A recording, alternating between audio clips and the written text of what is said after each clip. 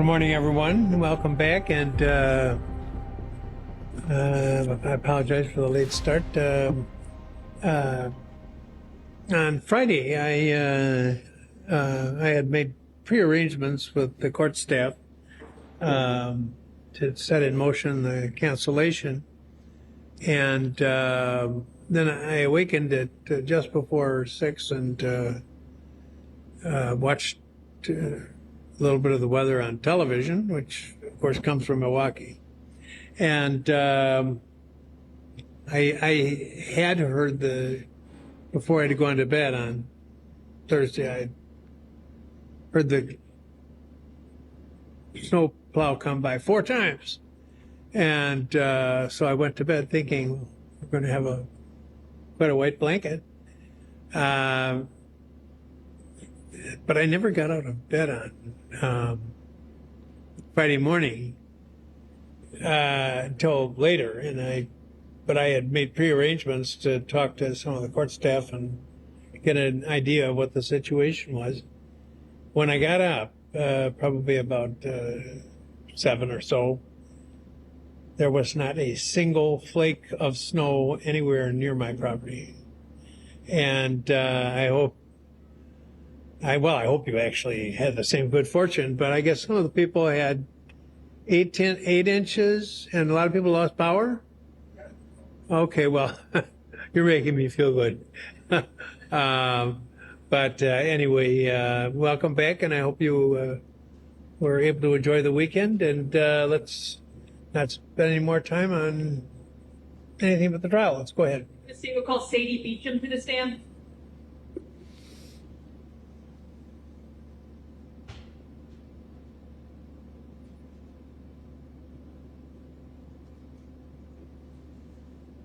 Raise your right hand, please. Do you solemnly swear the testimony you are about to give in this matter will be the truth, the whole truth, and nothing but the truth, so help you God? Please be seated. Could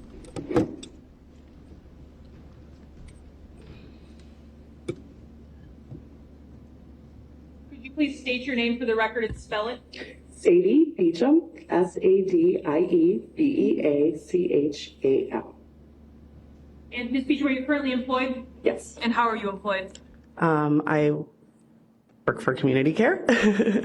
And in general, what city do you currently live in? I live in Colgate. And do you know somebody by the name of Zachariah Anderson? Yes. And do you see him in the courtroom today? Yes. And can you point out where he's seated, what he's wearing? Today he's wearing a gray suit, blue tie. Judge, I would just ask the record reflect the accused. Indicating the accused. And how do you know Mr. Anderson?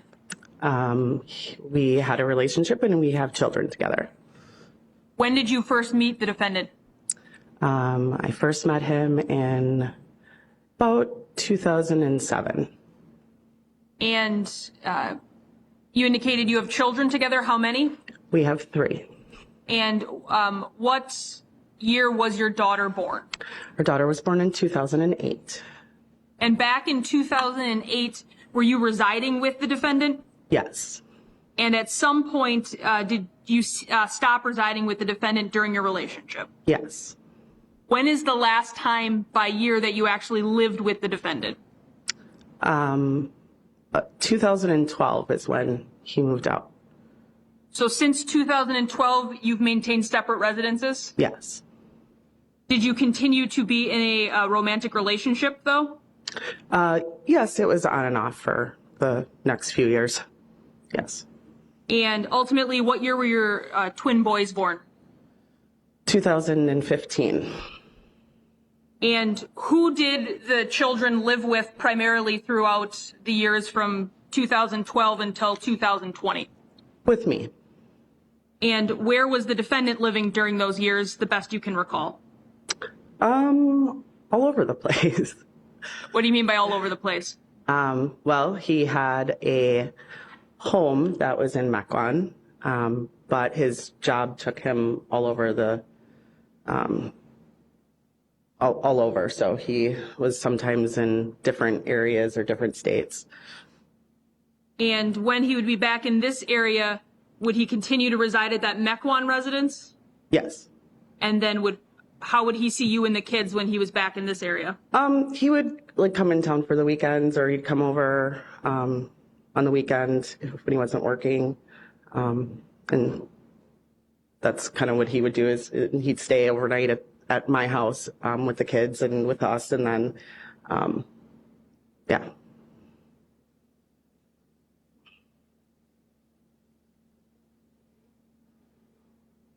And up until 2020, did he really ever take the kids overnight away from your home? No, the kids mostly stayed overnight at my house. When he first moved into the house, there were a couple of times where we all stayed there together, but primarily the children were at my house. They had their rooms all set up at my house.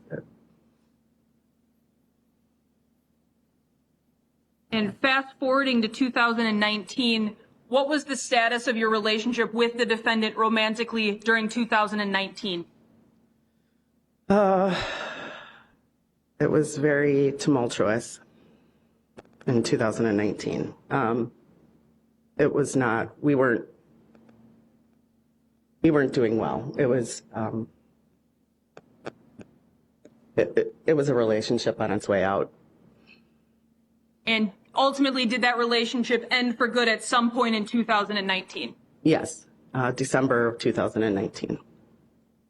Now, prior to that, in your on and off relationship with the defendant from 2008 to 2019, had you been actively seeking out other relationships during that 11-year period?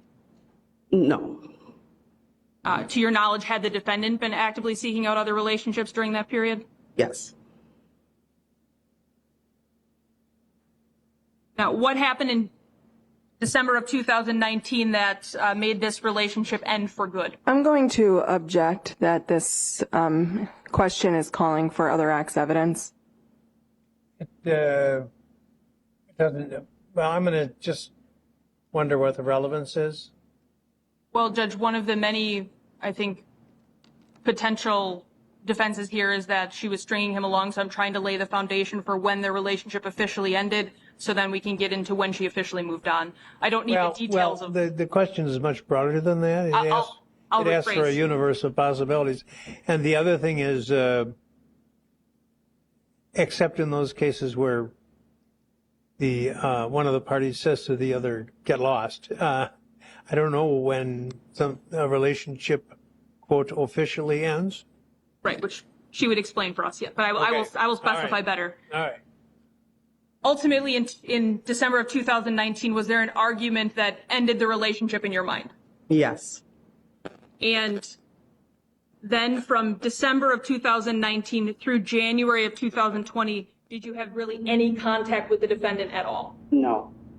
And does that include him not seeing the kids? Correct.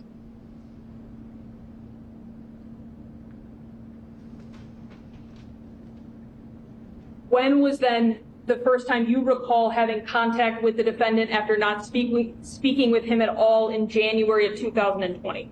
Sometime in February of 2020. And what was the nature of that conversation in February of 2020? I'm going to object as far as relevance. It's also outside the charging scope.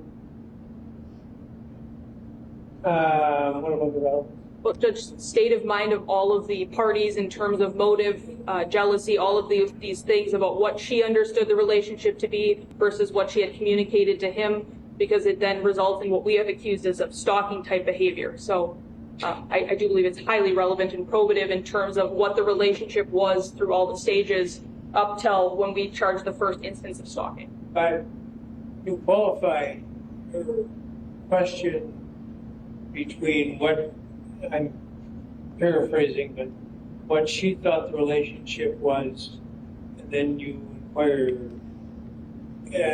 what she communicated to him, so that answering the first part of the question becomes speculation on his part as to what she's thinking. Am I confused in this more? Yeah. Okay. What she was thinking is the state of mind of all the parties. Well, there are only two parties: the state and the accused. She is a complaining witness, And if he's going to be accountable for behavior in which he should know her thinking, then it needs to have been communicated to him. Correct, which is why I'm asking about a meeting they had in February of 2020 regarding the status of their relationship moving forward. I didn't say that was a problem. Okay. Why don't you rephrase your question? Sure. After communication had been reopened between you and the defendant, did you meet up with him in February of 2020? Yes, I did. And what was the nature of the discussion you had with him regarding how you were going to be moving forward together? So he reached out to me, and I agreed to have a conversation with him, but only outside in my driveway.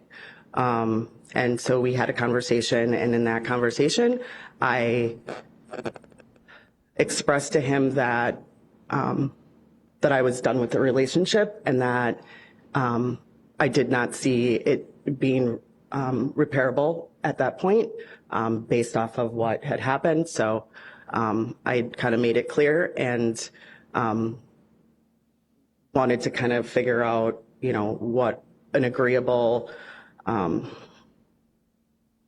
something agreeable for the kids, like to see the kids, because that's ultimately what he wanted. So I was thinking that was fine to come up with something to do with the kids, but I was done with the relationship. So.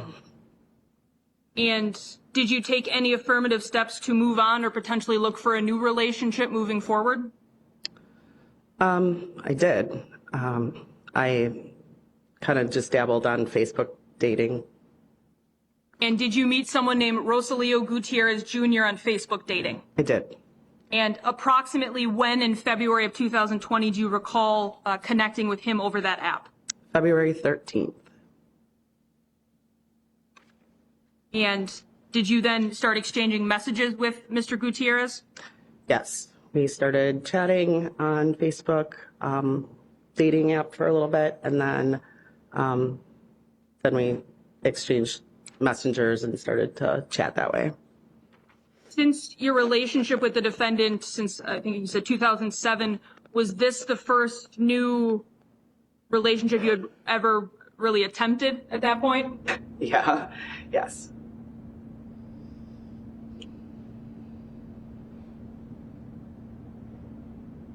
Now, at some point, did you and Mr. Gutierrez agree to meet up at his residence on February 29th? I don't object. There's been a long string of leading questions at this point. Well, it is. Form is leading, but it's. I don't think it reaches the level of suggestiveness as to be objectionable. So it's overruled.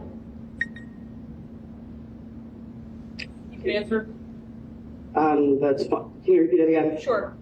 Did you and Mr. Gutierrez arrange to meet up at his house for the first time on February 29th of 2020? Yes.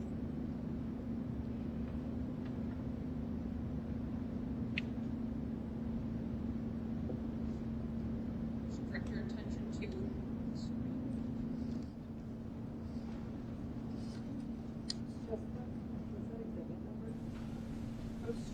showing states to 212.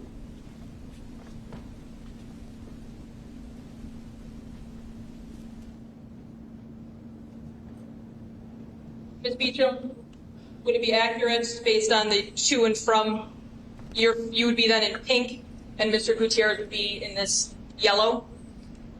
Yes. Okay.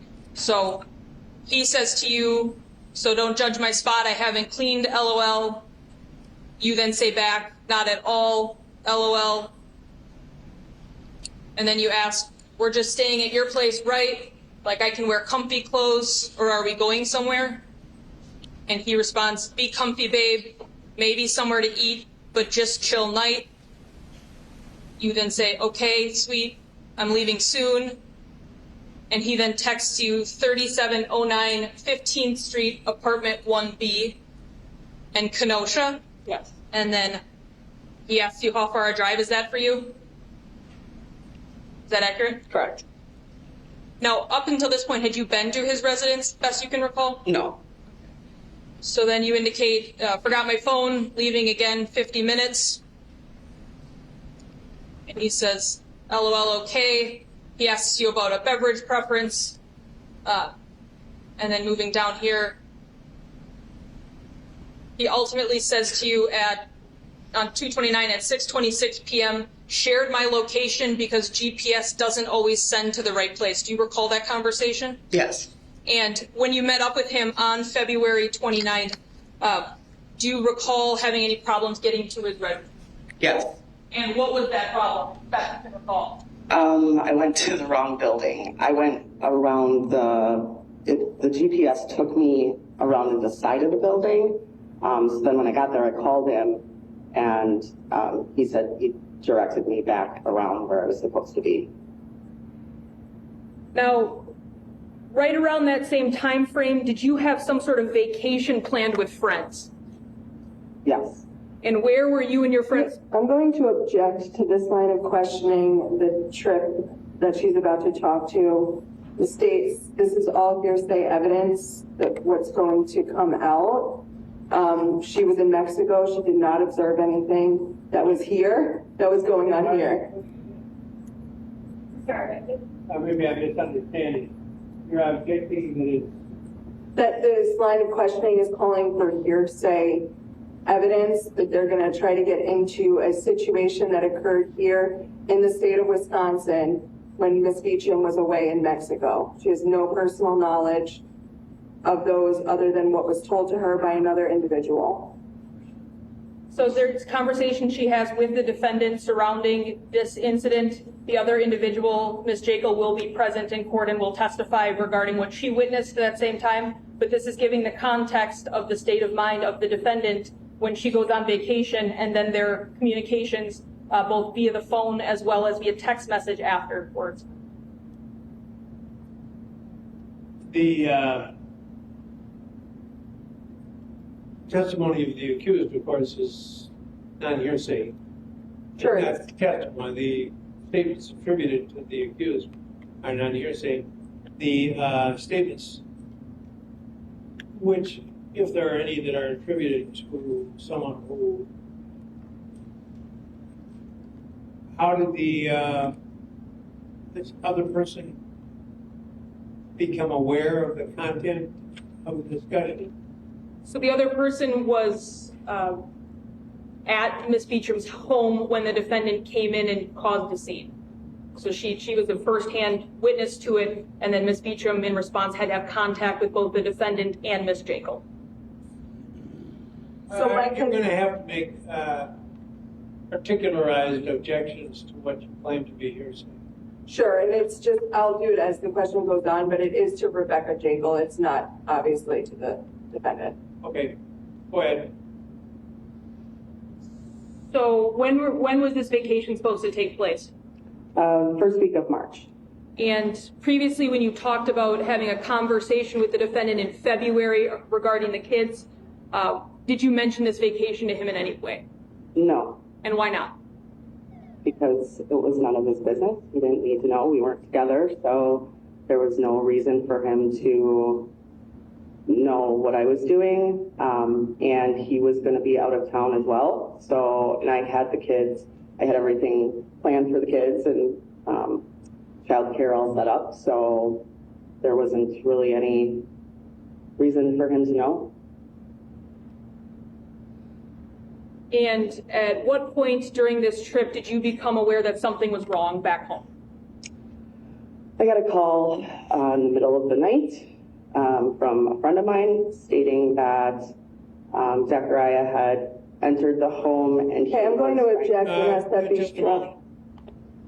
Sounds So, Judge, it's not for the truth of the matter asserted. It is literally to get us to the next place. And as stated, it's conversations that then are subsequent to this, which are the same day, essentially, that this has occurred. But then also Ms. Jacob will testify about this, so she will be able to be crossed regarding what she told Ms. Beacham. It says it won't just be her understanding of what Ms. Jacob said. The definition of hearsay is a statement by a person while the person is not on the witness stand under oath and subject to cross-examination, which is offered to prove the truth of the matter asserted, which would be the content of what the person told the witness during this phone call. So it sounds kind of hearsay-ish. And as I've discussed previously, I'm not a believer in that Trojan horse, that it's being offered to explain why a witness did the next thing or whatever. But that's just in that event, it's irrelevant. So the content of the phone call sounds to me as hearsay. It might not be. Yeah, well, the caller, if the caller has personal knowledge, then if the caller is here and subject to cross-examination and under oath, you can admit the evidence that way. But on the other hand, this nocturnal phone call, I would be going in blind now if I overrule the objection to whatever the sources of knowledge the caller had, which may themselves have been hearsay. So, the caller's an eyewitness. The person say the witness. I don't know what the witness is going to say when she's called. All I know is that someone calls in the middle of the night and gives some information, and if she had started, no, I'm not going to get into that. But the objection is sustained. To your knowledge, where was the defendant supposed to be out of town while you were in Mexico? I understood that he was going to be in South Dakota. And which of your friends did you set up childcare with to watch the kids while you were in Mexico? My friend Rebecca. And ultimately, did a situation arise at some point that caused concern where you were contacted about the defendant arriving at your residence? Yes. What time of day do you recall receiving that call without telling me what the call was about? About 3 a.m.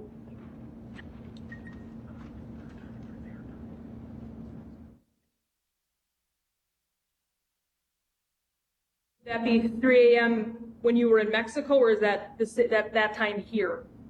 I'm not exactly sure on the time, but it was about 2, 3, anywhere between 2 and 3 a.m.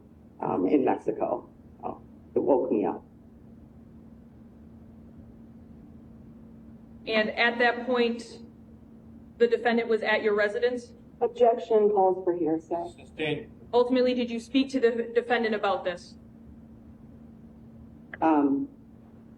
Yes. I called him when I was informed that he was in the home.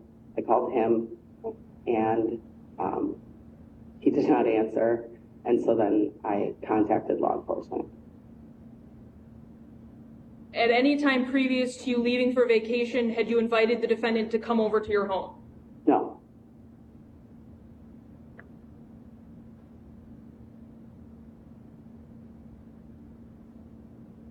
And best you can recall, what were the days of your trip to Mexico back in 2020? I believe it was like March 3rd through the 10th or something like that.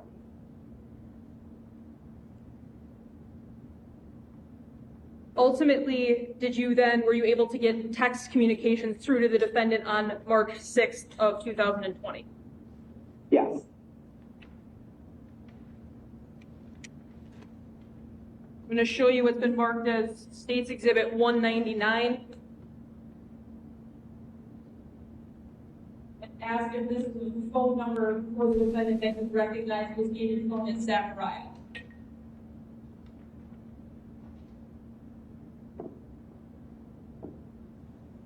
Yes. looking at that first message, this at 5:36 p.m. on the 6th of March, if he sent you a text that says, go do your vacation proper. It's Friday. Probably going to be almost as memorable as Saturday. Travel safe. No coronavirus or herpes if you can help it. Never know what kind of bug you might catch on vacation. Sometimes what happens in Vegas doesn't stay in Vegas. I don't want the kids to get pink eye, or is the coronavirus deadly? Is that a text message he sent to you? Yes. Then moving down a little bit, you get a text from him that says, since your new somebody is looking to see you soon as possible, what if I keep the kids Tuesday night as well? Don't want you to have to sneak anyone into the house after sending the kids to bed. Don't want the kids coming downstairs to pee and overhearing any sweet talking. Might mess with them hearing you and the new boo calling each other babe and whatever.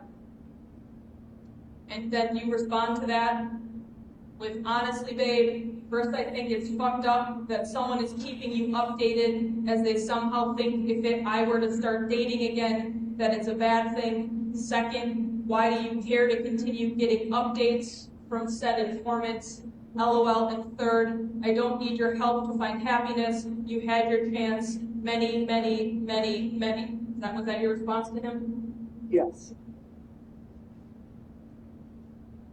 And then he responds, I just offered to watch the kids. Don't get mad because people want to give me reliable information when you don't. It just happens to be about the guy you dumped me for, I suppose.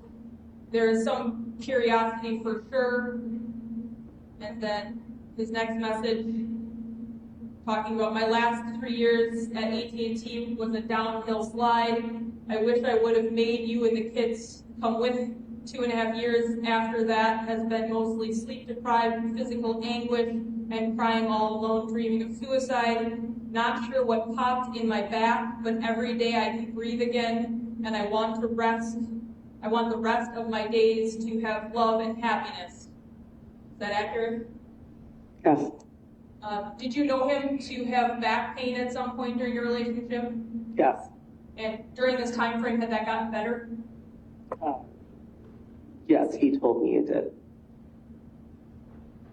We have another text from later on that same day. The boys said some guy came over to hang the TV. I asked Liv if it was Leo. She said she asked Becky, and Becky couldn't help smiling. I wish she paid as close attention.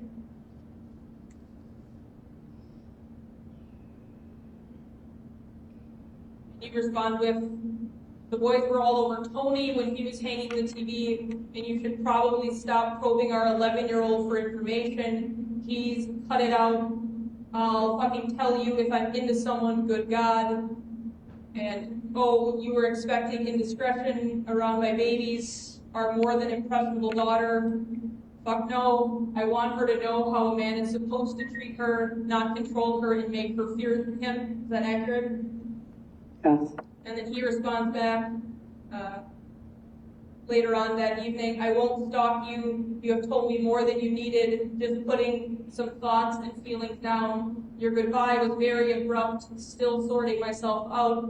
Figured you could just ignore it or laugh at me. Is that accurate? Yes. Up until that point, had you told the defendant anything about your new Facebook dating relationship with Mr. Gutierrez? No. So you never told him anything about calling Mr. Gutierrez Leo? No. And just to be clear, Mr. Gutierrez was not on this Mexican vacation with you? No.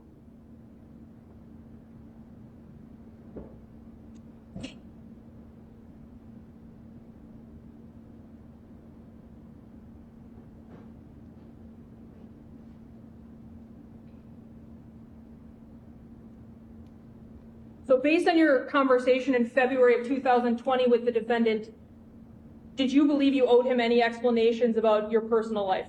No. And why did you believe that? Because we were not together. We were not in a relationship. He was not allowed in my house. I was afraid of him, and we were not together.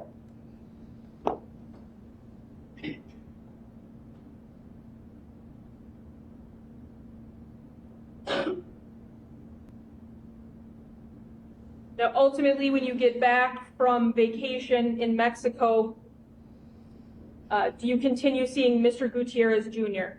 Yes. And would you describe your relationship as progressing towards something? Yes.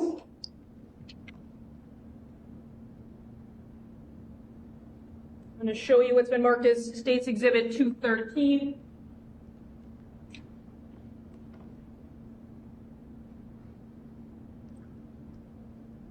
I believe you stated you got back from Mexico, you believe the 10th? Yes. So were these some text messages between you and, well, starting with, from Rosalio from the 10th of March after you had gotten back from Mexico? Yes. And did they include phrases such as, have I told you that when I kissed you, that I knew you were the one for me? And have I told you that I prayed for someone like you to come into my life? Leo then says, I feel like he answered my prayers. Babe, I honestly feel like we have happily ever after potential. Feels all accurate? Yes. And then ultimately on that same day, later that night, you respond with, you did tell me and I like that. Yes. And then he says, love, confession time, I'm head over heels for you.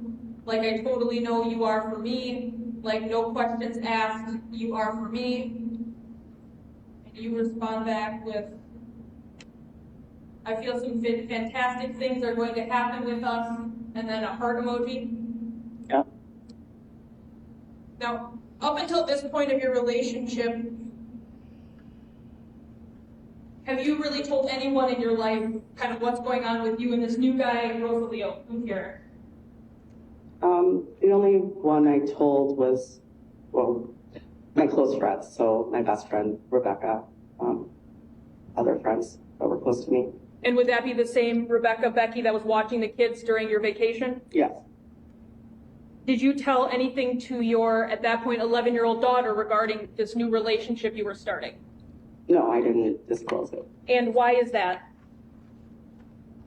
Because it was a new relationship and that was kind of new territory for me. So I didn't really want to talk to her about that yet.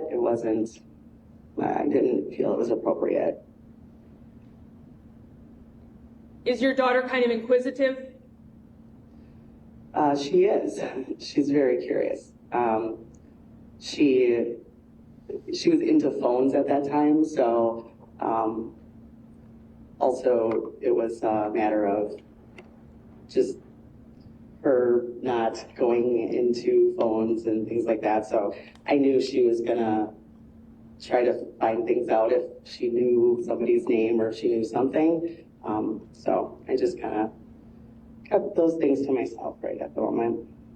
At some point in March, does your daughter learn the name Leo? She did. And how did that happen? So I picked her up from school, and we were in the car, and on the Bluetooth, the name popped up. So, and it was Leo on the screen. And so then she had asked who Leo was, and I said, oh, it's, a friend of mine. And, she said hi, he said hi or whatnot. And then we just kind of ended the phone call. And I just, explained to her that it was a new friend of mine. Now, obviously, there was an incident that happened with the defendant being at your house while you were in Mexico. When you got back from I Mexico... don't object. That question is argumentative. The formation of the question. I can rephrase it. That,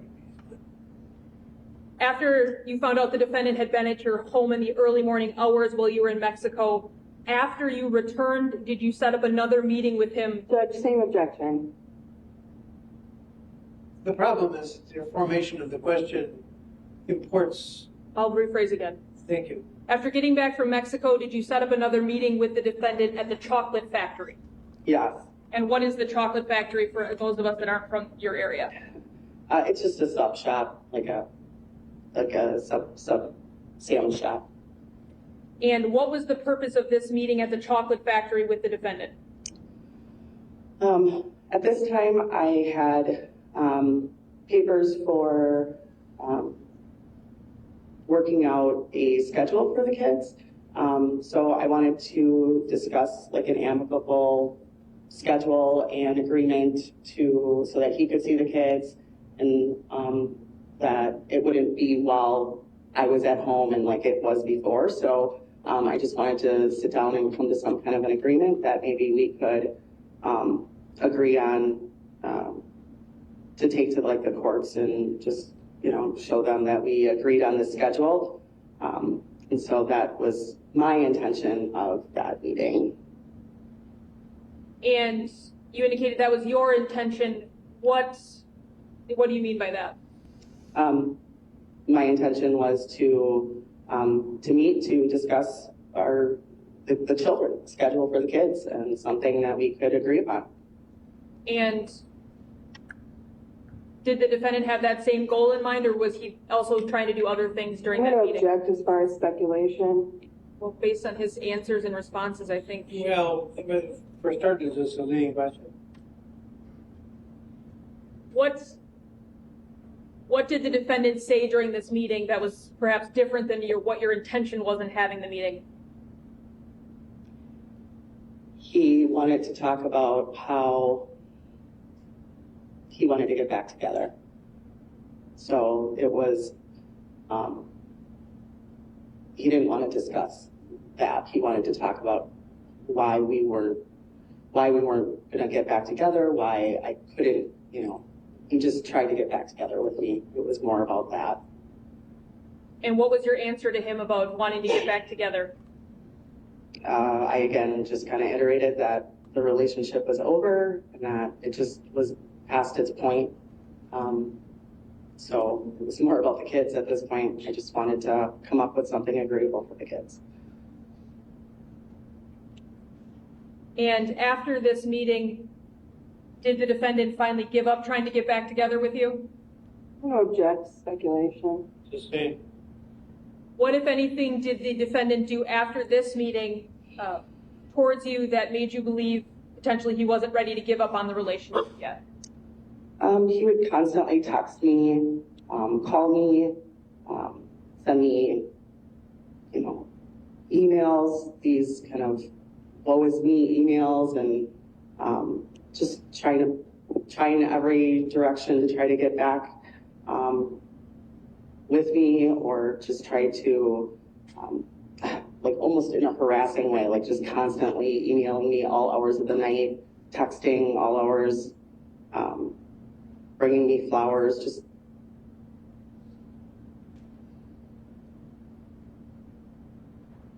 And during this time frame, roughly March 16th of 2020, do you recall finding out that your daughter had gone through your phone?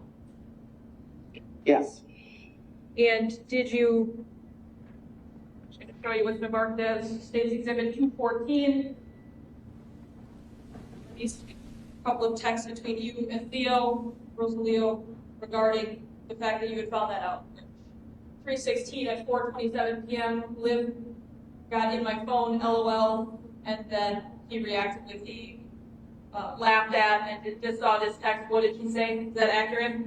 Yes. And how did you know that your daughter had gotten your cell phone? Because she confronted me about it.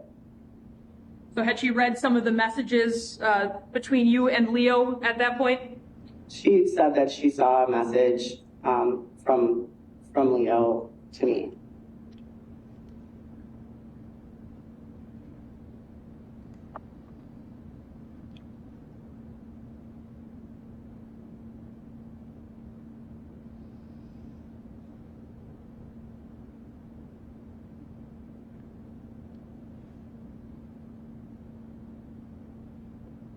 Now, as March progressed, was the contact with the defendant the same that you previously talked about him trying to get back together with you and things like that? Yes. I'll show you States 200.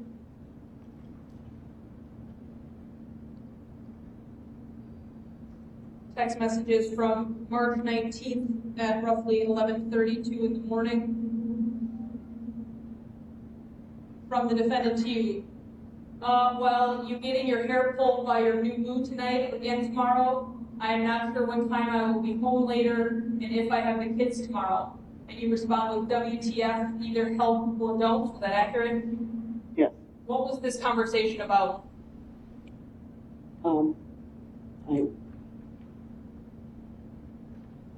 If you could. I'm not sure. Maybe I asked him to help with the kids or something. And then later on, at 11:41 that day, he says, damn, put the gun down. I got the kids tomorrow and next week.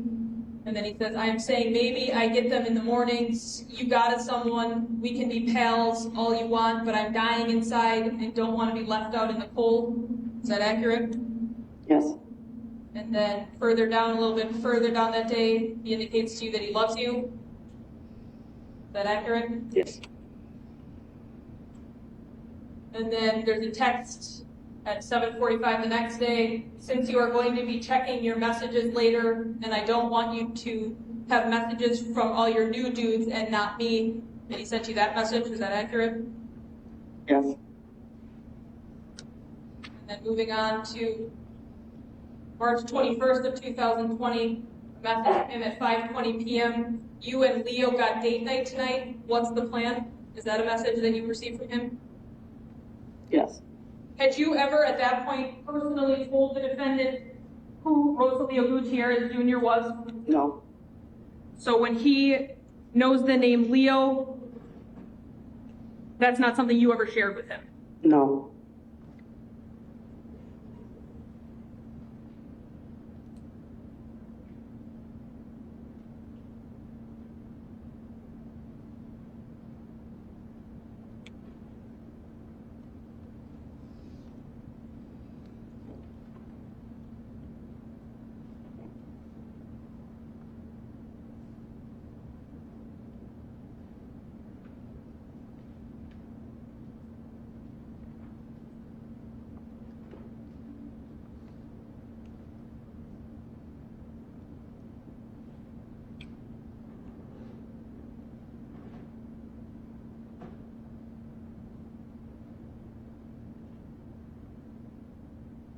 Now, subsequent to some of those text messages you just saw from the defendant, does he continue to do things to try to get back together with you after that? I'm going to object as far as speculation.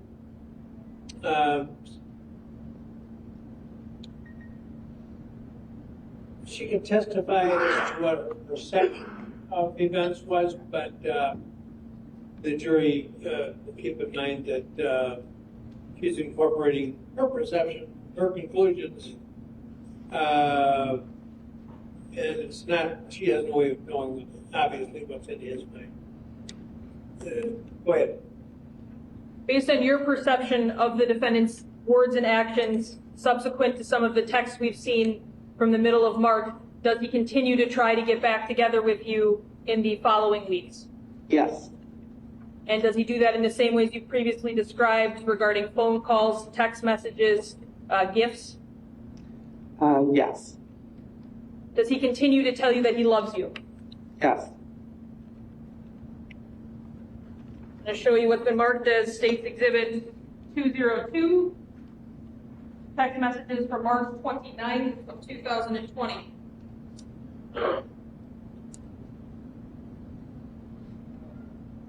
At 10:07 p.m., does he send you a text? I don't have any fight for you. I don't have any arguments. I have some questions, some feelings. Good night, Sadie Bear. I love you. Send that to you? Yes. Then good morning. Have whatever kind of day you want. I love you. Yes. Then does he call you, it appears 3 times between noon and 4:30 p.m. that on the 30th? Yes. And then on the night of the 31st, does he send you a text, and I love you? Yes. And to any of these texts, do you respond in kind? No.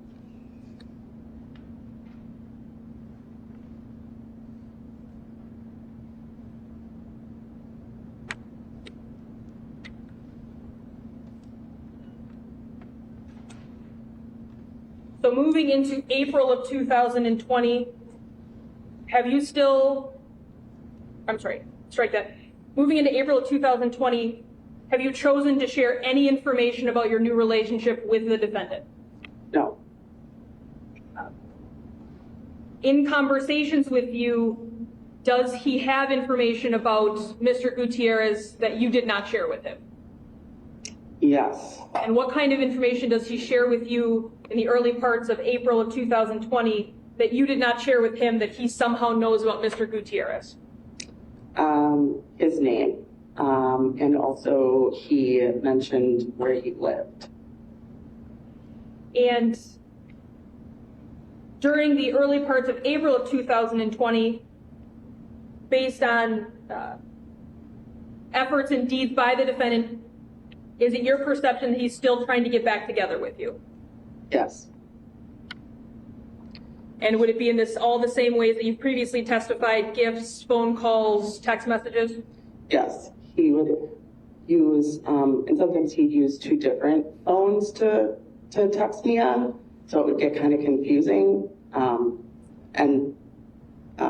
So it would either be like texts, emails, texts on 2 different phones,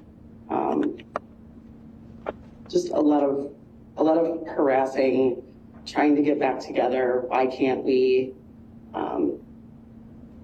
Just not letting it go. And were you aware that during some of these phone calls between you and him that he was recording you? No, I did not know at that time. I'm going to play for you a video recording regarding a telephone call from April 8th of 2020.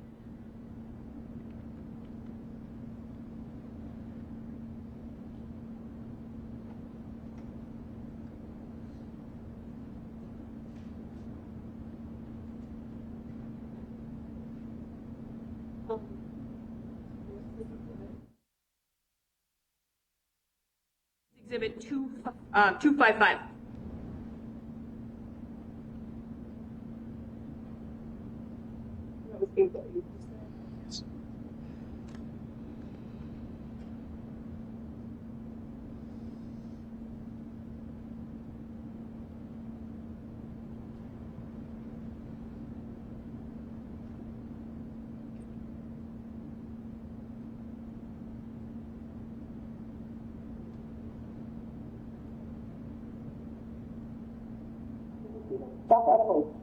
Sorry, if you don't mind just pausing, if you could just let us know the timestamp of where you started playing it from?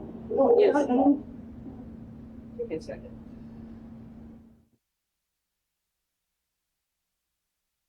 9:04.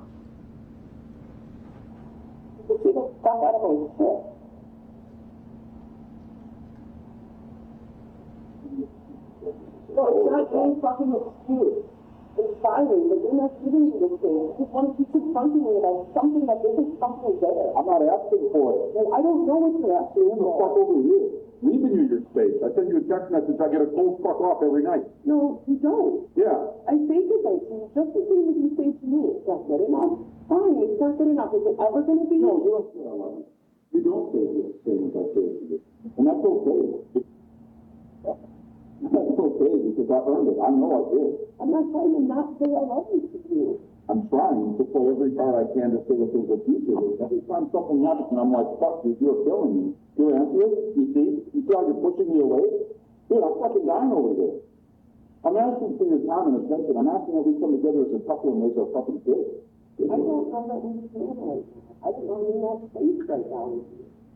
I'm telling you that. It's not any different right now. Not a day or two make a change. I don't see it making a change in a day or two.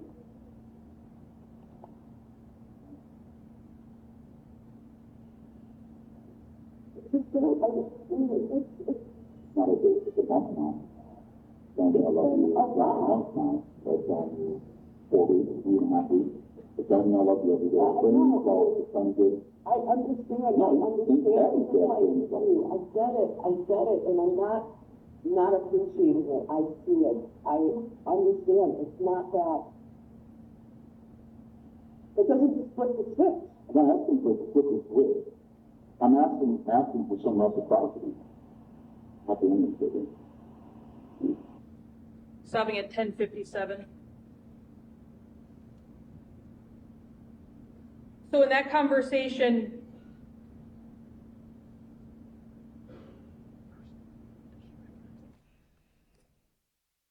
do you recognize the two voices that you heard? Yes, And who are those two voices? that's Zachariah and myself. And did you know that that was being recorded? No,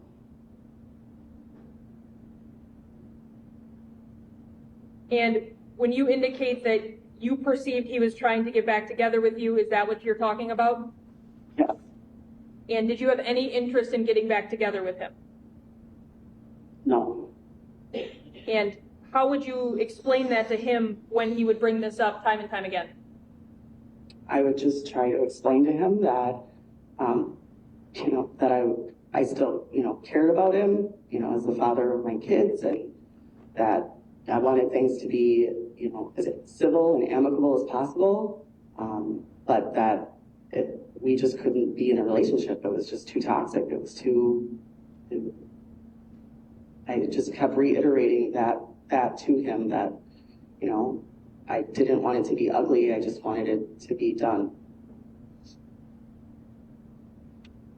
Now, in this time frame, are you still seeing, this would have been April 8th of 2020, are you still seeing Mr. Gutierrez?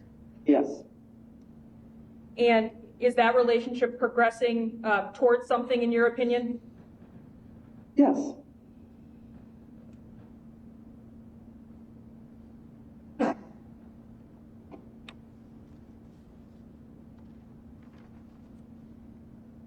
I'm going to show you what's been marked as dates 2/15. Text messages from April 17th of 2020 between you and Mr. Gutierrez. Sorry, counsel, the date was? April 17th, 2020. This text read from, he's now on your phone as Junior, is that accurate? Yes. And why is he now on your phone as Junior when before it was Leo? Because he started harassing me about Leo, and my daughter knew that. I'm sorry, when you say he started harassing you, who do you mean? Zach started harassing me using Leo, and I kind of started having a feeling that my daughter was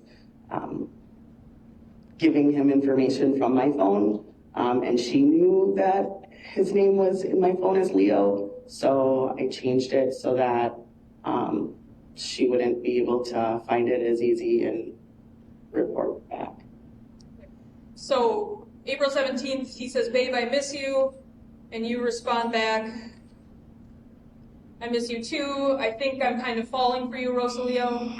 And then he loves that message. Is that all accurate? Yes. And at this point of April of 2020, how often are you able to go see Mr. Gutierrez?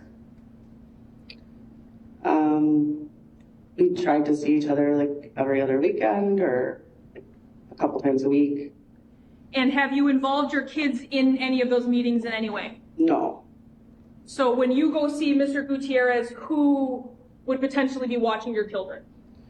So at this point, we had, Zach was very adamant about seeing the kids and having them stay at his house now. So I allowed kind of to let him do that, and we didn't have a schedule. So it was too hard to kind of nail him down with a schedule because he would just want them whenever. So I kind of worked with that. So it was whenever he wanted the kids for a couple of days, and then he would usually have them, and then I would go and hang out with Rosalio. During April of 2020, would the defendant make comments to you about you not being home at night? So there were a few times where I would stay over at Rosalio's, and then I would get like text messages from Zach saying, oh, I see your car's in the driveway, or you didn't come home last night, or yeah, things like that. Approaching with what's been marked as State's Exhibit 203, text messages between you and the defendant from April 21st. Now I see the first one we're talking about, April 21st at 9:58 p.m. appears to be a series of dots from the defendant. Is that accurate? Yes. And then you respond back about an hour and 15 minutes later with a series of dots? Yes. Is there a reason? Is there some meaning to the dots, or is that just how he texted you that day? I just responded to what he texted. Now, looking down, now we're a couple of hours later, now 1:43 in the morning, a text from him that says, "I am sure he is a great guy." Is that accurate? Yes. And then roughly 6.5 hours later at 8:15, he tells you, "We stopped by to grab warmer clothes for heading to the lake house. Looks like you didn't make it home, ... again." And you responded back, "I'm about to be in a conference call in a minute. In short, I'm tired of all your accusations about where I am. You're really overly paranoid." And then you tell him, "I'm just at Becky's, you fool, enough." And then he says, "It wasn't an accusation, it was an observation." Is that accurate? Yes. Now,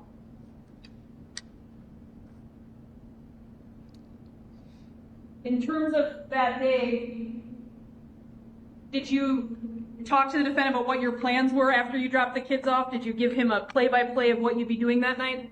No, And why not? because it wasn't any of his business. I wasn't in a relationship with him, so he didn't need to know what I was doing and where I was coming and going.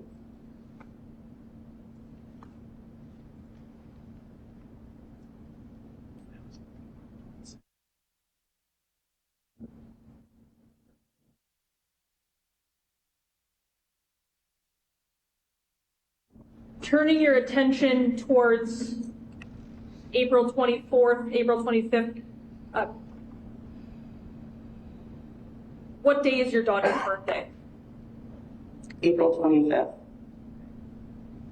And what was the plan between you and the defendant regarding who would have the kids for that special day for your daughter? So we had come to an agreement that we would have separate birthday parties for her birthday. And why is that? Because I was not allowing the defendant, I was not allowing Zach in my house. I was afraid of him, and I had suspicions that he was keeping tabs on me, so I just wanted to keep him as far away from me in that situation. So we agreed to have birthday parties at his house, one at his house and one at mine. He had bought our daughter a skateboard, and he wanted to present the skateboard to our daughter as a family. And so I agreed to meet them at his house to do that. And so the plan was that my daughter and the kids would stay at his house the night before her birthday.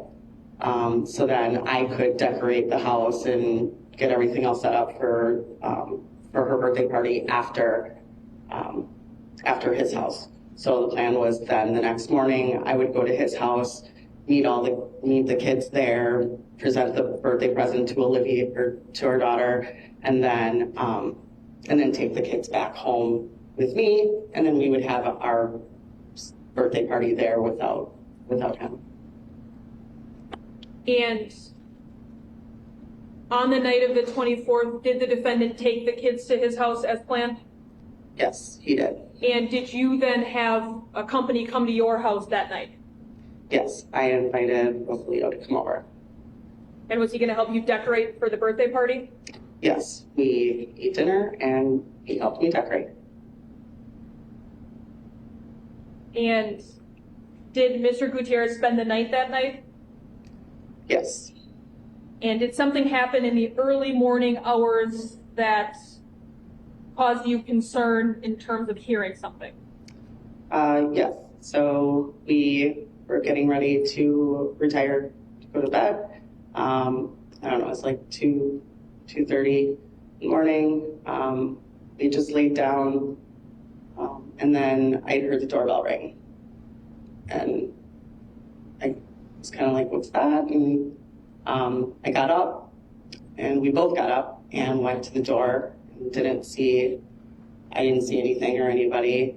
So then I went to the window. I have like a bay window that was outside of my bedroom, and I kind of opened up the blinds and peeked out. And as I peeked out, I saw a black car going past the road right in front of the house. And I just assumed, knowing that Zach had a black car, that could have possibly been him. So that's my thought, was that, oh my goodness, he was here at the house and rang the doorbell or something.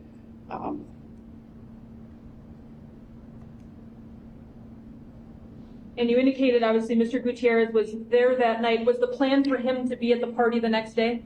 No. Yeah, he was there that night. I kind of briefly told him I thought that my ex had been at the house. And so then that morning, he went out to his truck and he came back in and he was like, hey, did I go in my truck last night? It's like, no. And he's like, well, everything's all messed up in my car and things are like outside of my glove box and they're laying on my console. And he's like, I think he may have gotten in my car last night. I'm like, oh boy. So, we just kind of parted our ways. I said, I have to go to this birthday party. We agreed to talk later. We're just going to show you what's on State's Exhibit 1, photograph number 1.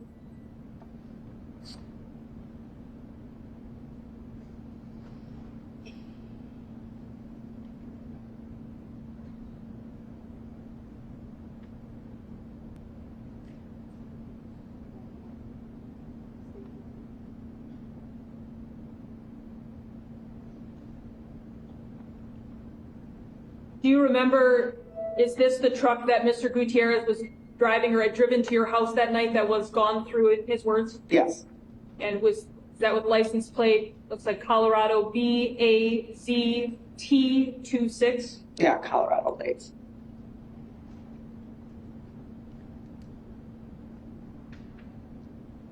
Now, you had talked about what the plan was supposed to be for your daughter's birthday. What ended up actually happening on the 25th after the doorbell incident early that morning?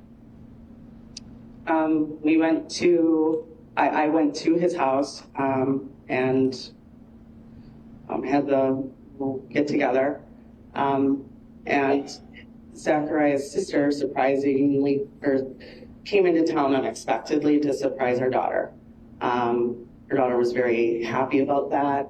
And she was not very happy with me.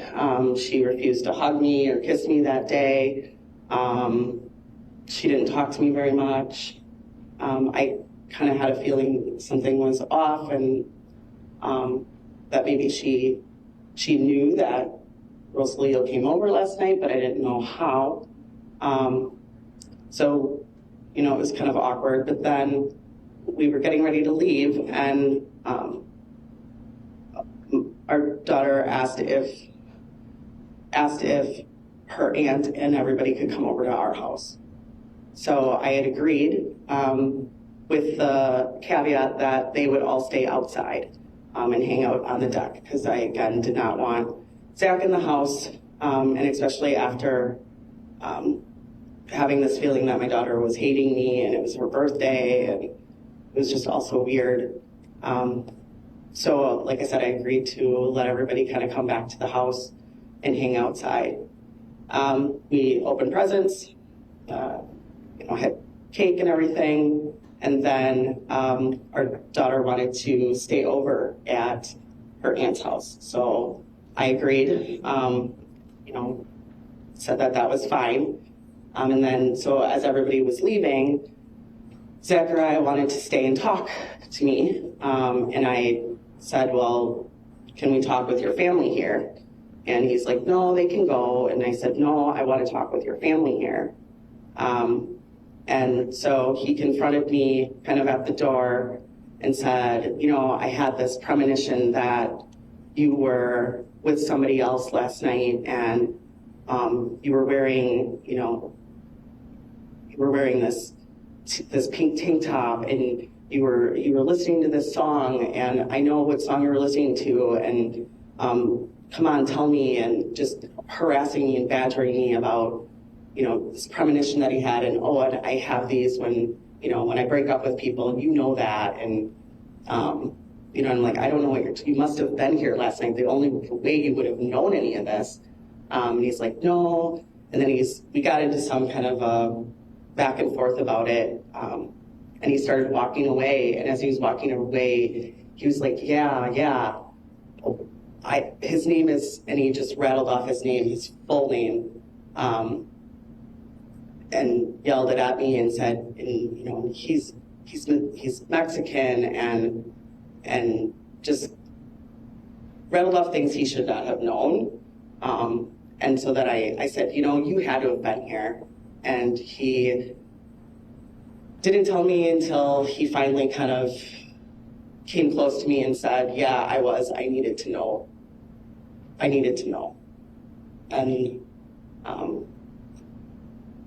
yeah, that was kind of the conversation.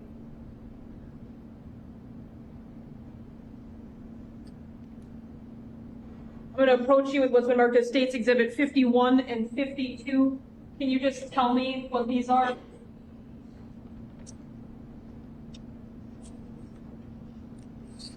Pictures of the inside of my house, birthday party with the decorations and my kids.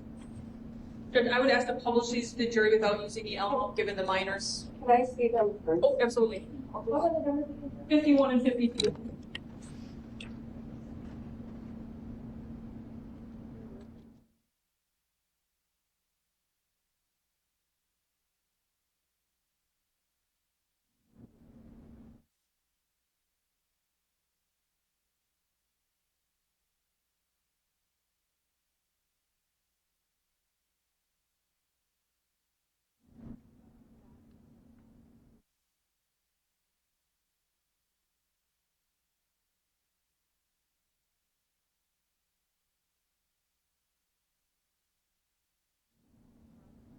Ms. Beacham, in these pictures, is that what the decorations look like the night that you and Mr. Gutierrez set up the night before the party? Yes.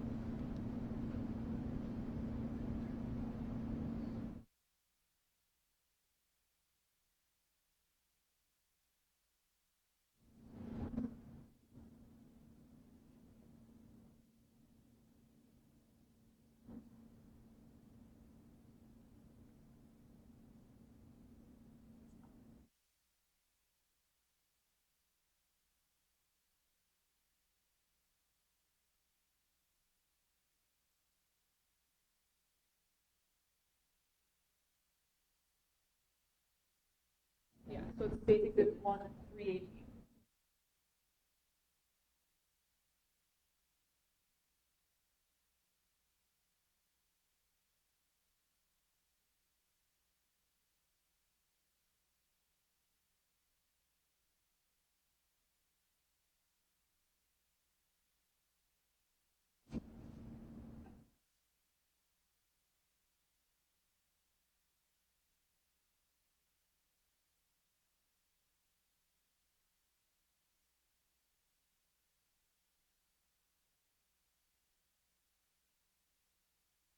This investigation, were you made aware of some videos that had been recovered from the defendant's Motorola G6 cell phone? Yes. And were those shown to you at different points to see if you could identify anything in the videos as being your residence? Yes. And were you able to do that? Yes. So I'm going to play the first one, which is State's Exhibit 1, item number 318. Tell me what, if anything, you recognize from your home.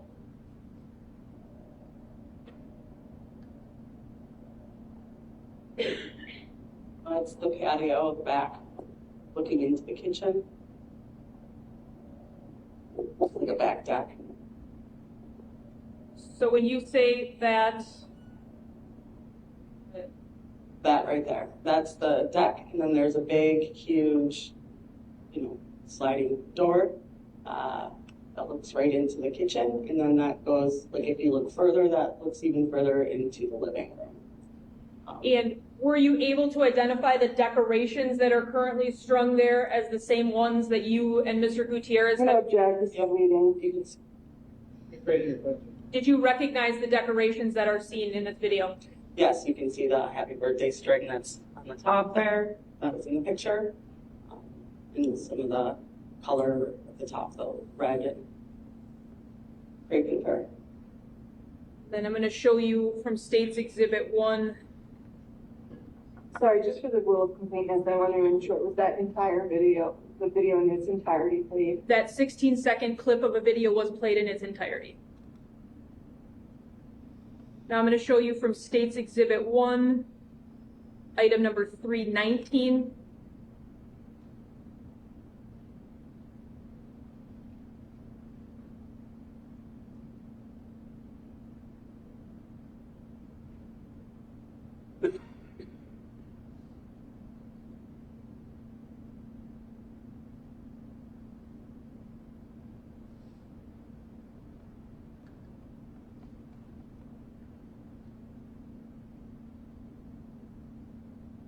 And Council, I will also play this in its entirety. It is a 3-minute and 6-second video. And Ms. Beacham, let me know if you recognize anything.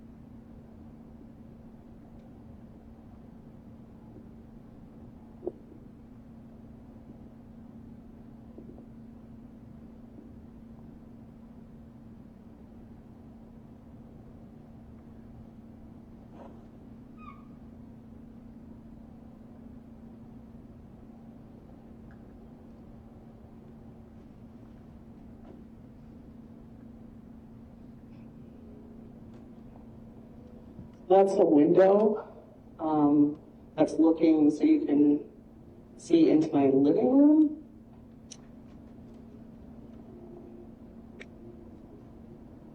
Those are the curtains.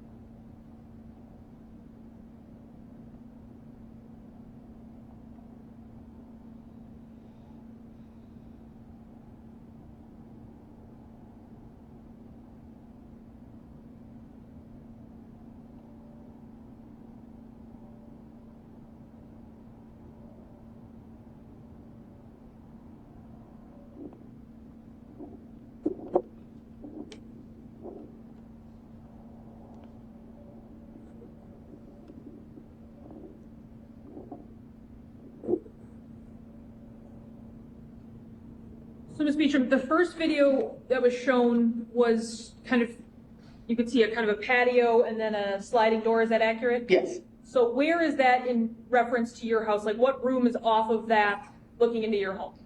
So that would be the back side of the house. So there's like a side stairs that would go up. And then the deck goes around the back of the house. So it would be looking on the back deck, which is kind of big. So the back side of the house. Into the kitchen is where it looks directly into.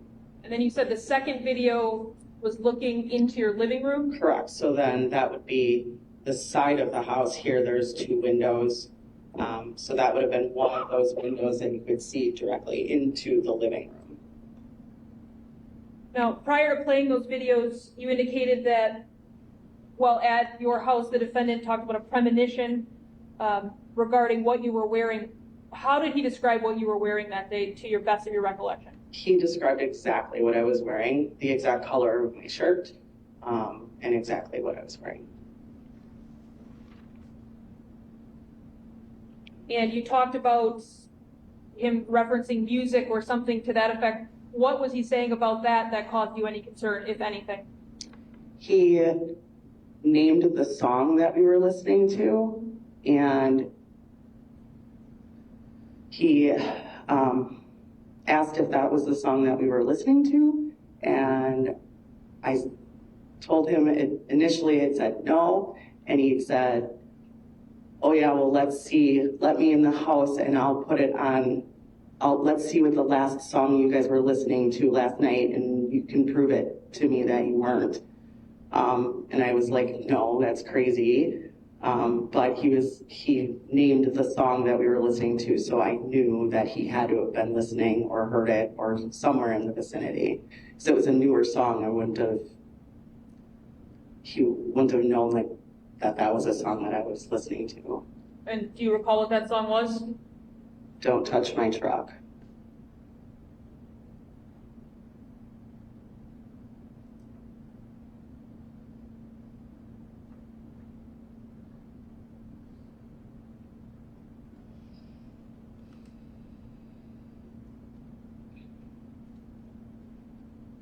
Showing you State's Exhibit 204. Now, after the defendant tells you these things about his premonition and ultimately the details, and he leaves your residence, do you guys continue to argue via text message?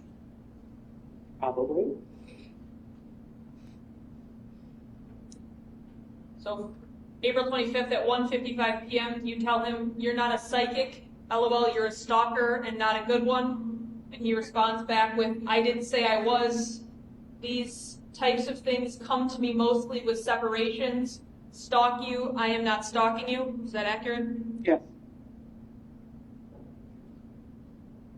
And then there's a hour and 45-minute phone call that occurs. Is that accurate? Yes. And what was being discussed during that phone call? I was telling him to leave me alone and to stop stalking me and having our daughter involved. And then subsequent to that phone call, is there another text exchange starting at about 6:03 p.m.? You texting him, maybe you can plan more time stalking me and taking pictures of me in the privacy of my home. And he says, what the fuck are you talking about now? And you said your lack of boundaries and your harmful actions. Is that accurate? Yes. And then he tries to call you and you do not answer? Yes.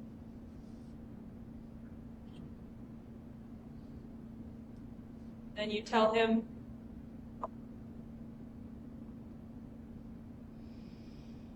illegally, and he says, illegal what? You said stalking and taking pictures of me, you said. And he says, what the hell are you talking about? And you indicate, you said you got a picture. And he says, no, I said I only had the image in my mind, and that women who entertain grown men past bar time probably don't have or intend on platonic relations. And you said, no, you didn't, you're lying. And he says, well, I am paraphrasing, not lying. Is that accurate? Yes.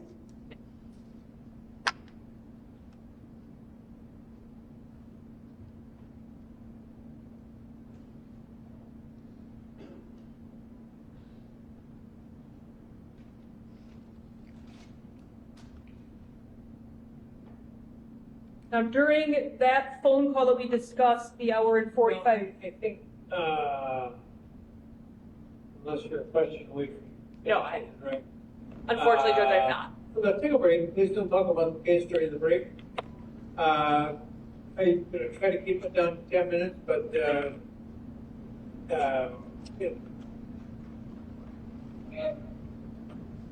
if we're still in the courtyard, we won't start without you.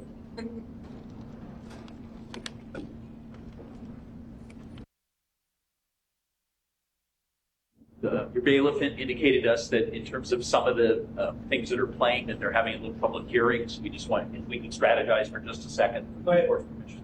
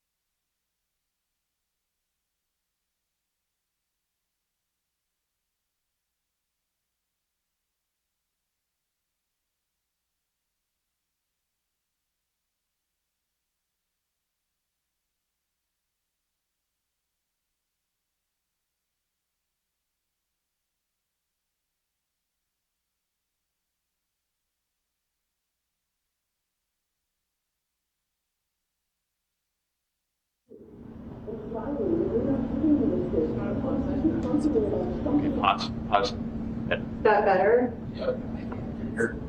That's still.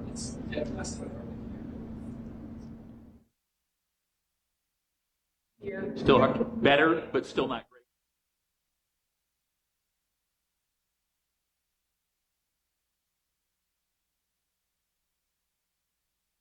Play this and have the jurors closer together, and we're calling over our beepers and things.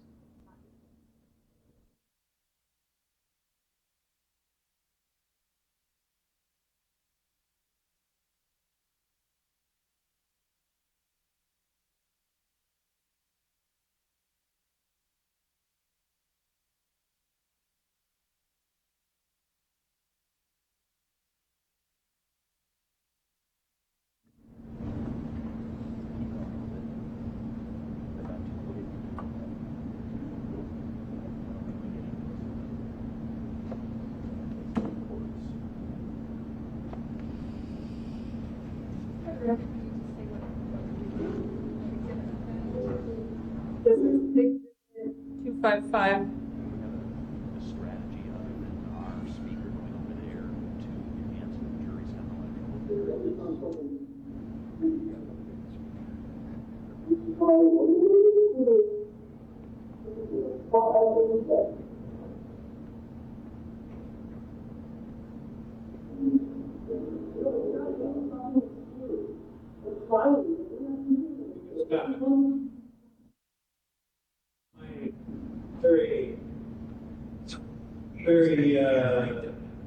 Very knowledgeable opinion. It's the background noise, it's muffling it without total revision, professional revision. I don't think you're going to be able to improve it. But that's just my opinion. And years of working with this system. I have been in here before where our investigator has been able to make things significantly louder. So We can.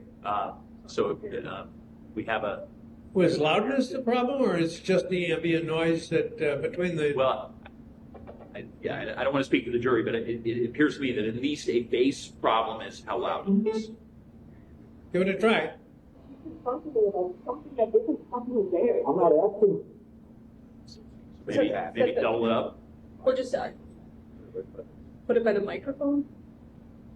Mike, AV guy says put it by the microphone. By just. No, that's a speaker. This is a microphone. So if we put it by a microphone up here, significantly assist. Just put it on the end of Vinny's table here.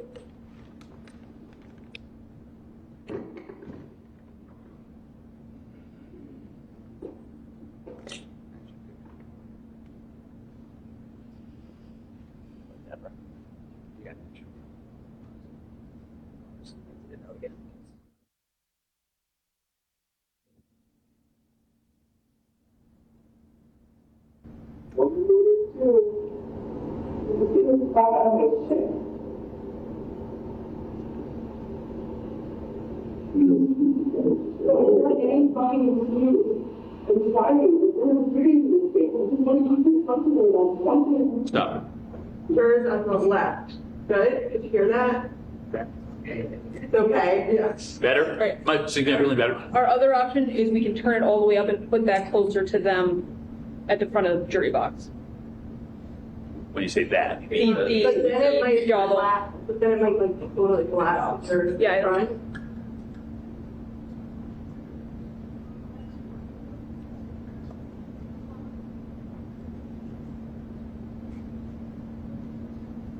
okay.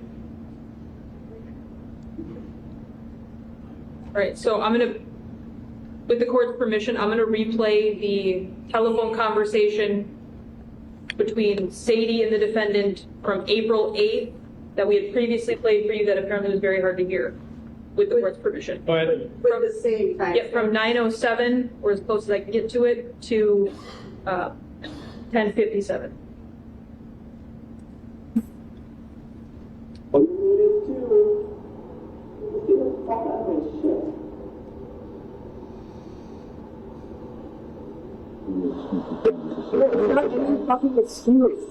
I'm trying, but you're not giving me the space. I just want to keep confronting me about something that isn't fucking there. I'm not asking for it. No, I don't know what you're asking for. What is it? You give me this space. I think your tax like is like a full foot walk every night. No, you don't. Yeah. I'm thinking. Don't you put these things to me. That's good enough. Fine, it's not good enough. Is it ever going to be? No, you don't say I love you. You don't say just the same as I say to you. And that's okay. That's okay, because I heard it. I know I did. I'm not trying to not say I love you to you. I'm trying to play every card I can to say that there's a future. Every time something happens, I'm like, fuck you, you're killing me. You answer it? You see? You see how I'm pushing you away? Yeah, I'm fucking dying over this. I'm not asking for your time and attention. I'm asking if we come together as a couple and raise a fucking kid. I don't know what you're saying right now. I don't know you're not safe right now. I've told you that. It's not different right now. What, a day or two make a change? I don't see it making a change in a day or two.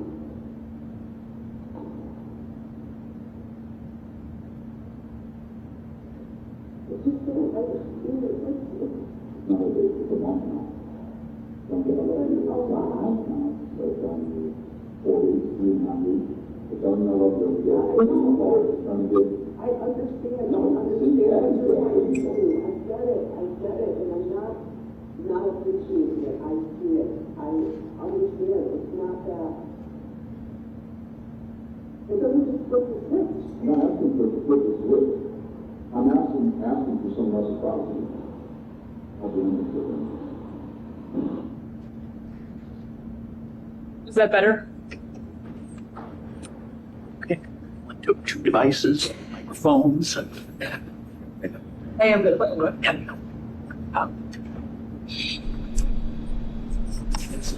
Prior to the break, we were on April 25th of 2020, after the conversation you had with the defendant regarding his premonition, and then there were subsequent phone calls. Is that accurate? Yes.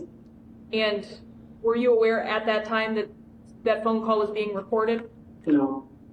You can take the mic back. I have a mic here.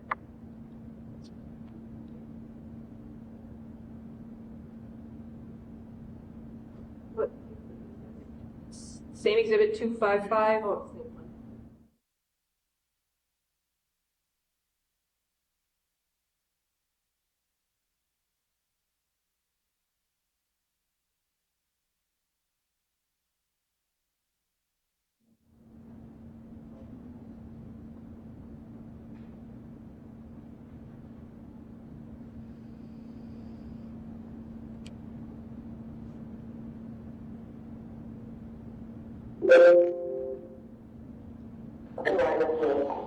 There's no line to cross, Sadie. You have your life. There's a fucking line. Regardless of my fucking life. And that is what you fucking cross. It is not okay. None of it is okay. When you think it is okay, then you will figure that shit out. You kicked me to the curb, Sadie. You got other guys. To the fucking curb. I told you how it felt. I was fucking honest about it. You don't want to fucking hear it. You want to hear it a different way. I don't know what to tell you. No, you said give you some space. Not you got dudes coming over to spend the night. Okay, so. Give me some space to do what the fuck I want to do in my own time. Yeah, whatever you want to do does not mean. It's not me. That does not mean that you get to decide who I fucking hang out with or that it's wrong that I feel like doing. I'm not saying wrong. And you fucking. I'm not saying wrong. And I Sadie, I think.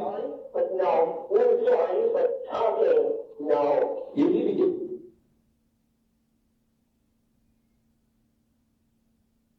Ms. Beacham, you seem pretty fired up in that conversation. Would that be accurate? Yes. Sorry, just for record Yes. purposes, can I have the timestamp of when that ended? Apologies, counsel, 3:38. And why were you that angry during that phone call?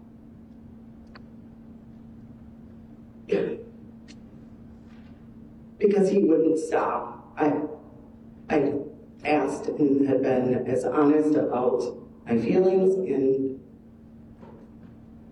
that there was no chance for a relationship, and he just would constantly try to have these kinds of conversations with me.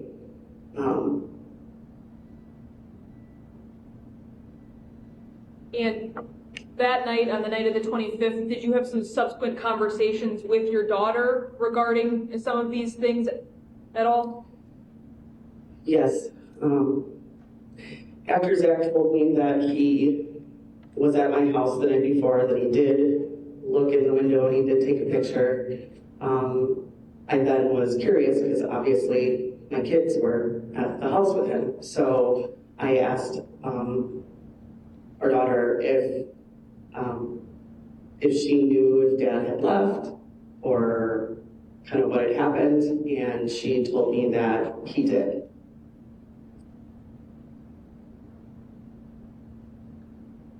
And that he came to the house, that she knew he came to the house. And I asked her how she knew, and she said, well, Dad showed me a picture, and you were there with somebody else. And she began to tell me some details about that night as well, that she shouldn't have known either. And I asked her how she knew that, and she said that she had seen a video or a picture. Now, the night of the 25th, she was staying somewhere else, is that accurate? She was on the night of the 25th, she was at her aunt's house. Well, she was at her uncle's house, spending time with her aunt. Yeah. And did you then get the kids back the 26th? Correct. And did you have more in-depth discussions with your daughter regarding what had occurred or what she knew of what had occurred? Yes. And did you share some of that information with Mr. Gutierrez via text message on April 26th? I did. All right, I'm going to show you what's been marked as State's Exhibit 218.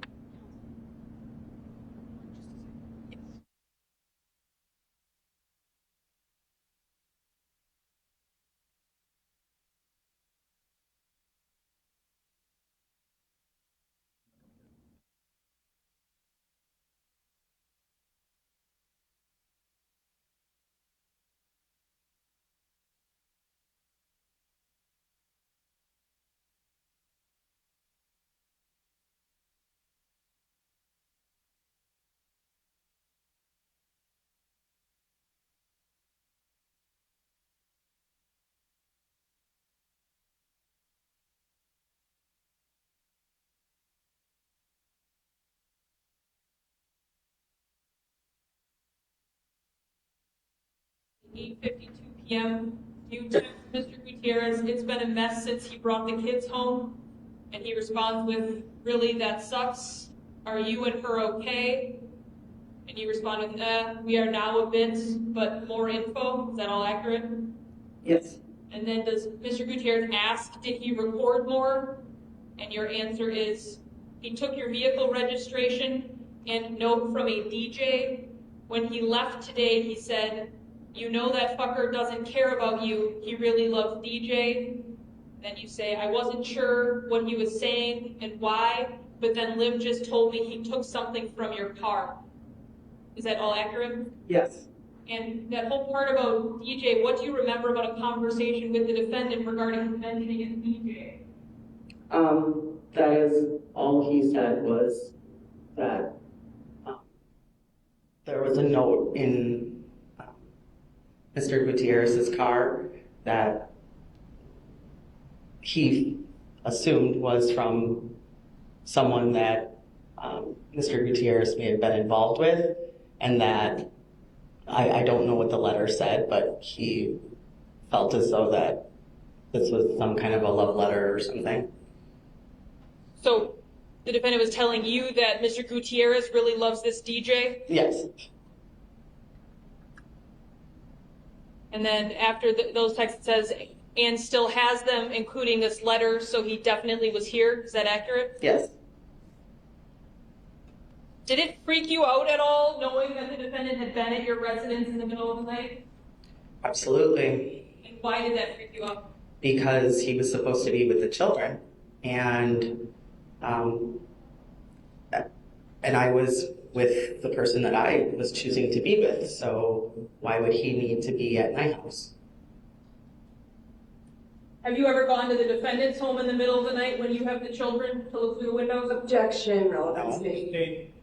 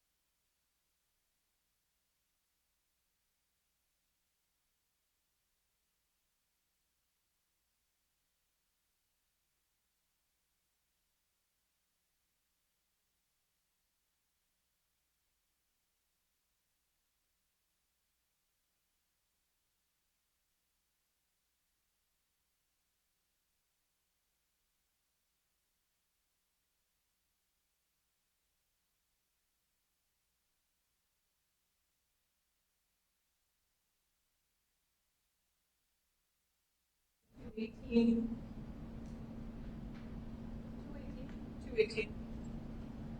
So after you had indicated, including this letter, so he was definitely here. Does Mr. Gutierrez say, LOL, that's funny? So that note was in the passenger side back seat pocket, and then he has a letter from the last owner of the car, and you respond with, LOL, I have no clue and don't really care, LOL. And then he indicates that it was found the other day when she was riding in the back seat. And you say, really, I'm not worried or questioning. I'm fucking pissed he removed your personal information from your car. And then a minute later you say, Liv wants to meet your kids before you, LOL. What does that mean in terms of what you've now been talking to your daughter about, given what she's learned? So I had a discussion with Olivia, with my daughter, and she had divulged some of this information that I found out about her dad having his information. So I was trying to ease her mind about the relationship, because now Zach had given her all of this negative information about him. So I wanted her to know who he was, and that he was a father, and that he had children too, and that, you know, he was a nice person, he was caring, you know, just all of those things. And that, you know, at some point, you know, I just tried to, because his kids were kind of the same age as my kids, so just trying to make her feel a little bit more comfortable about this person, and that, you know, from trying to counter all the negative stuff that she was being told. So that's what she had then said, well, as any kid would, well, I want to meet his kids before I meet him. So it was just kind of, I thought it was kind of cute, and so I just passed on that information. Now, at this point in your relationship with Mr. Gutierrez, did you see it progressing further than what it currently was? Yes, I mean, at this time we were seeing each other frequently and had conversations about moving forward.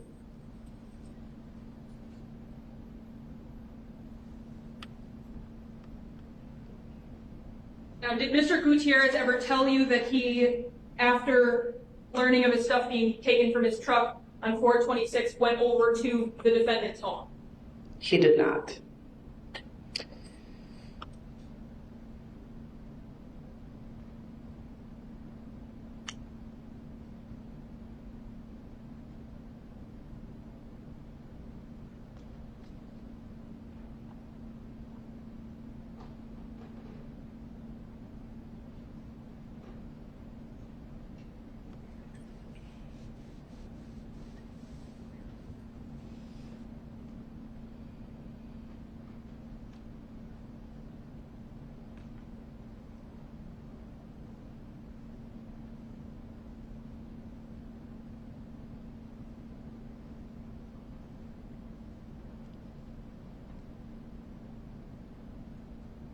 On April 26th, as part of your text conversations, did he text you back and forth with the idea that he wanted to pay him a visit? He did. He said that he had thought about going over there and just confronting and, letting him know, like, hey, amicably, like, hey, I'm in a relationship with her. Like, what's the deal? What do you need to know? I don't know, guy stuff, I guess. But he never told you that he actually did that? No. He said he was thinking of it and that he had gotten in the car and he was gonna, and then he just decided not to. And we kind of talked about it, knowing that how I might feel about that. So after this April 25th incident regarding you believing the defendant had been at your house videotaping or taking pictures, did the defendant, in your opinion, or from your perception, give the message that you and he were a We don't object to that speculation. Did the defendant change tactics that you had previously described of the texts, the flowers, the gifts after seeing you with Mr. Gutierrez on the 25th? I don't object to the word tactics.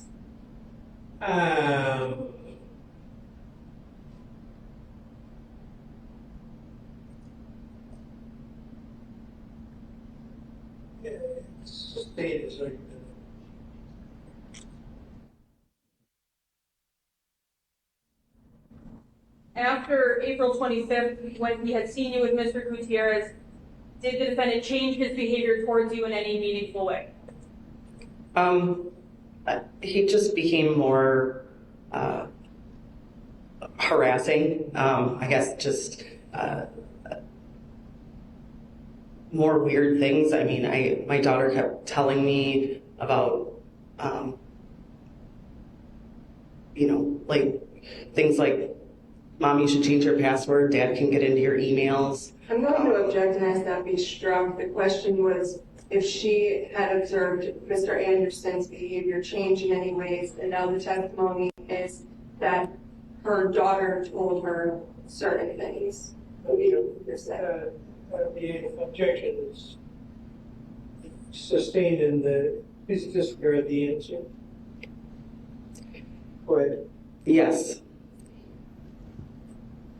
I'm going to show you what's been marked as State's Exhibit 194. Text messages between you and the defendant from April 28th at about 2:11 p.m.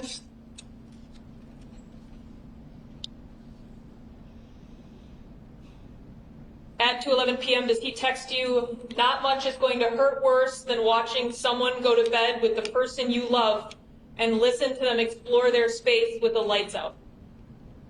And did you respond back with, "Shut up, you didn't hear anything, you assume. No one was exploring anything but the other side of our eyelids"?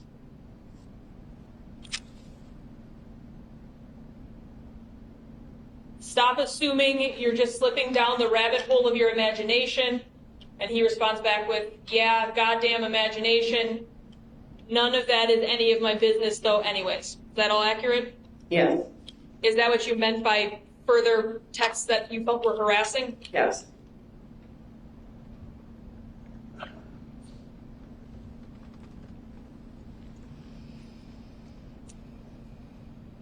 At that point on April 28th, had you told the defendant anything that would open the door to you guys getting back together? No.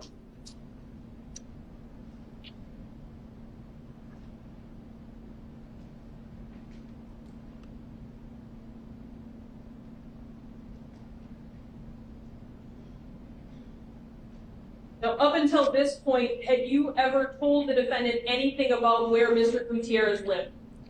No, I didn't tell him anything about him.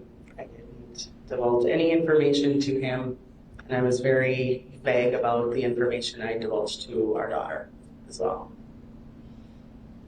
An approach with what's been marked as State's Exhibit 195, text messages between you and the defendant from April 29th of 2001.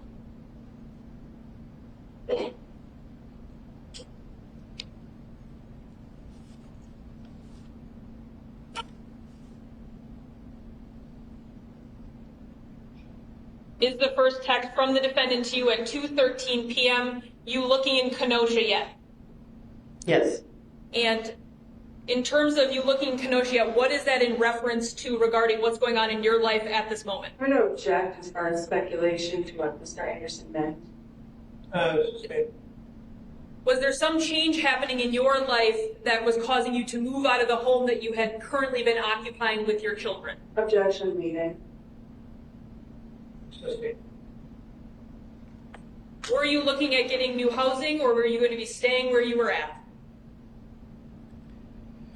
The house that I was living in was being sold, so I needed to move. And so I was actively looking for another area to move to. And Zach knew that the house was being sold, and he knew that I had to move. And at this point in April of 2020, do you really know anyone in Kenosha except for Rosalio Gutierrez? I do not. So now the next text from him at 2:15 p.m. says, maybe talk Booger into moving to Oak Creek. Question mark, is that accurate? Yes. Now, in this text message, obviously someone is being referred to as Booger. Who did the defendant mean in your understanding to be Booger? And how do you know that? Rosalio. And I know this because he told me that... Who told you? Oh, sorry.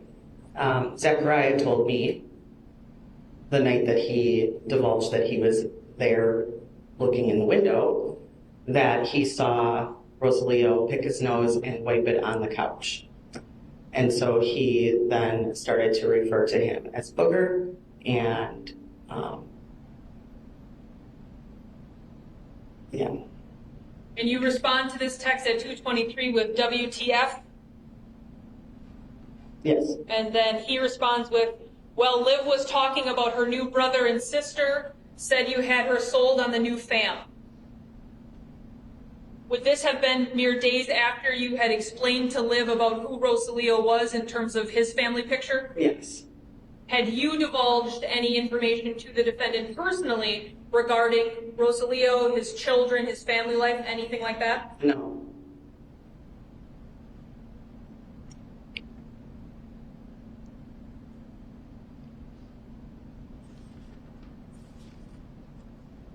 Direct your attention to some further texts on What's April. the date of that text? I'm sorry. The last one was April 29th at 3:15 p.m. Thank you. Now, about 6 hours later, does the defendant then text you, makes me wonder if sleeping with someone else was just your own way of getting revenge? Is that accurate? Yes. Then he changes it to sleeping next to someone else? Yes. And you respond with, I don't need to sleep with anyone. It's not about revenge. It's about respect. You never had any for me and still don't. Accurate? Yes. And then he responds with, I don't think it matters what I believe. I do respect you more than that dude that was laughing at you. Is that accurate? Yes. Now, up until this point, would the only time you're aware of the defendant having seen you and Mr. Gutierrez together been that night on the 25th? Yes.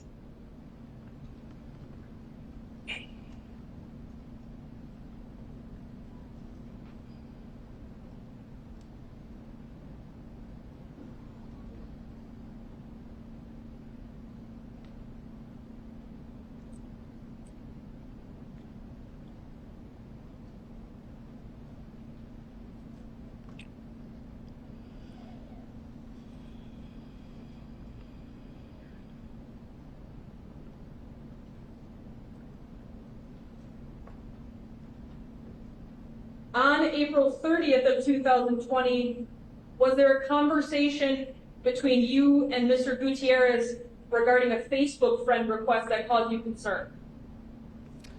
Yes.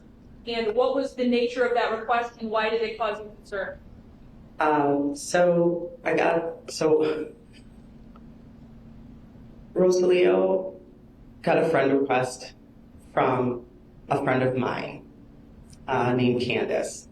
And he asked me if I knew, he must have looked it up to know that it was a mutual friend or a friend of mine. And he said, you know, I'm getting a friend request from this girl named Candace, and she's saying that we met last summer, and I don't know who she is. And I recognize the name because she's a mutual friend of Zachariah and myself.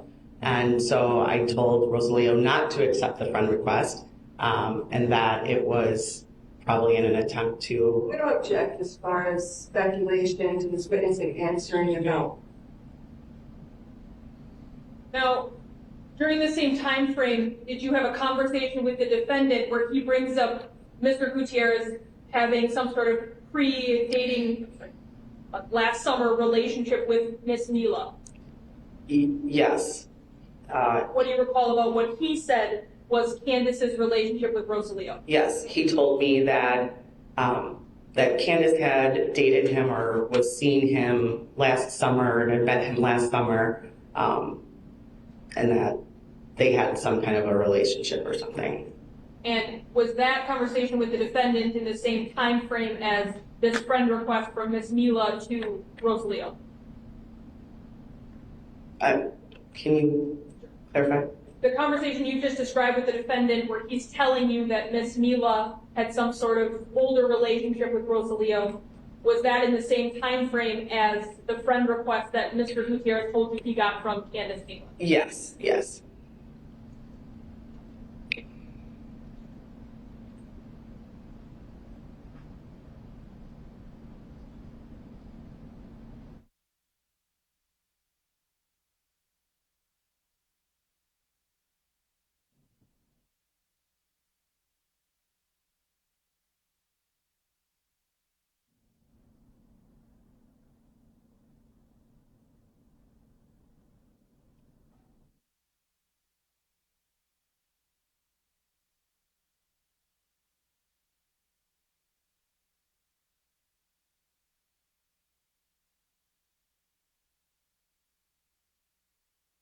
Judge, I'm going to object to this line of questioning in regards to the friend request of Candace Miller as on the grounds of relevancy. This individual is not going to be testifying. It's pure speculation on behalf of this witness as to her.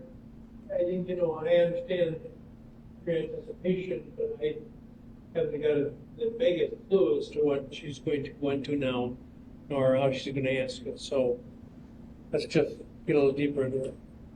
Approximately 219.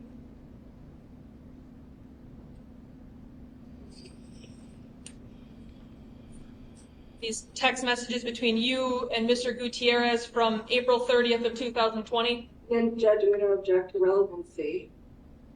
What is the relevance of this? One of the many ways that someone can be accused of and convicted of stalking is gathering information about someone from third-party sources, from directly, indirectly. This is just corroborating what she indicates regarding Miss Mila, and then ultimately that there was a friend request, and that does say one mutual friend, which would substantiate what she said regarding Miss Mila.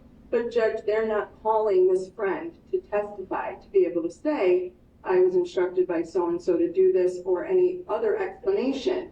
So Let's have lunch. Let's break until 1:15. Is that convenient for everybody? And please don't read, watch, or listen to any account of the trial. Discuss the case with anyone, even a fellow juror or a household member. And 1:15. Thank you.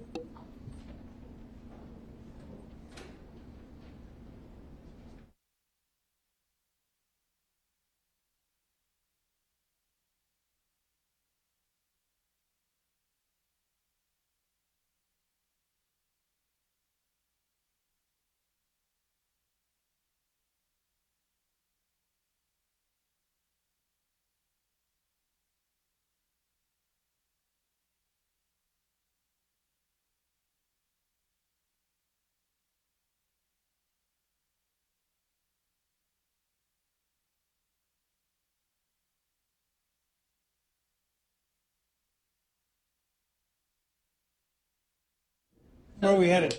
So, Judge, this is just as kind of stated in terms of the Candace Mula piece. The piece that actually matters to me is in this text conversation where Mr. Gutierrez says, "Who is Candace Mula?"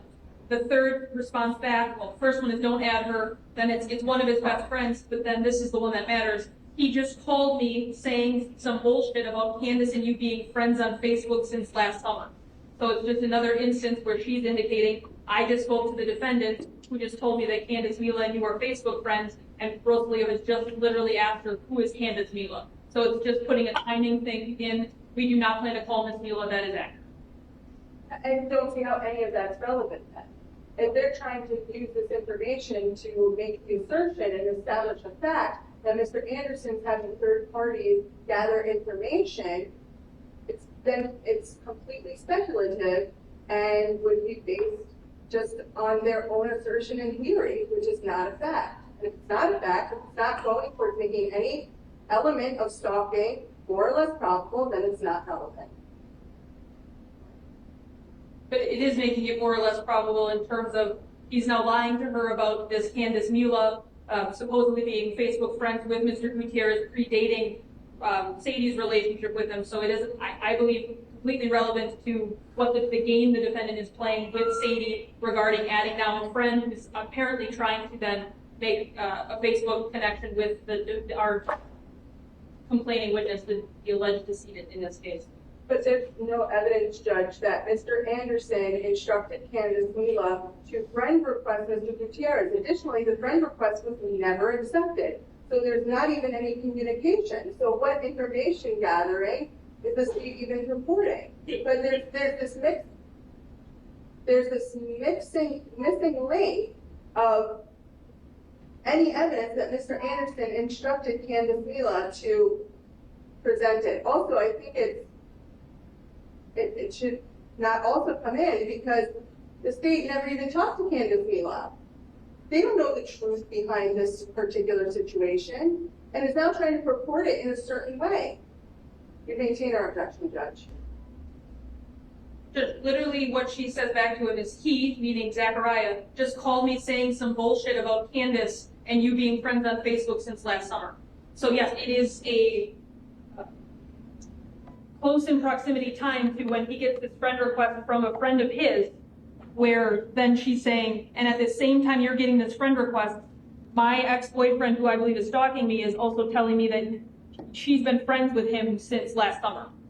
So it's a completely relevant to everything we're discussing here today. So it's demonstrably false because he says to her they've been friends since last summer, and in fact, he has just received a friend request. So it's demonstrably false. I didn't hear the last thing you said. What the defendant has said to Sadie Beacham is demonstrably false. He said to her, hey, this person who's a mutual friend of ours, she's been friends on Facebook with Rosalio since last summer. I didn't say that. That's what the text said. No, it said friends. Well, wait a minute. What's going on here? Sorry. Mr. Gridley was talking. Go ahead.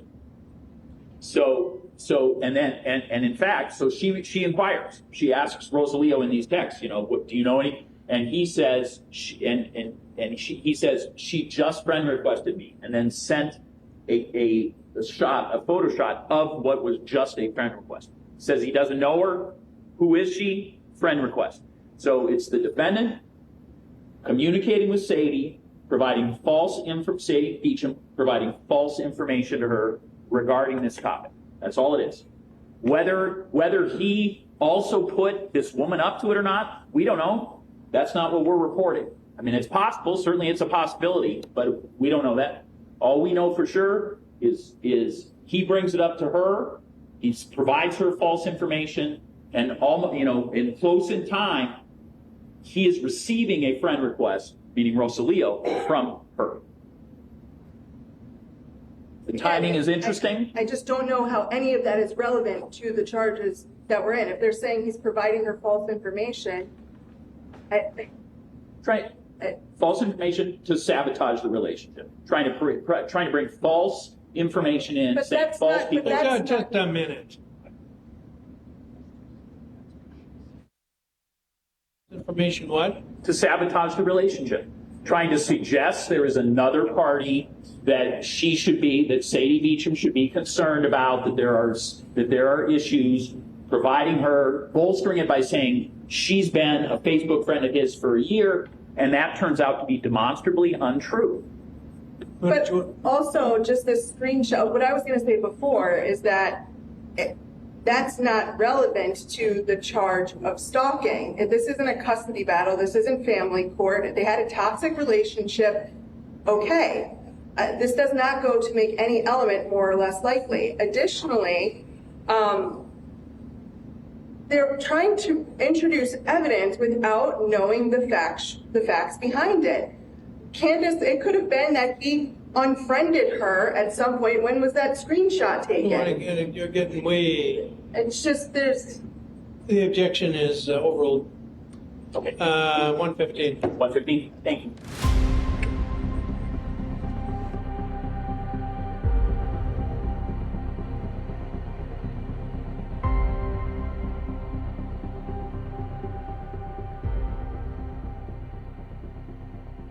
And you may proceed. Where we left off was with Candace Beulah. I'm going to show you what's been marked as State's Exhibit 219. Are these text messages between you and Mr. Gutierrez from April 30th at about 9:51 p.m.? Yes, And on that date, does he ask you, who is Candace Beulah? yes, And your immediate response is, don't add her, is one of his best friends.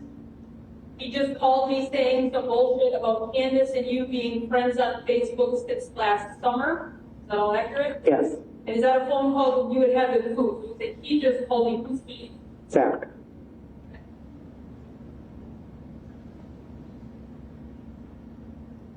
Then at 9:55 p.m. on that day, does Mr. Gutierrez respond with, that's crazy, what is this guy up to? And you respond, I told him she doesn't know you and stop trying to super scoop shit.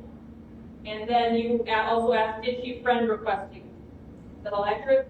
Yes, Mr. Gutierrez responds with, yes, just a couple of minutes ago. You respond, thought so, and he sends you a screenshot. Is this the screenshot, State's Exhibit 53, that Mr. Gutierrez then sent you that night regarding Miss Beulah's friend request? yes, yes, And then ultimately you respond with, yeah, I figured, so he can see more of your page because it's probably private. What a creep. Is that accurate? yes. Now, you immediately tell him not to add her. Why do you immediately tell him not to add Candace Beulah? Because they are good friends. And I knew that he would use her to try to get more information.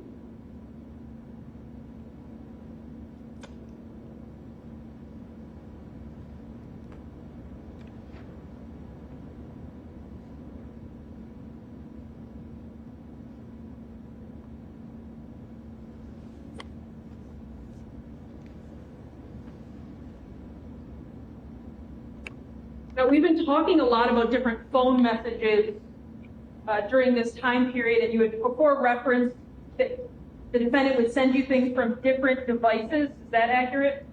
Yes, I'm going to show you a couple of things.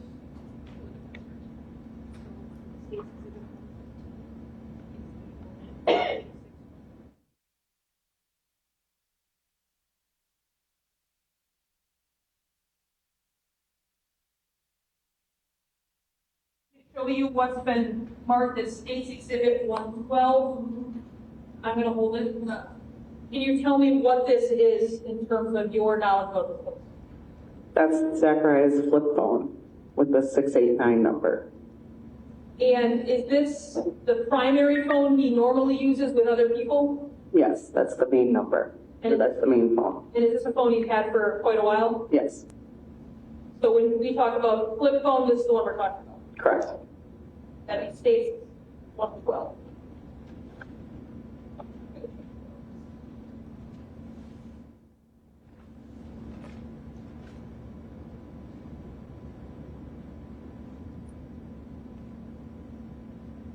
I'm going to show you what's been marked as States 113.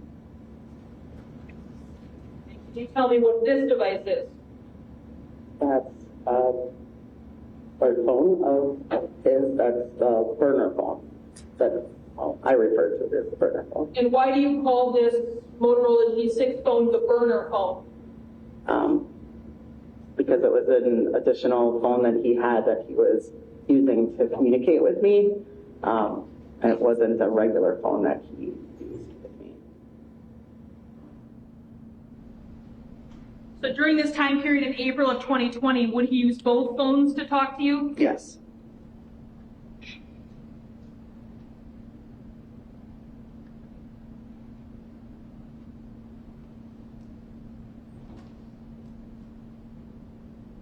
Now, we had just referenced the conversation that you had had with Mr. Gutierrez on April 30th regarding Candace Mila. So I'm going to show you a conversation between you and Mr. Anderson on the ANS flip phone from that same night before your conversation with Mr. Gutierrez. You see at the top here where... I'm so sorry, what's that exhibit? Oh, I apologize. Exhibit States 205, where you indicate to him at 9:43 p.m., what are you doing? Why do you care so much about my friend? Maybe you should care more about being kind than accusatory. You then say, your behavior is not acceptable, and you did put your hands on me that day several times. And then you say, just because you didn't punch me doesn't mean it. Judge, I'm going to object and ask this be struck and taken down from the Elmo as other acts. She said he didn't strike her. I beg your pardon? She said he didn't strike her? But I'll move on. I'm just trying to get to the screen message down here. Oh, go ahead. So then, sometime later at 5:01, does he send you a text that says, you always refuse to say we are done, you refuse to say it's over, you act angry with me for taking interest in someone else, while you and Booger sleep in the same bed? Is that accurate? That's what he said.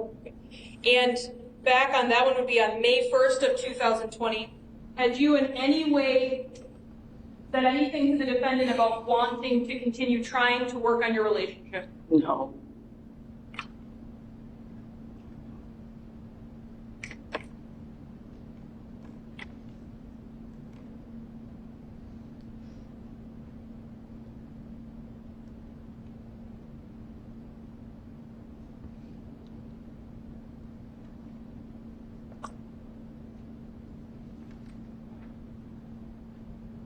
That was 5:01 at around 11:30 a.m. Now I'm going to show you States 196, which is from 5:01 at 3:08 p.m. Now from the other phone, the Moto G6 phone.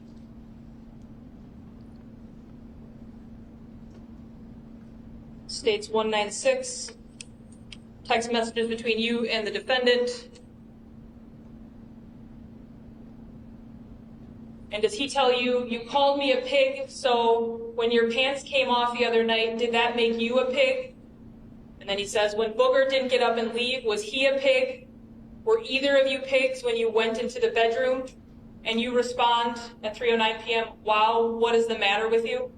Yes.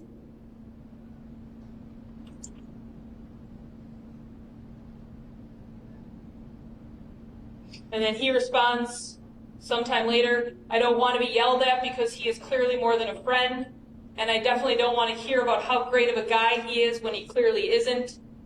You somehow found the only man on the planet who drives up from Kenosha just to make sure the bulb in your kitchen light is the right wattage, but isn't fishing for a wet cock. And then he says, because we both know you and him are looking for more. Are those accurate?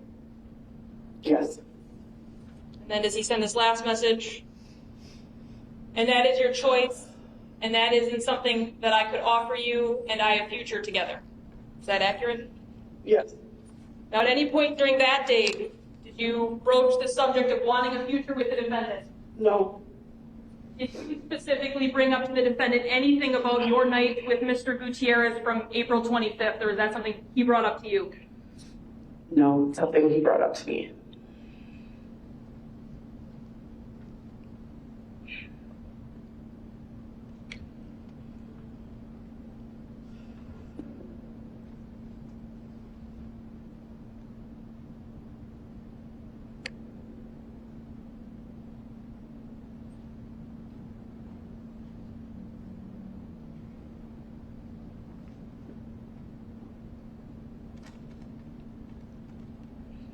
I'm going to fast forward a little bit to May 7th of 2020.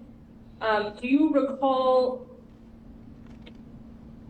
something concerning happening with your daughter that caused you concern? Yes, there was an incident that was happening with my daughter and one of her friends. Let me be more specific. Do you recall an incident regarding a cell phone your daughter was possessing to potentially record you? I'm going to object as far as leading. Can I have just a second to speak with Ms. Mueller? I just wanted. Go ahead.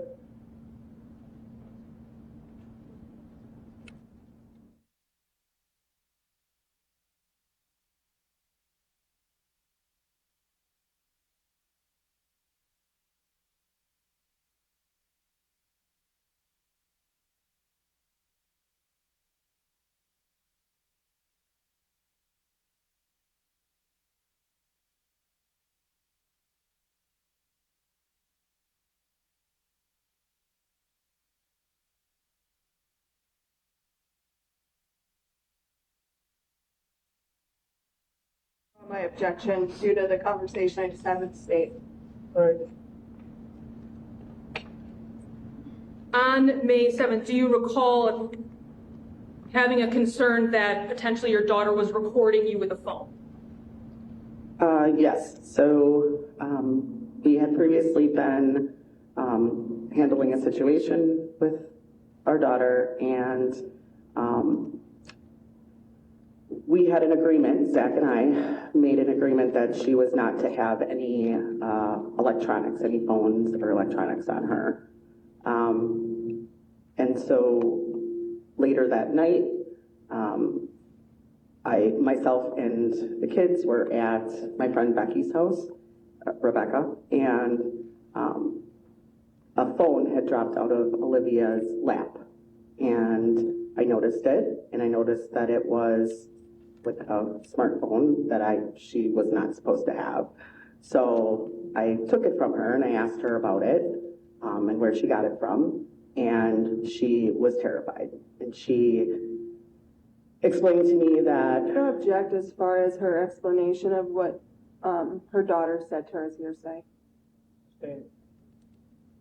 And based on you finding that phone, did you look through that phone just to see what's or where it had come from? Yes. And did you find something on that phone that you found concerning? Yes, when I took the phone, I recognized that it was one of her dad's phones. And okay, I'm going to approach you with what's been marked as states 254.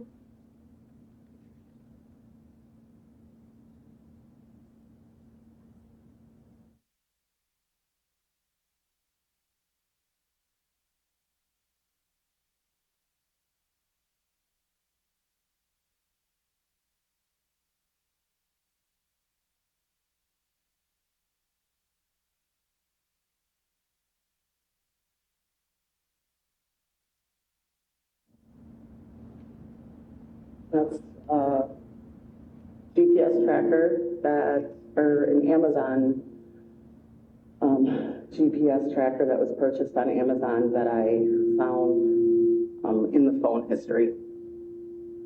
And is the delivery estimate say? Sorry, Judge, we're getting a lot of feedback.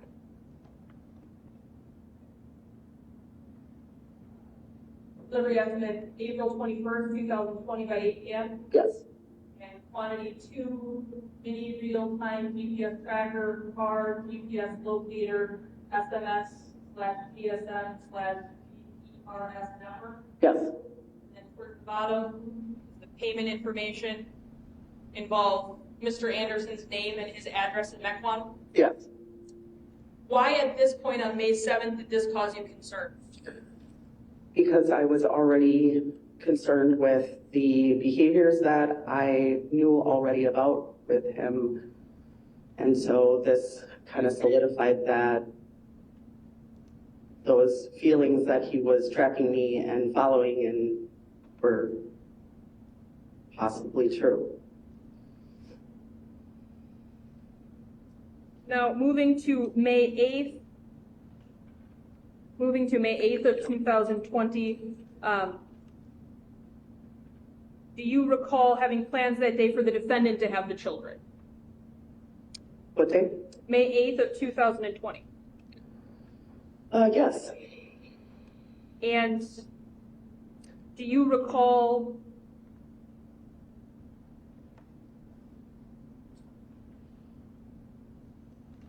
on that day having a phone call, a rather lengthy phone call with the defendant regarding some of the child care things for that day?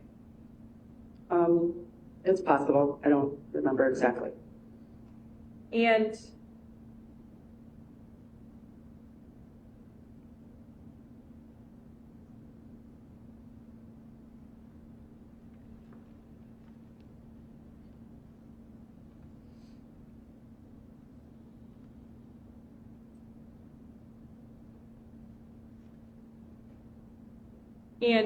are you aware that some of those phone conversations from that day were recorded by the defendant? No. I'm going to play for you a recording from May 8th on it's going to be 3 separate clips, and I'm going to ask that you be able to identify the parties if you can. I'm going to object. These recordings were not recordings that were stipulated to, and she's testified that she has no knowledge of it. Cross Foundation. These are located in her phone. I thought that the last answer. I'm sorry, on the laptop. They're part of the computer information. That's all been stipulated to Foundation.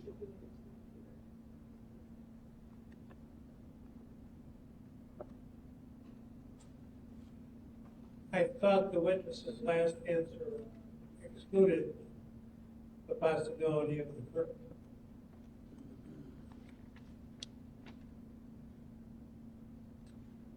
All photographs, financial records, phone records, social media records, computer downloads, and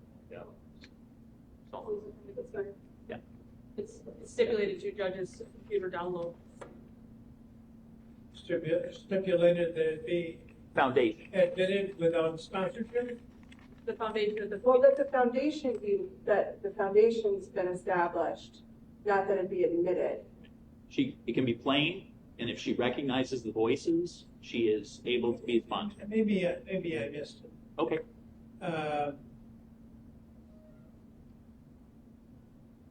I thought that the witness's last answer stated that there had been no communication that you're not. No, my last question was, did she know she was being recorded? And her answer was no. And now I thought. Right, so she's not the one that recorded these, so these would be downloads from his computer, All right. conversations from May 8th. Go ahead. We need to set up the system. Then you believe it'll be loud enough without it? Okay.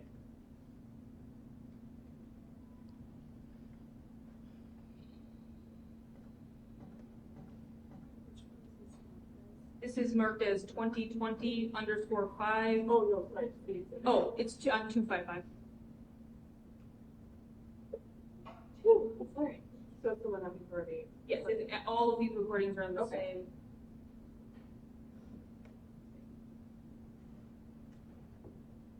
I will be starting the recording at 1 hour, 24 minutes, and 57 seconds.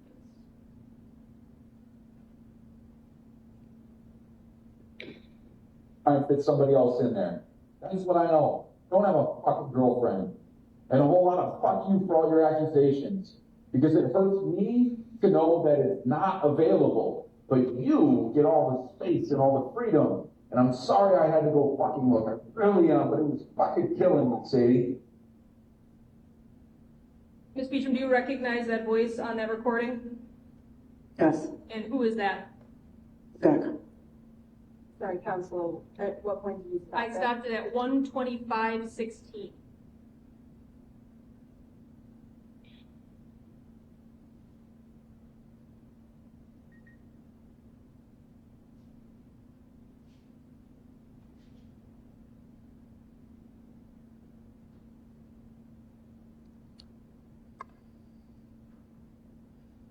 And I'll be restarting at 1:28:43.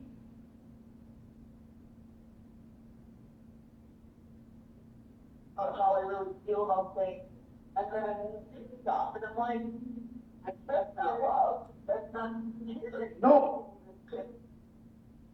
So, council saying she can't. Yep, we'll get the. Weird, it's like, you know, the speakers. Also, we didn't have this set up. Vinny thought it'd be loud enough. Oh.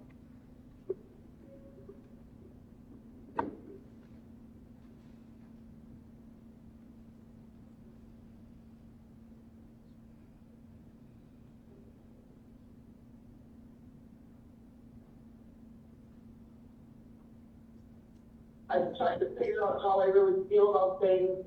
And then you do stop and I'm like, that's not love. That's not cheering. No, it's jealousy. It's the ugly version. It's like, holy shit, too much. Yeah, it's jealousy. It's the sickening feeling of that ugly fucking evil. And I'm sorry it fucking. And it's feeling forever because it's you or every day. You're always gonna be like that. You're always gonna have that. And then No. whether or not there would be something to it or not, or No. I don't. It always came back to me. But it always. Ending at 1:29:17. I'd ask, just for the rule of completeness, that continue to be played for not 30 seconds. Is it cut off, Mr. Anderson?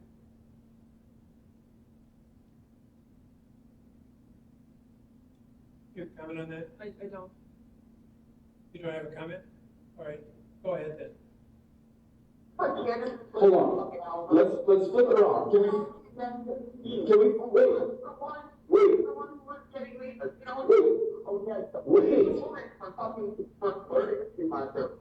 you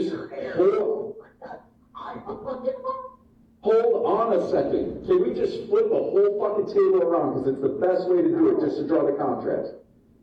Because if the situation was reversed, if the 30 seconds later. Thank you.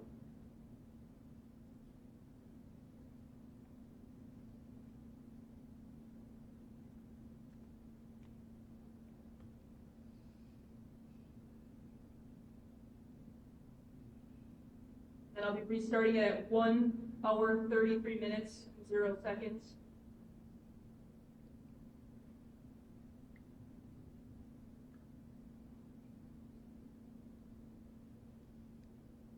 Anyway, I can't go back and change the past. I'll always be jealous. It's just, I never thought of myself as a jealous guy. And honestly, by and large, for most women, I'm not. But for you, I definitely am. For you, you're a version of beautiful I just can't let go. So happy I got 3 kids with you. Ending out at 1:33:22.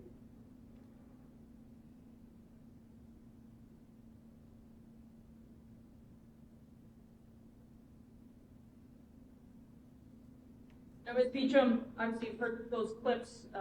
Can you identify the female voice also on that recording? That's me. And during those conversations where there's some talk of his jealousy, are you giving him any hope that there's a future for you here? No, I'm just reiterating that there's just really no going back. And so on May 8th, best that you can remember, what was the plan regarding the kids being with the defendant for that night? I believe I was going to be dropping them off at his place, and then I had to I think I had to take something over by my brother's and stop at his house too, and then I was going by Rosalio's. And had you told the defendant the part of you going by Rosalio's that night? No. I'm approaching with what's been marked as State's Exhibit 207. Text messages between you and the defendant on his flip phone.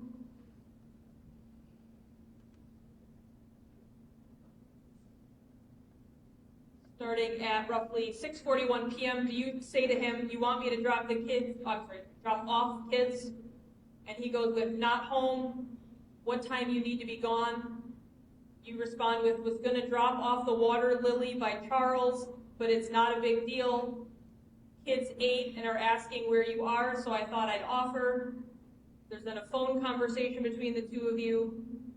And then at about 7:15, you indicate, "Gotta get the lily out of the pond and load it then to you." At 7:18, the defendant responds, "You are super excited." He then says, "Not asking what's happening after that flower, but your frequency changed to less tired." You then respond, "I'm less than excited about getting pond scum on me. We'll be there soon." And then you confirm, "Yep, you're still tired?" Yes. Okay. Then a little further down, at 9:21 p.m., you get a text message from the defendant, "Too much makeup and perfume for Charles." I'm sorry, who's Charles? Charles is my brother. "Too much makeup and perfume for Charles. Angry about pond water. Had fancy jacket hiding in the back of your ride. Premonitions don't make me psychic. Calls me Zachariah when she feels good." And then an hour and 20 minutes later, the word denim shirt, Kenosha. Is that all accurate? Yes. Then does he also send you what appears to be some sort of "Do You Love Her, Jesse Reyes" song title at 11:53? No, I sent that to him.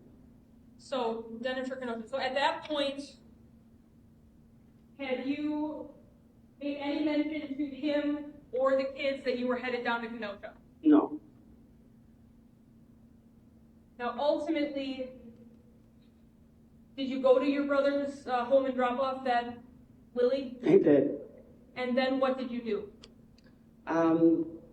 So when I got to my brother's, I actually got the text message about that you just saw, the first one. And then I became suspicious, thinking, how does he know this? And knowing that what I'd seen with the trackers, then I just was on very high alert. So when I got to my brother's, I started looking through my car.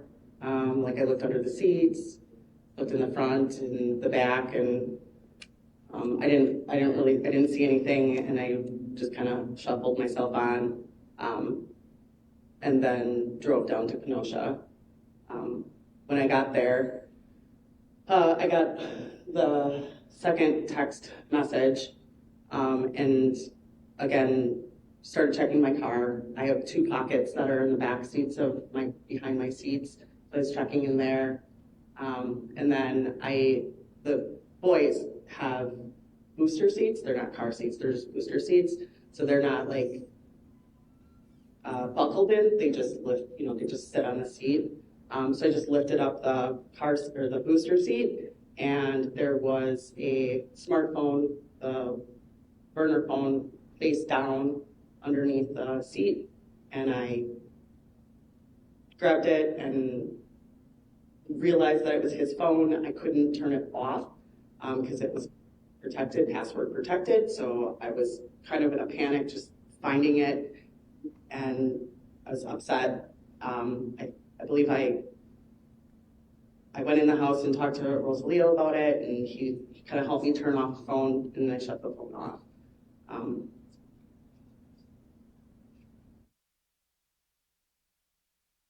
Shown you what had been marked as State's Exhibit 113.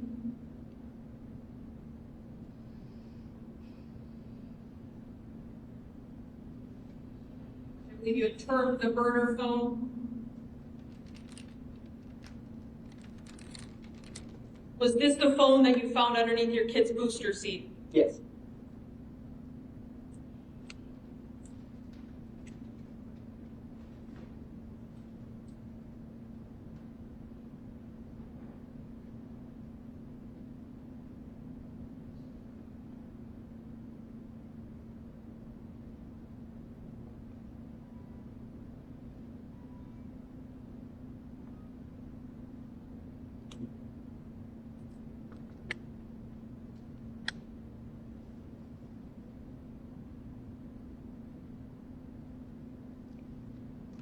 Approach you with what's been marked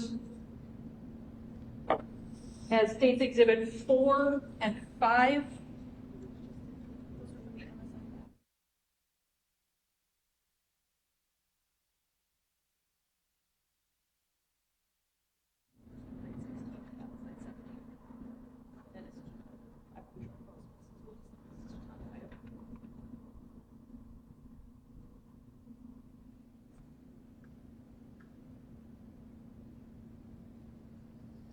Ms. Beacham, I'm showing you a document that's been marked as States Exhibit 4.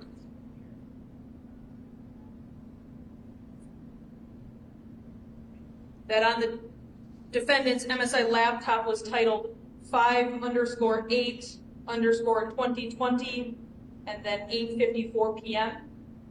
I'm sorry, 9:16 p.m., excuse me. Do you see generally what this is a map of? I guess I'm going to object. She's going to have no knowledge of this, and even though the foundation I've stipulated to, I just don't think this is an appropriate witness to move this particular exhibit in. This is the faraway shot of it. Obviously, it's a map of Kenosha with a pin. Then we have the close-up one where I should be able to say where this location is. Correct, but it's just her speculating as to the contents of it. She has no personal knowledge of this, has never seen it, can't attest to. All she asked though is, can you describe where this is? She just asked whether she can say where it is. You're Well, right. I don't know if she's ever seen it before. She was asked, I think, something along the lines of, does she know what it is, or did she identify it? Correct. Do you know what that is, ma'am? A map of the Kenosha area and a ping, a phone. So now I'm going to show you States Exhibit 5.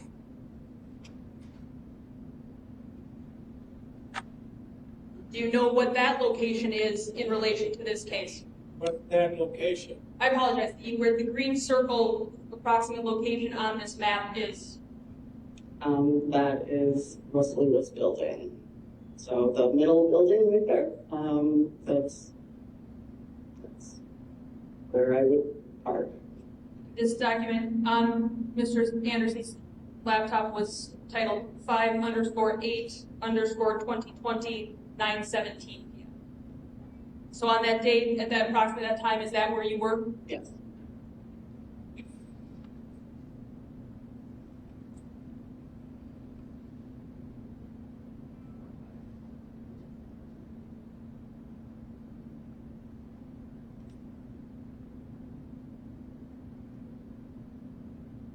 So after you find the burner phone in your vehicle and you turn it off, what do you do in respect with the defendant at that point?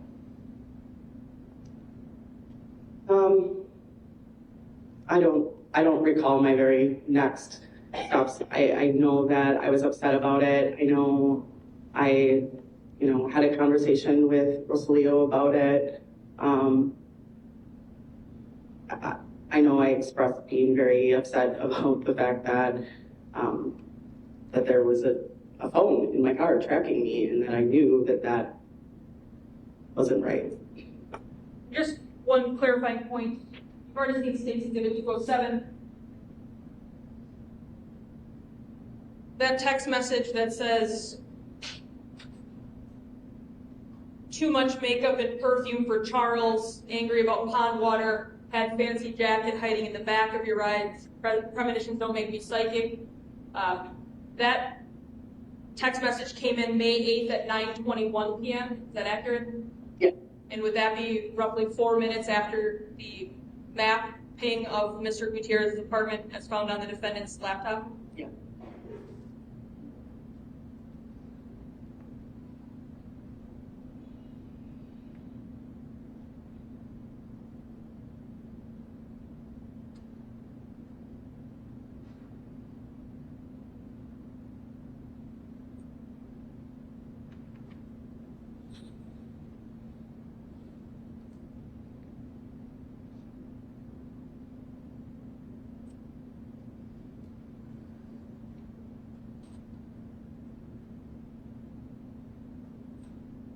Now, did you tell the defendant that you had found his phone in your vehicle on that day?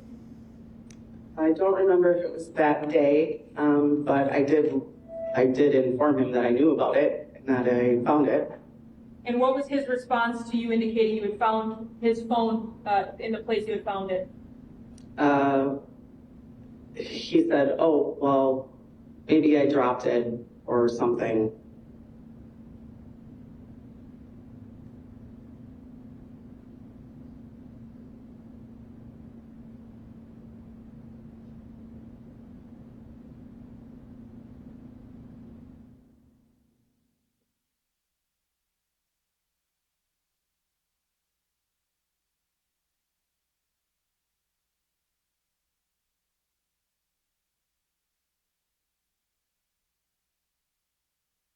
You have a phone conversation where you confront him about that phone on May 10th at roughly 7:33 p.m.? I did confront him about the phone, about finding it, yes. I'm going to show you what the marked is, states 208.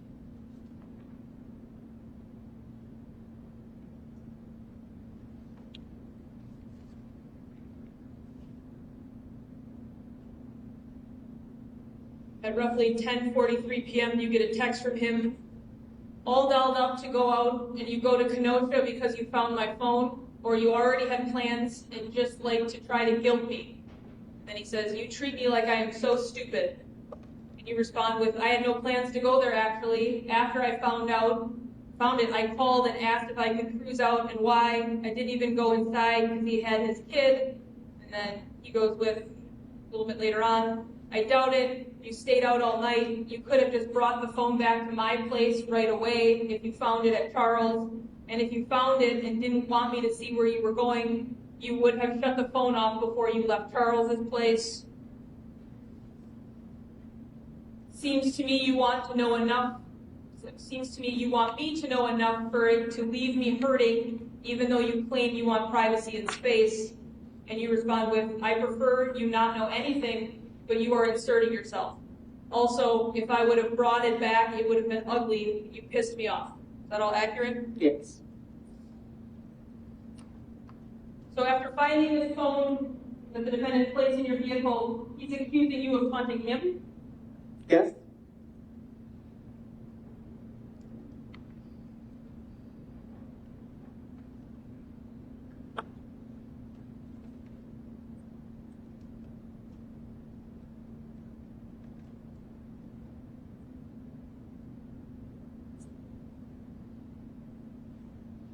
Ultimately, do you eventually give the phone back to him?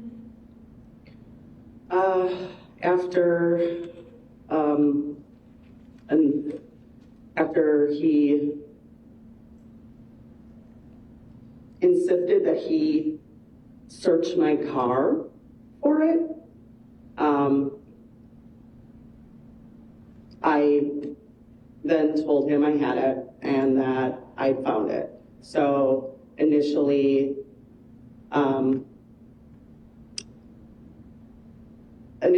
he had told me that he had dropped his phone, he had lost his phone. And I had said, I kind of said, "Oh, where did that happen?" And I didn't know I had the phone at that point. And he'd said, "Well, I want to search your car for it." And I said, "Well, why would it be in my car?" And he said, "Oh, well, maybe I dropped it in your car." And I was like, "Well, why would it be? I didn't find it in my car. Why would it be in my car?" So he's like, "I just want to come over and look. I just want to look. I need to find that phone." So I let him come over and he looked through the car, and I was watching him as he was looking through the car, and he kind of searched around and he lifted up the car seat to look under it, and obviously the phone wasn't there because I'd already had it. And so then, you know, he's pretty distraught, said, I need to find that phone. And I said, look, I found the phone and it was in the car. It was under the car seat. What's this about? You know, why are you doing this? And just confronted him about it. I told him that I would give it back to him, but that he needed to tell me what was going on and why he was doing this. I ultimately gave him back the phone, and he left. He got upset with me and then he left.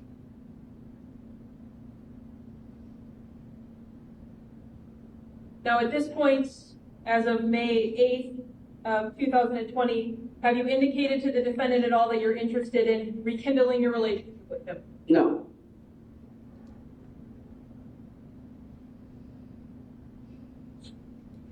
And draw your attention to May 13th in the early morning hours, starting at 1:30 a.m. What would be text from the Motorola G6 cell phone.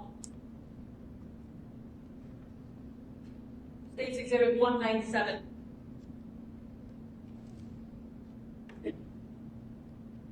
At 1:30 a.m., does he text you, hurts bad, you know, really fucking bad? And you say, I'm not trying to hurt you, I'm really not. Yes. And then he responds with, I know, trying to do what is right for you, believing it isn't me anymore. Is that all accurate? Yes. That text comes in at 2:02 a.m.? Yes. And then are there a string of text messages that come in? Sorry, counsel, was that 192 or 197? 197. 197. Thank you. Then at 2:24 a.m., do we then have text messages from him involving chasing that bump from a new someone every week and not having the kick in the stomach must be nice? 2:27 a.m. Us without jealousy is great though.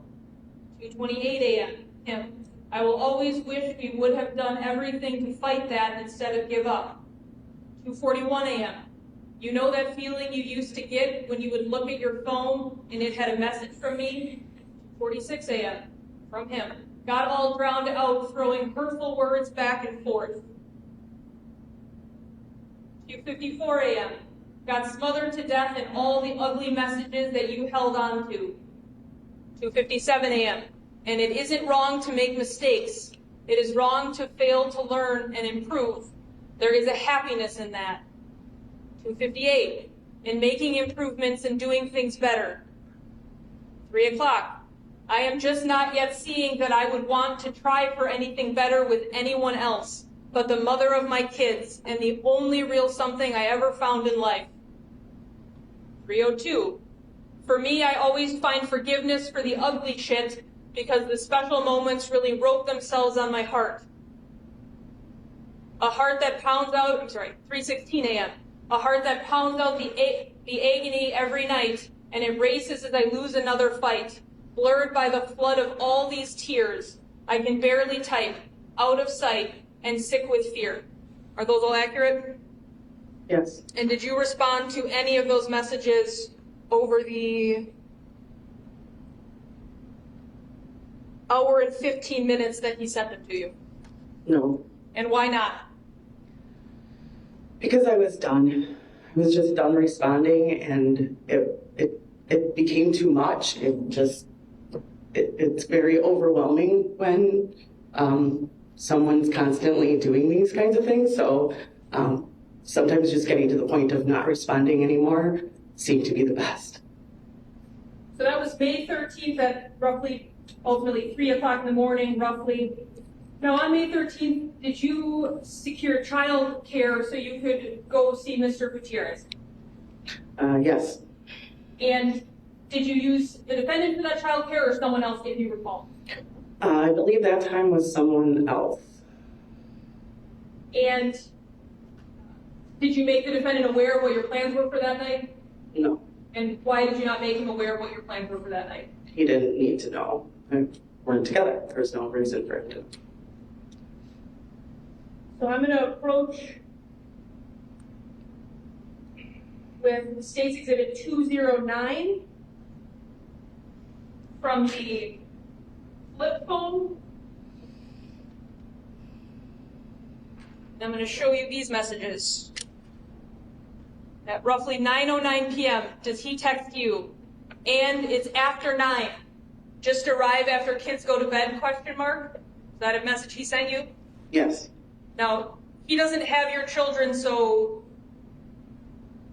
had you communicated in some other way to him that you were not going to be watching the kids that night? No.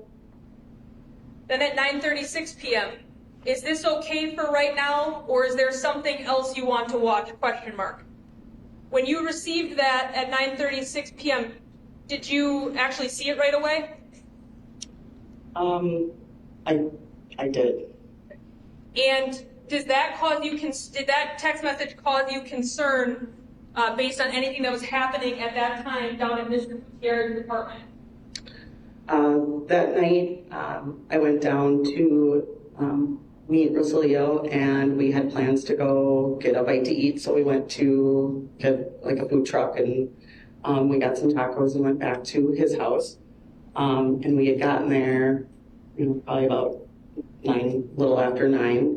And we had finished eating, and he was getting ready to go take a shower. And he said, "Do you want me to just leave this on, or do you want to watch this, or do you want to watch something else?" He literally said the same thing. And, I said, "This is fine." And then while he was in the shower, I got this text message that came through.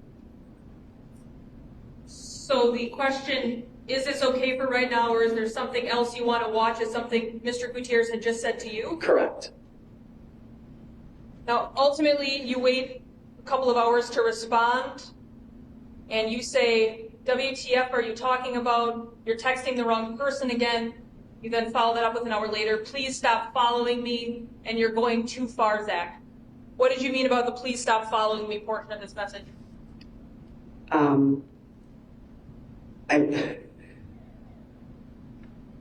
I was pretty freaked out, the fact that I got a text message saying exactly what Rosalio just said to me. So I assumed the only way that he would have known that or been able to hear that was if he was there. So I assumed that he had followed me. And then, did that scare you? Absolutely. And why did that scare you? Well, I think knowing that everybody's following you is pretty scary, especially when you're getting a lot of information about behavior that's scary, that's tracking, and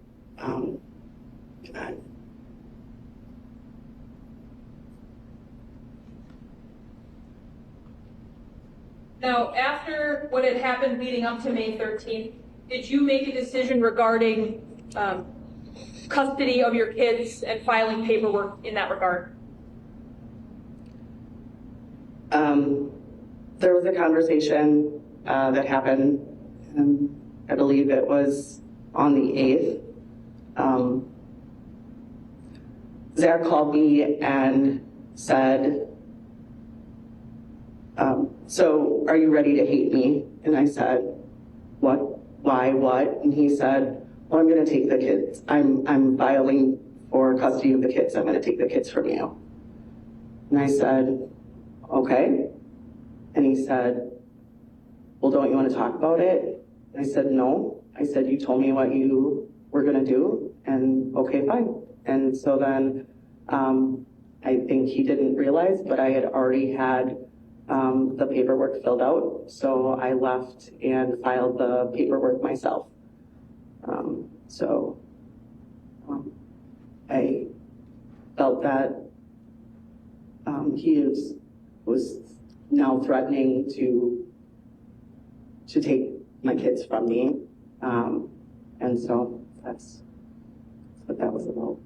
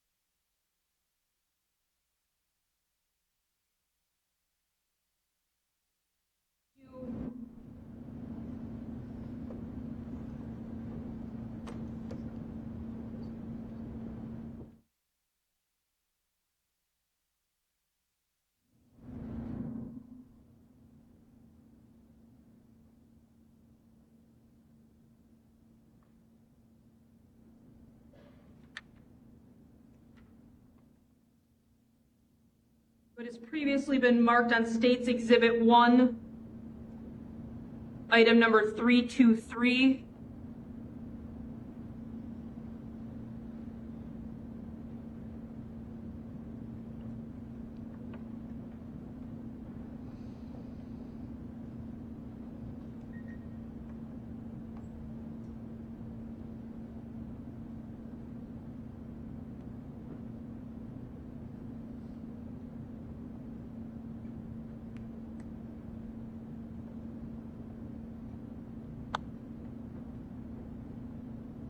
Ms. Beacham, do you recognize that address? Like whose address that is?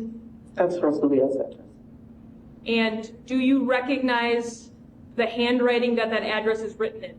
That's Zachariah's handwriting. And you're sure about that? Yes. Was that address any information you'd ever provided to Mr. Anderson regarding Mr. Gutierrez? No.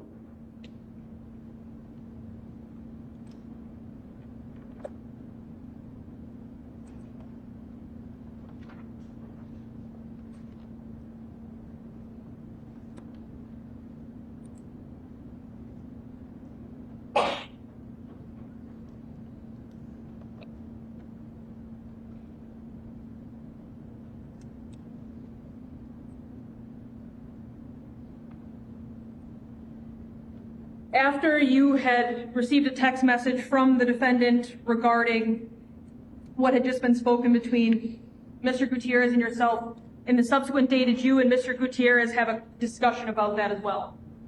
Yes. Showing you State's Exhibit 220.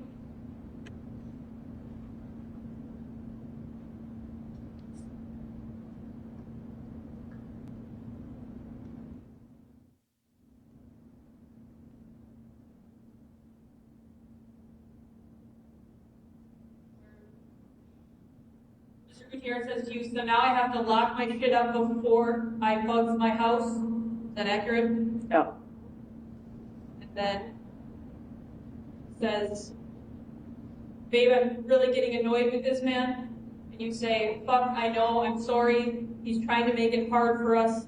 He wants you to be fed up enough to walk away from me. Is that all accurate? Yes. And why do you think what made you feel that way regarding this whole situation? I feel like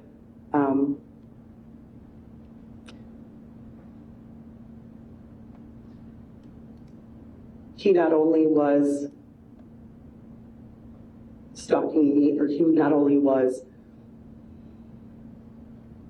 harassing me, but he started doing things to him, and that was equally scary.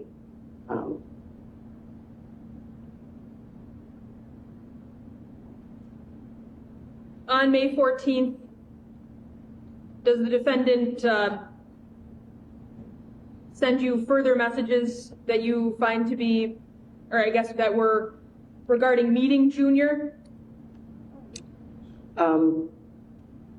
So he was very condescending in his text messages, very passive aggressive all the time. So he would always be accusatory or try to say something mean or a dig at me. So there were several messages or several times that he would, take a stab at myself or him. Approaching with States 210. Can I see the exhibit first?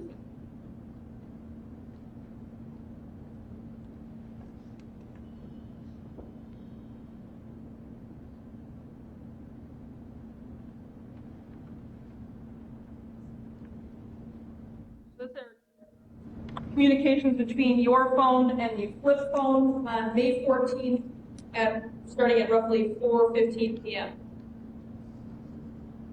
First message there, highlighted in green. From the defendant, you want me to stop by and meet Junior tonight. Is that accurate?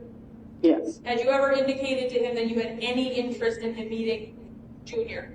No, he would just randomly text me things like this. Judge, the voices are too loud over here. I'm having trouble hearing. Yeah, you're. I apologize, my mic's off. I apologize. It is? Yeah, my mic's off. We're having the opposite problem now. Well, I can tell you that I heard it as Mr. District Attorney. Okay. And then you continue to have an argument regarding that phone that you found in your car. So while you admit to me you put it in my car to track me, and I give it to you and ask you to stop tracking me, he then says, you required I say that before you would give it back.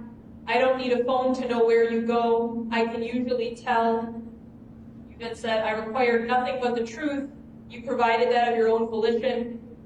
And then he said you wouldn't agree to return the phone until said whatever you wanted to hear. Is that all accurate? Yes. And then a little bit later on he tells you, and I called Cricket to find where the phone was. I could have swore it was in my van playing music while I cleaned. I searched and researched the van and then the house. I searched the house repeatedly the next day in front of the kids. You say, keep telling your story so you believe it, because I don't. In fact, I knew you would say all of this. You are predictable and manipulative. And then ultimately, he says to you, so maybe I'm just saying you should stop and give it a second thought before you accuse me of stuff.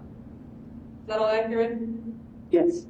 And then after texting that at roughly 4:34 p.m. and 4:42 p.m., does he then come back with, so you're saying I can stop by and meet your someone later? Yes. Was there any interaction during these messages that went from him asking if you wanted him to meet Junior to you saying, yes, you should come over and meet Junior that night? No, never.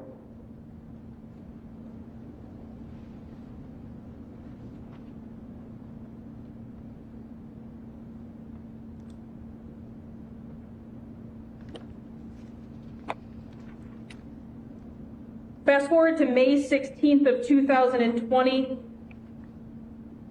What was the plan in regards to the children that night with the defendant?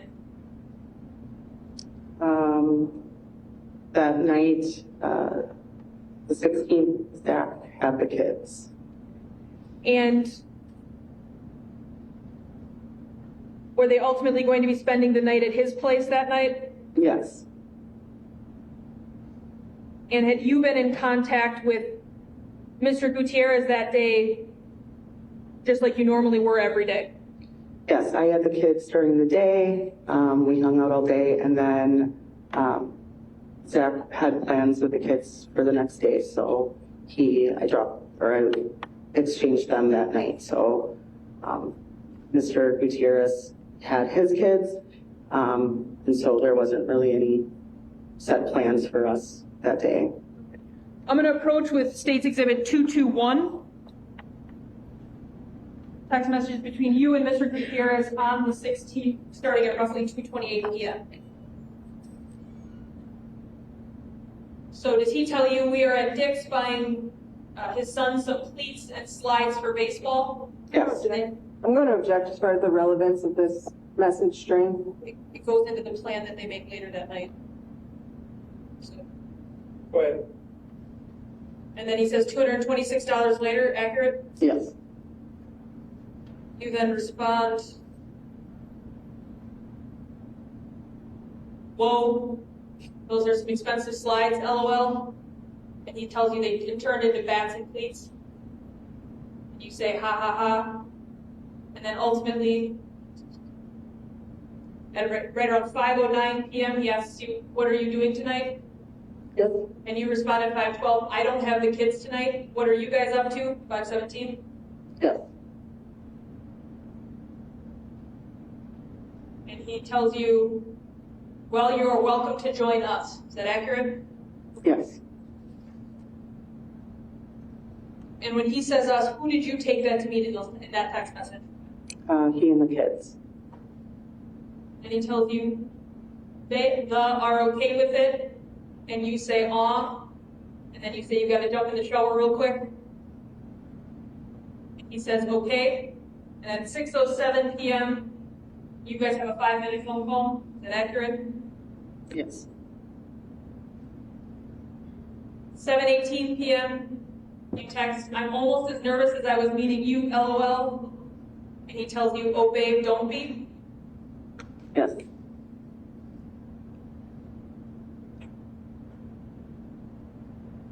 tells you she's playing with her Barbies and his son is watching baseball highlights. Is that accurate? Yep. And then at 7:20, you say LOL 5 minutes. Is that Yes. also accurate? Yes. Now, up until May 16th, had you had any opportunity to meet his children? No. And I think you've already told us this, he hadn't met your children at that point, correct? No. So when you get that text message inviting you down for the evening, do you go? Did. And what do you guys do while you're there the night of the 16th? I arrived. He was making a meal. And so when I got there, I was just kind of hanging out with the kids, just eating them. We ate.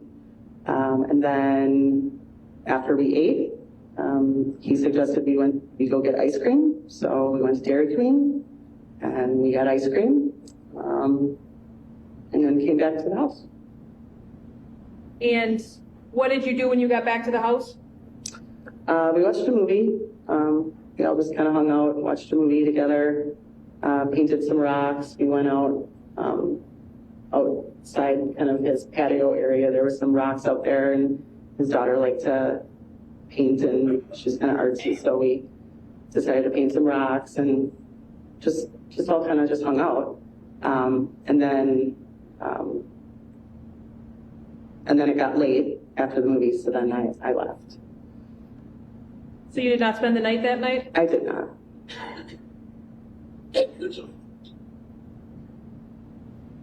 Now, when you dropped your children off with the defendant that day, did you tell him any sort of plans you had for that night?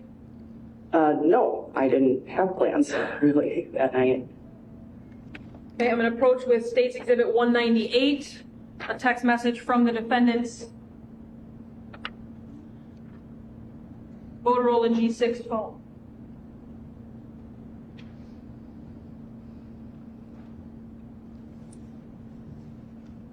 On May 16th at roughly 11:23 p.m., did you receive a text from the defendant that is as follows? You race down to Kenosha every chance you get to lay with some Down syndrome Mexican version of your father just to pull a nose full and laugh at anything he says as you desperately throw yourself at him, and in that you have your happiness. Yes. And did you respond to that message in any way?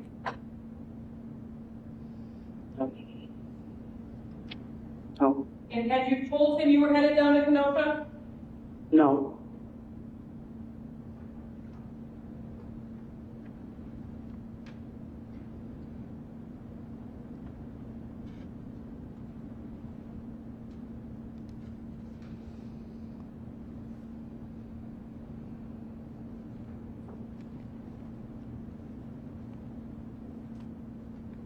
Now let's talk a little bit about Mr. Gutierrez's apartment. You'd obviously been there a number of times up to May 16th of 2020. Yes.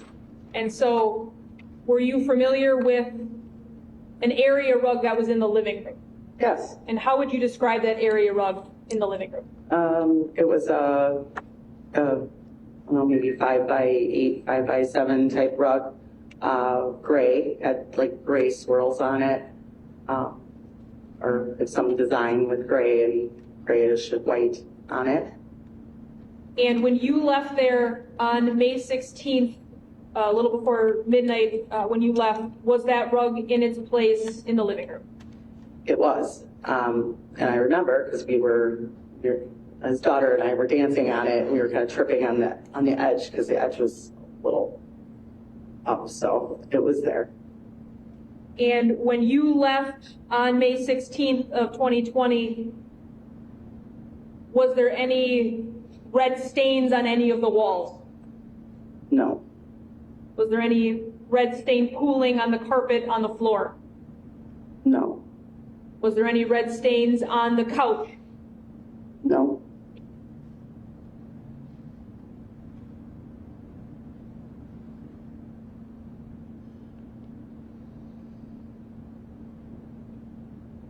Now, on May 16th, you testified that that was the first time you'd ever met his kids. Did you consider that to be a big deal in your relationship? Yes, absolutely. And why was it a big deal in your mind?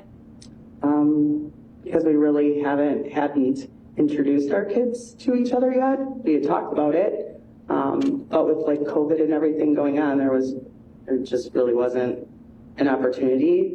And being that it was kind of a new relationship, we were just cautious. I think we were both being cautious and protective of our kids.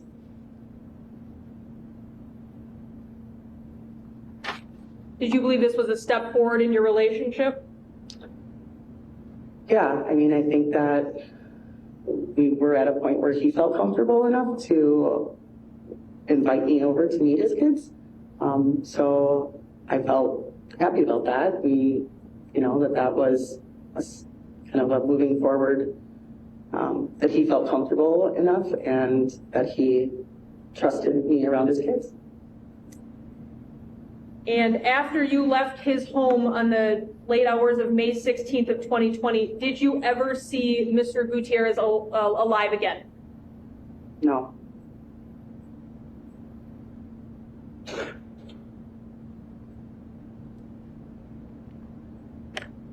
Going to approach with State's Exhibit 222. Messages between you and Mr. Gutierrez on May 17th, starting at roughly 12:52 p.m. Does this start with you indicating, really enjoyed hanging out with you guys, thank you for inviting me, and him responding, it was nice seeing his daughter open up with you, and you said, she's adorable and his son is funny too? Yes. And a little bit later on, do you ask him if he's okay? And he says, yeah, I'm good, why you ask? Yes. And you say, just checking in, babe?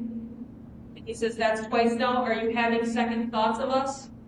And you respond with, not at all. I was actually think about us a lot today. And he asks you, what about us? Is that all accurate? Yes.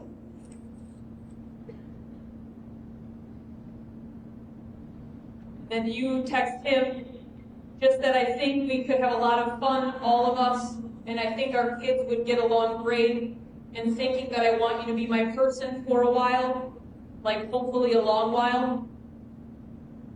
And he then loves that message. Yes. You indicate, I think it's going to be challenging, of course, but I think we could survive. I hope anyways. Accurate? Yes. And a little bit later on, it says, this rain is crazy. It's like Mother Nature telling Wisconsin, you don't know how to act with warm weather and a virus. And you said, it is. Is that accurate? Yes. Do you remember it raining that day? Yes.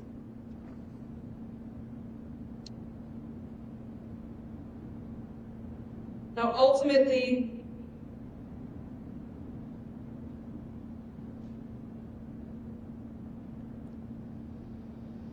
later on that evening, at roughly 8:33 p.m., you get a text from him that just says, I just dropped off his daughter, going over to Mike's for a little bit.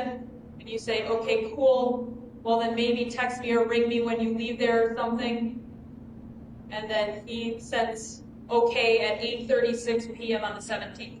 Is that accurate? Yes.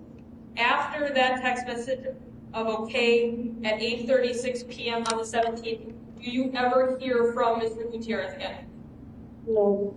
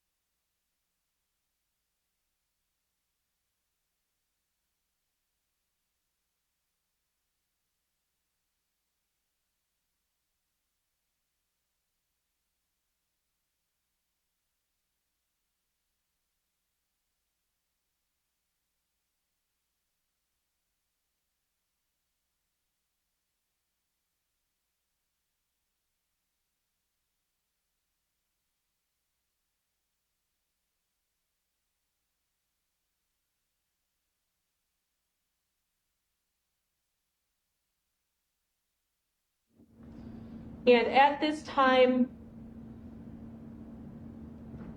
I think we've established the defendant usually sends you a number of different messages.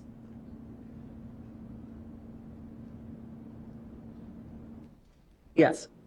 During you on most average days, there's a lot of different text messages exchanged between you and the defendant. Yes. Okay, I'm approaching with State's Exhibit 211.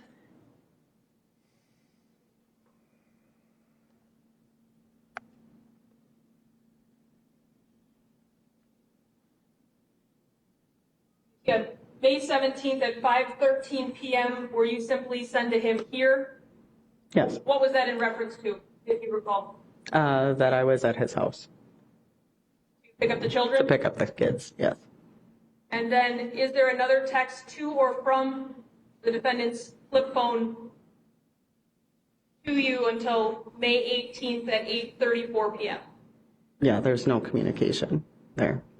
And was that unusual given the amount of communication? I'm gonna object. Speculative. World. Is that unusual that on days when usually he's texting multiple times that there's no communication from May 17th at 5:13 p.m. until you reach out to him on May 18th at 8:30 p.m.? Yes. That was unusual.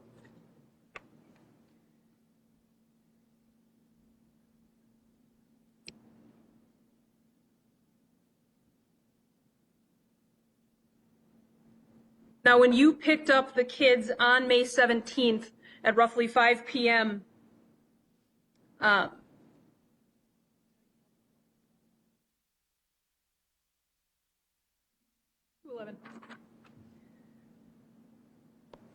what vehicles, if any, of the defendants did you see at his residence? The only vehicle I recall seeing was the van. And was that a vehicle that in 2020 you had ever driven? No, that was his minivan, his car, his vehicle.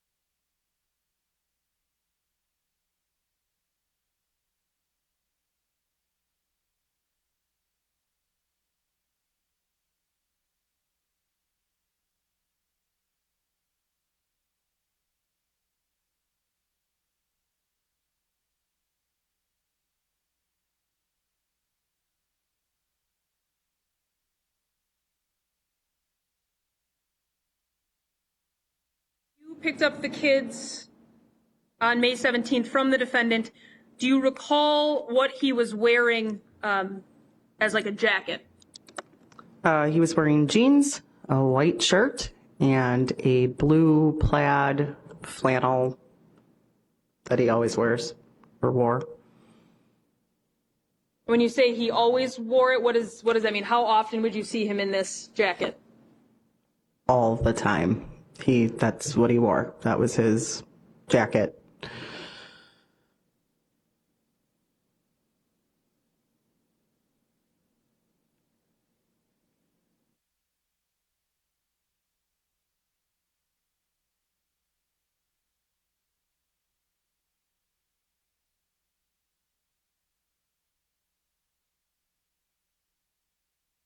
Two.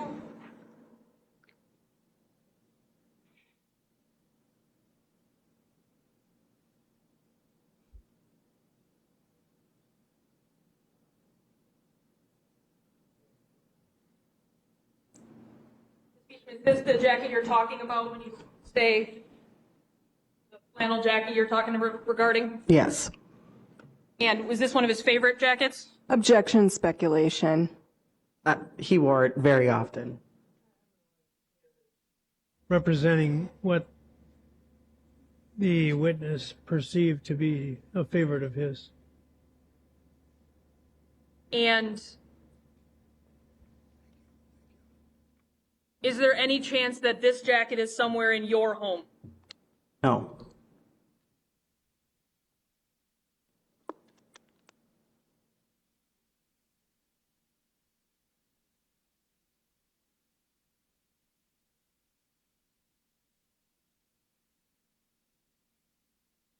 After you picked up the children on May 17th, what did you do that night? I went home. It was a Sunday, so I went home and got ready for school for the week.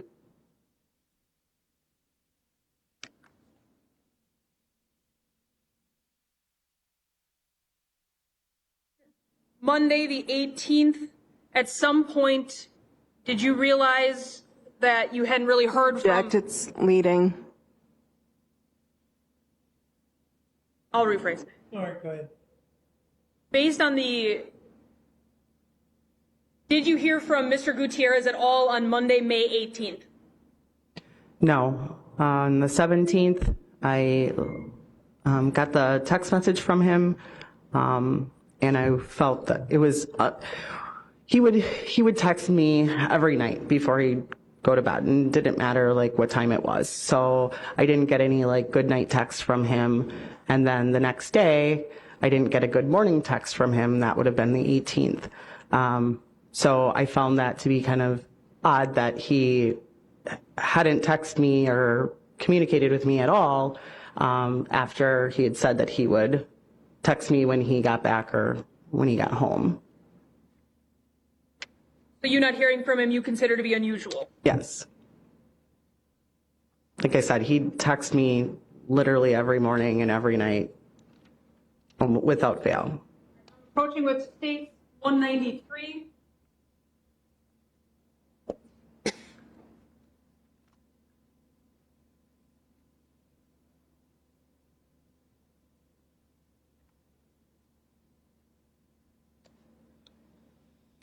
The last thing on the 17th that you received at 8:36 p.m. was okay. And then on the 18th at about 12:11 p.m., did you text him, hey, you, another rainy day, hope your day is going well? Yes. And then he did respond to that, so you sent him some sort of emojis at 2:34, is that accurate? Yes. And he didn't respond to that, so you attempted to call him at 5:21 p.m.? Yes. And what, if anything, happened with that call? It went right to voicemail. Now, in your several-month relationship with Mr. Gutierrez, was that unusual? Yes. So at 5:27, do you then send a text, babe, everything okay? Haven't heard from you all day. Just let me know you're okay? Yes. And then he doesn't respond to that. So at 7 p.m., do you try to call him again? Yes. And what happens when you call him at 7 p.m.? It goes to voicemail. And at 7:42 p.m., do you attempt a Facebook call between your Facebook profile and his? Yes. And what, if anything, happens when you attempt that? I get no answer.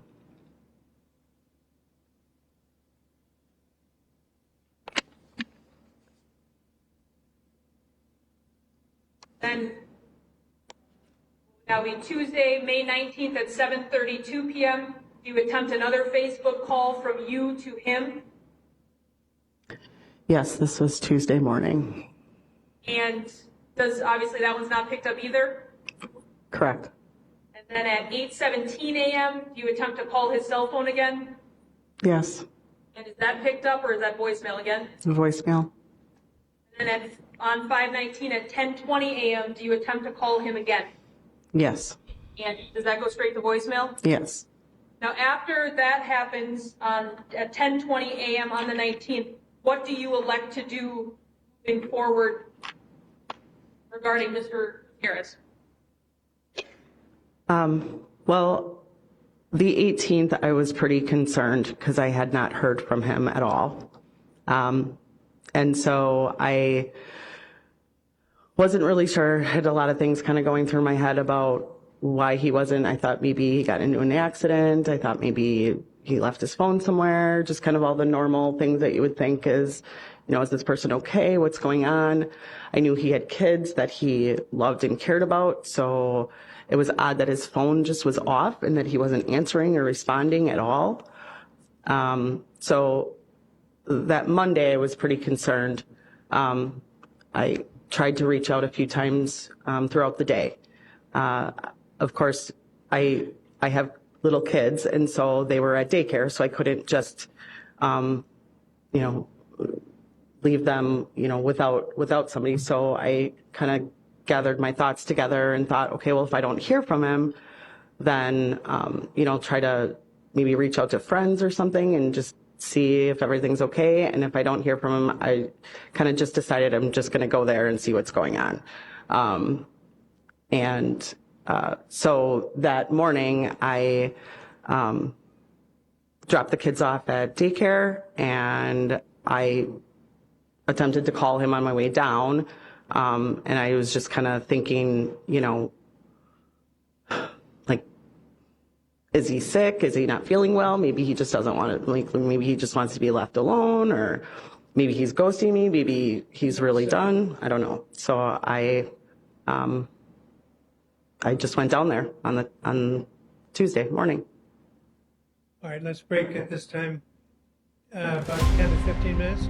Please don't talk about the case during the break.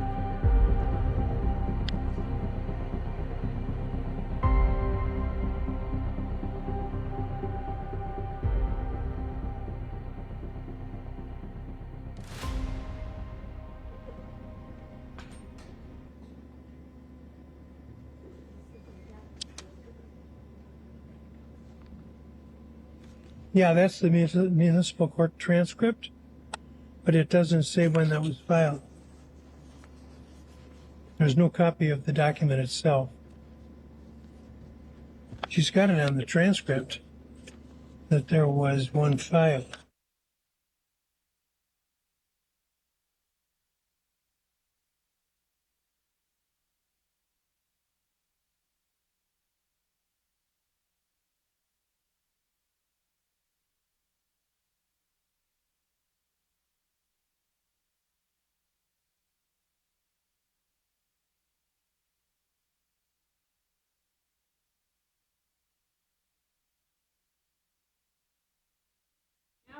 Not the original one. Voicemail again on May 19th at 10:20 a.m. What decision did you make next regarding Mr. Gutierrez? I decided to go to his house And why did you make that decision? because I was concerned. I was worried about him, and I had not heard from him, and I was not able to get a hold of any of his friends. And so did you drive to that location? I did. And when you arrived, what, if anything, did you notice first? I pulled up. I noticed that both of his vehicles were there. Both vehicles were there. His patio door was open, like the screen was closed, door was open, and I could tell from the parking lot. So I pulled up and. And where did you proceed to? So I kind of did a little self-talk in the car, and then I walked up to the screen door and noticed that, like I said, the glass door wasn't all the way closed. So I walked up. I believe I was on the phone with my friend at the time, and I called for him through the screen. The blinds were closed, so I couldn't exactly see inside directly, but I could tell that the screen was open, so I figured somebody would hear me if I would call through the screen. So I called his name a few times, and he didn't answer. So then I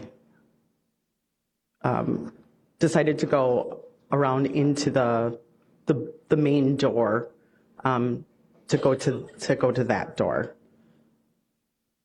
And when you went into the main door, Is there a locked door to get there, or is that an unlocked door? No, it's unlocked. So you can just go into the main door.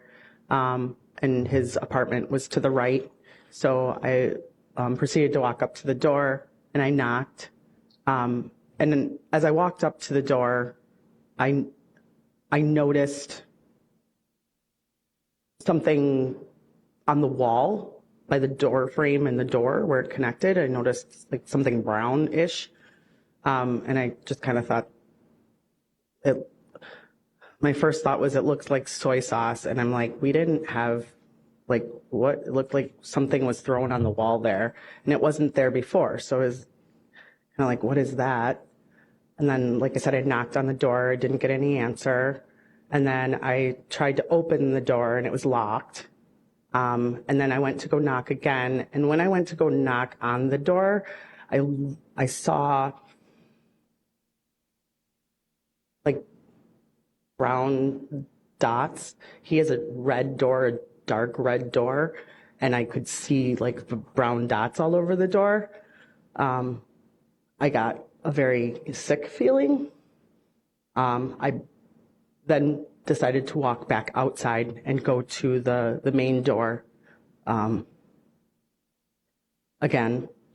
And I remember being very afraid. I remember I being on the phone with my friend and her saying, you know, just open the door. Just open the door and go in and see if he's there. And I said, okay. And I opened the screen and I pushed the blinds aside, and I immediately saw red blood, just a lot of brownish, reddish blood on the floor. And the apartment looked different. It was, it looked different. It looked like furniture had been moved and strategically placed somewhere else. It did not look the way that it looked the night before. And I could tell something was missing, and I couldn't put my finger on it immediately. And then I then realized that it was the rug that was missing. And I freaked. I called his name, and then I remember my friend saying, you have to call 911, and I called 911, and they came, and then I never went into the apartment. And then they came and they did their sweep, and I told them that I just told them what I knew. You talked about kind of the staining on the carpeting, and so the last time that you had been present at the apartment before the 19th, when you found that scene, was the 16th. Is that accurate? Yes. And all of that was different from the 16th? Yes. And did you then stay on scene after you called 911? I did. Again, I remember, like I said, I remember knowing that something was missing, and I couldn't put my finger on it. So when I finally realized it, I was kind of talking through, and I let the officer know, like, hey, this is missing. And then he said, yep, we'll go and do all that. I then went to my car, and I believe I may have made some phone calls. I may have called my friend, may have called daycare, and trying to just get a handle on where the kids were. I was pretty freaked out at the time. I remember an officer coming up to the window and saying, do you know of anybody or do you know of anyone who would want to hurt him? And I said, no, I don't know. I said, but I did say that my daughter had been telling me about some pretty disturbing things that my ex was doing, and I had concerns that he was tracking me, and that I had reached out to law enforcement to express my concerns, and nothing had happened, and that maybe there was something there, and the officers asked if my daughter would be willing to come down and talk about what she knew. You indicated that after you found the scene and called 911, that one of the calls you made was to daycare. Why were you calling daycare at that moment? What was going through your mind? At this point, I had concerns that possibly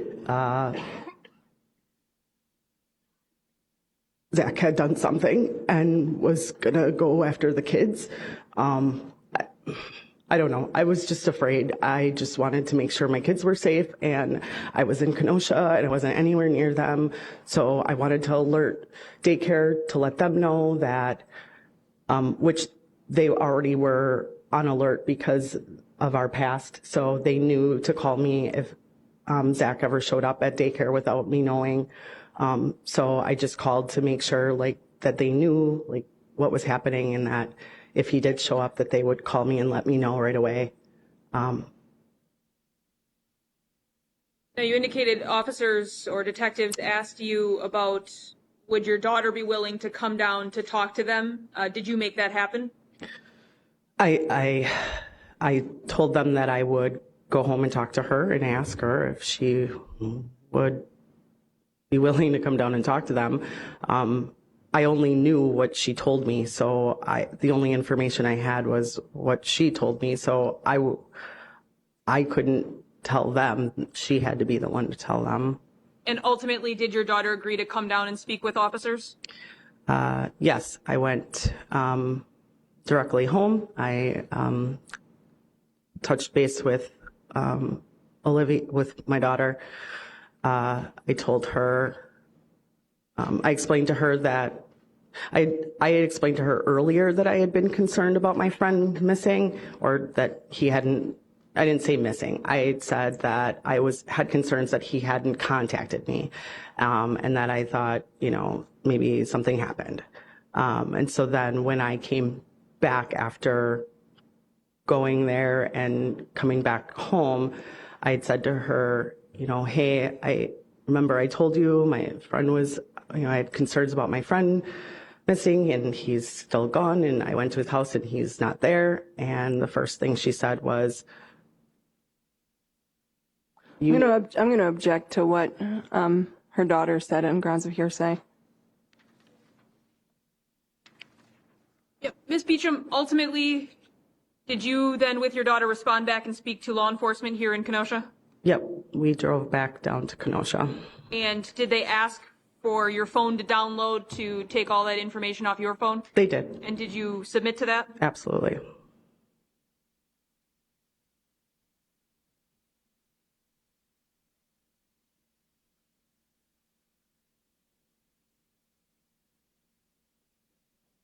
I have no further questions. Thank you.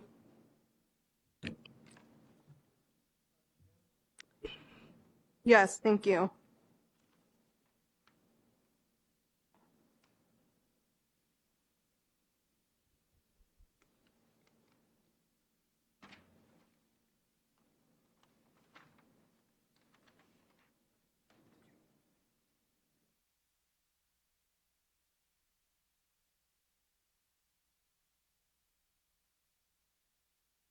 Testified on direct examination that from approximately 2007 to 2019, you and Mr. Anderson were in an on and off again relationship. Yes. And during that period of time, you had mentioned there were times where Mr. Anderson had not been residing in the state of Wisconsin. Correct. And during those times, were you and him together? There was only one time that he lived outside of Wisconsin. And when was that? That was 2016, roughly. For approximately how long? Objection irrelevant. Where he lived in 2016, irrelevant. The relevance, well, first, they went into all of this on direct, but the relevance is that they have been purporting that Mr. Anderson acts in a certain way, is constantly trying to get her back together. So they went through the timeline of their relationship. I'm doing the same. There's been no discussion that you tried to get back together in 2016. Relevant. It's overruled. Sorry, do you need me to repeat the question? For how long? Is that what you asked? For how long Yeah, that he was living there? correct. Maybe about a year and a half, not exactly sure. Okay, and during that time, how frequent was the communication? Well, we talked on the phone, Skype once in a while. We wanted to see the kids, so we would have some contact, probably weekly. And was he trying to get back together with you at that point? In 2016, we were together. Just living apart? Correct. Okay. And during your entire relationship, weren't there times where Mr. Anderson was seeing other women? He was cheating on me several times, yes.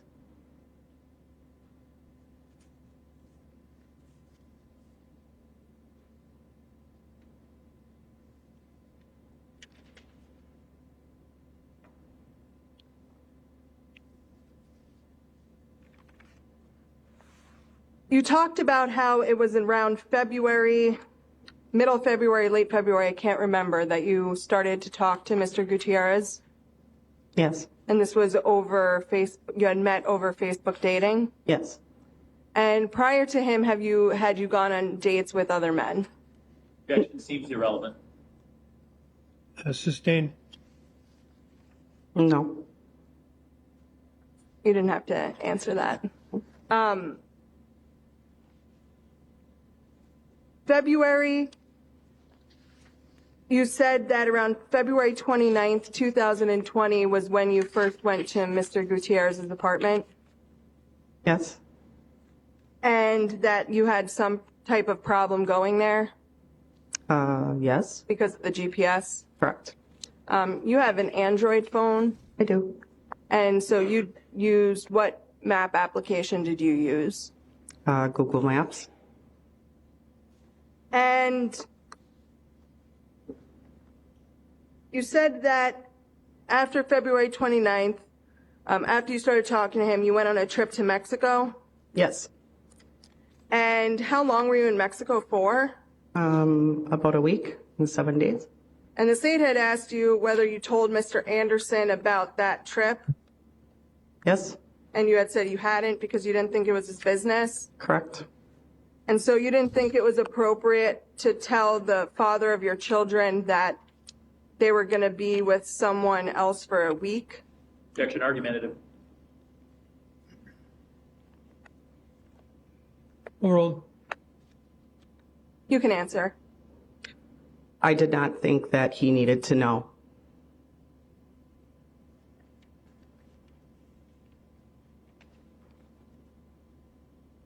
So after that March incident, and was that early March that you were in Mexico? Yes.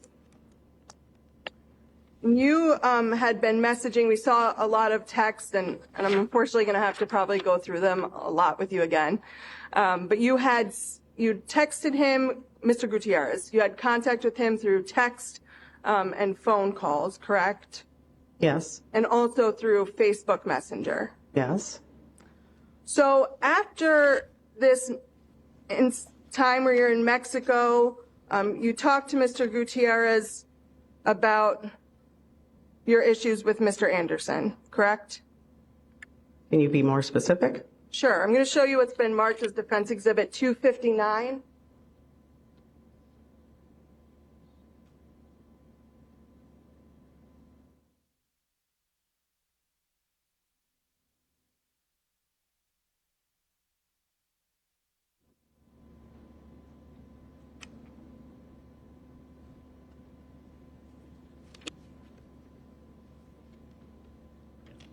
So we have a hearsay objection, Judge, to the document. May I see it? Stipulated to. May I see it? May I see it, please? Stipulated to foundation. May I see it, please? So it starts here.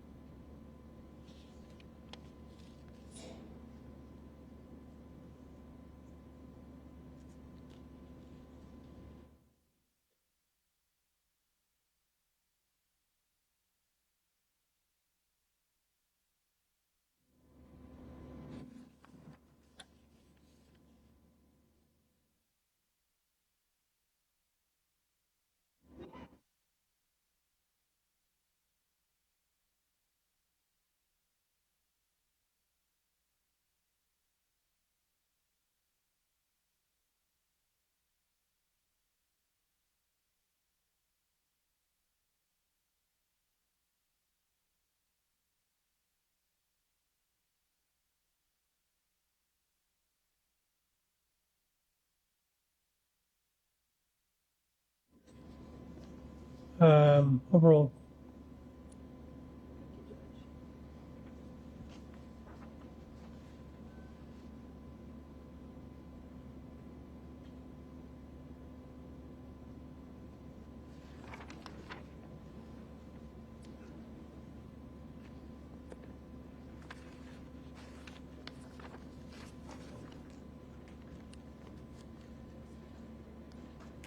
Putting on Elmo, as exhibit 259.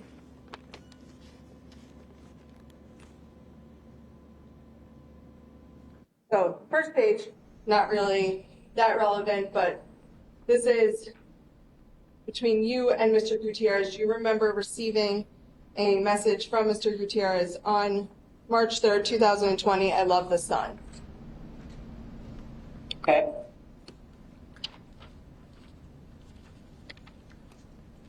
And then there was a conversation where Mr. Gutierrez sent you a text through Messenger that says, you need to get a calendar and start tracking every time he calls and attempts to spend time with the kids.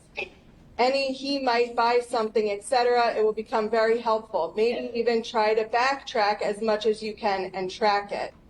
Do you know who Mr. Gutierrez was referring to, if you know, when he said he? He's talking about Zach. And this is based on a conversation that you must have had with him about issues you had with Mr. Anderson. I explained to him that I was very afraid that he was tracking me and that he was also trying to take the kids. Back in March of 2020? Correct. Okay. And then you responded, or previous to that, he had messaged you, full custody might be hard unless you have a paper trail of situations where it shows he is unfit. You can get primary placement. They will grant him visitation rights every other weekend, but from what it sounds like, he won't follow through with. Keep a paper trail of it, then down the road you can go for full custody. It will also get the ball rolling for child support. And you said, I will, and yes, it might be hard, but I'm gonna try. And then there's the message we just read, correct? Yep. And then you said, I have some things already documented, especially from the last incident. And then anyway, ... correct? Correct. Then Mr. Gutierrez responded to you that same day, 7:30 a.m. Babe, I can stake out by your house tonight like a detective, LOL. And you said, oh my God, you're so sweet. He said, but seriously, I don't have the kids tonight. To which you said, no, he can't come back to or he'll get arrested. The cops told my friend to call back if he comes back, right? Correct. And then he said, or option B is ... well, I do know people. Okay. You received that message from him? Yeah.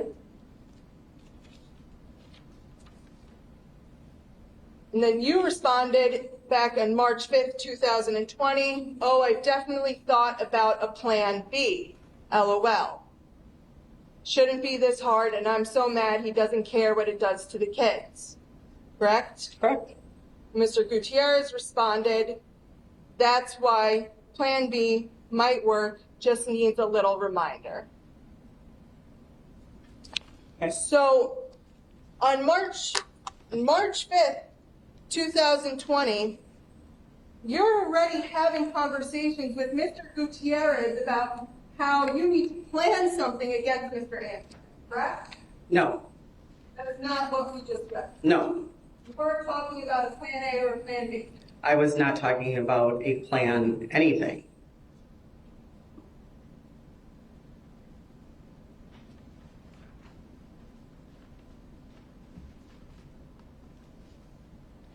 You were talking about how you wanted to get full custody of the kids. Yes. And that you were going to have documentation that would be enough to get custody of those kids. No, he was giving me advice on that.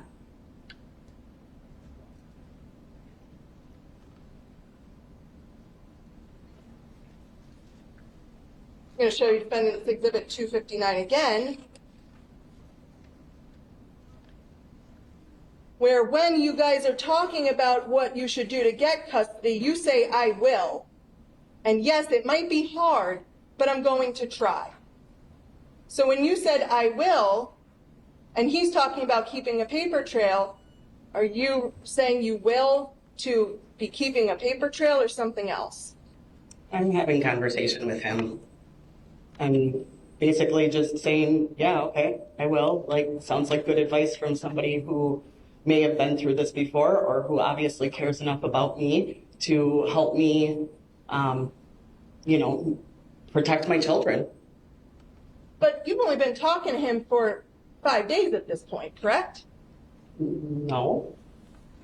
March 5th. I've been talking to him for a couple weeks already. So what day in February did you start talking to him? The 13th. Okay.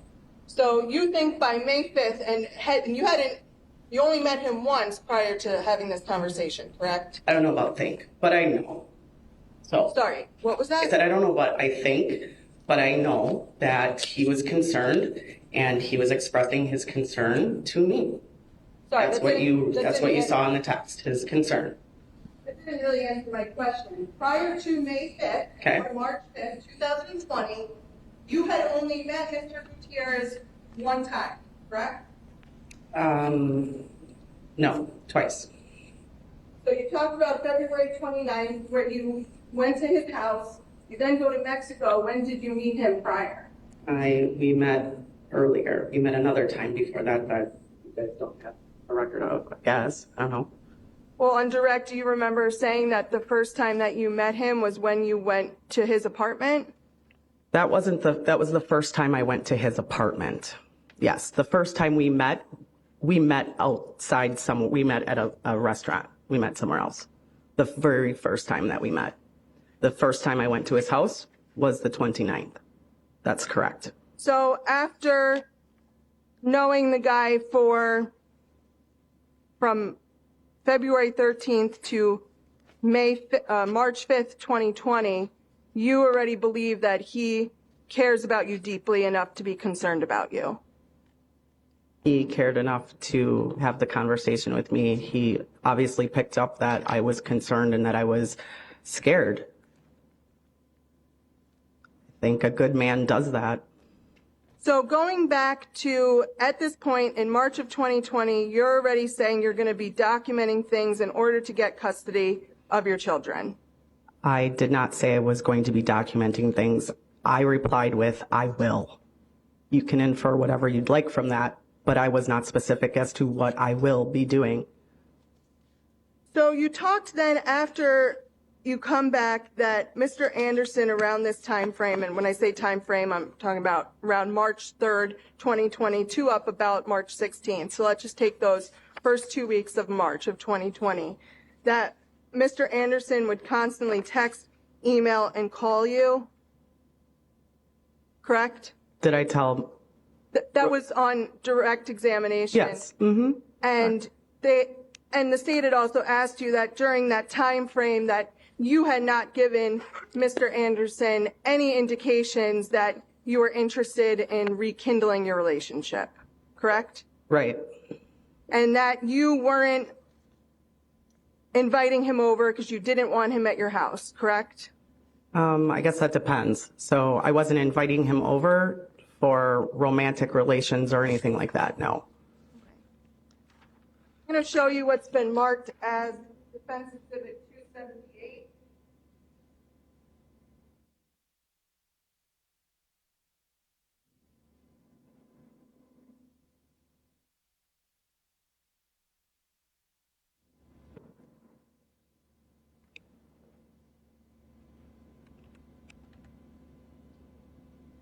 Highlighted portions. This is a text to Mr. Anderson on March 21st, 2020. Correct? And it says, you texted him, morning, when did you leave? I thought you were going to stay. Correct? And he responds, good morning, pretty lady. I left when everyone fell asleep last night. Goes on, okay, but you fell asleep first. but you'd agree that that was a text message string between you and Mr. Anderson? Yep. So Mr. Anderson had spent the night He came over to see the kids. Yep. and he spent the night, or you thought he was going to spend the night? Yeah, it was pretty late, so I don't know. I asked if he had stayed or if he left.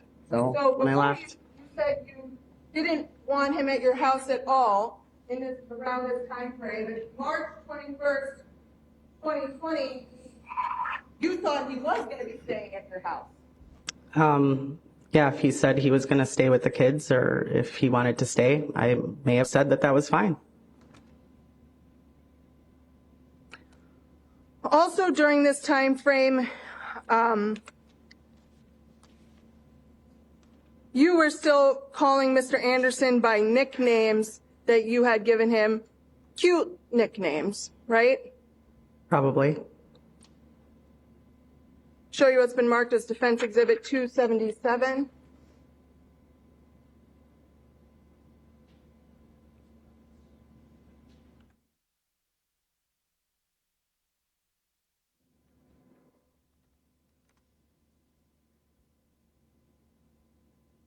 Text from 3/22/2020, where he says good night, and you say good night, Z-Bear, correct? Yeah. Z-Bear was one of the nicknames you had for Mr. Anderson, correct? It's a name that I call, yeah, it is.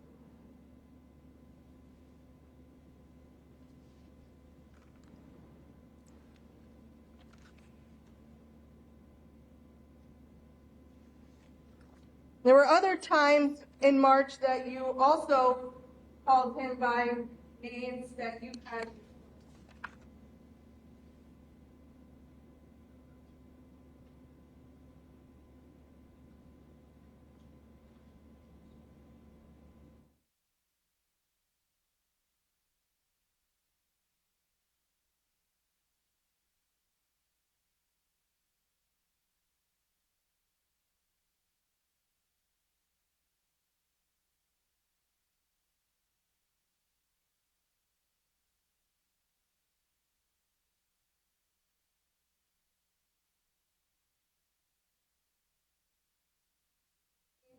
In 2020, you say, I believe it's actually March 27th because it's in UTC time.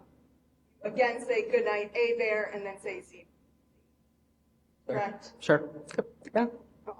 And he just said good night to you in this instance, and you're the one that used a romantic nickname, correct? It's not a romantic nickname. But it's not his name. His name's Zach or Zachariah, correct? Yeah, I call him by a lot of different things if you look through the text. So it's not meant in any romantic way. Let me ask you, in the time frame that you were dating him from 2007 to 2019, would you use the term Z-Bear? I would use that term. I would use a lot of other terms as well. Okay. And would you agree that that's kind of a term of endearment? Sure. I call my daughter A Bear. I call my friends Bear. I use that term for a lot of people. It's very familiar to me. And so if I used it, it's because it was familiar to me.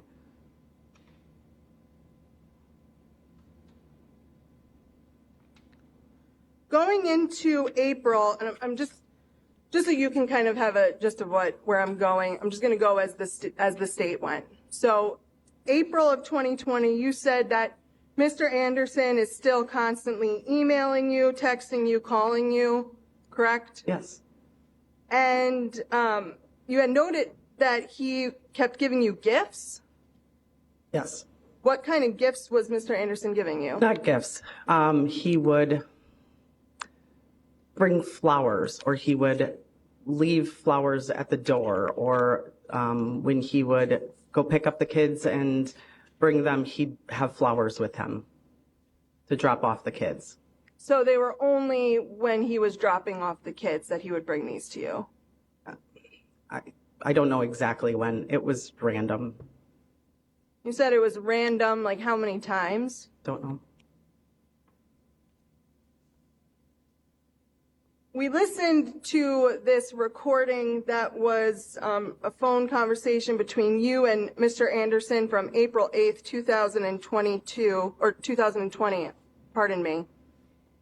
And in that, you and Mr. Anderson seem to be having a conversation, and Mr. Anderson's talking to you about the things that he's doing, and you said, I'm not appreciating it.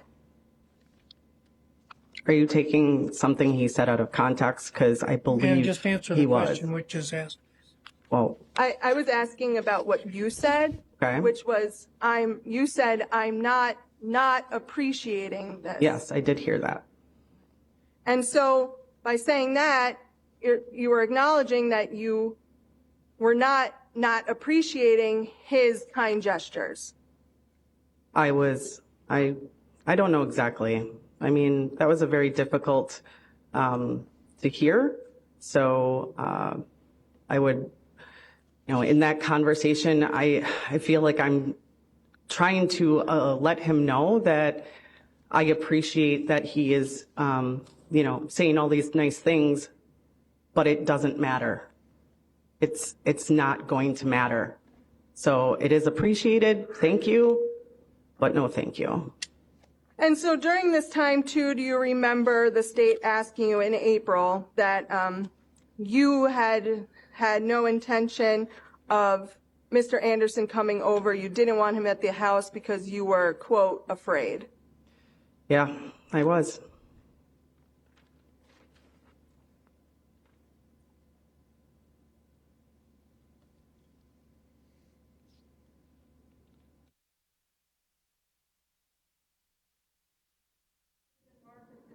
Exhibit 275.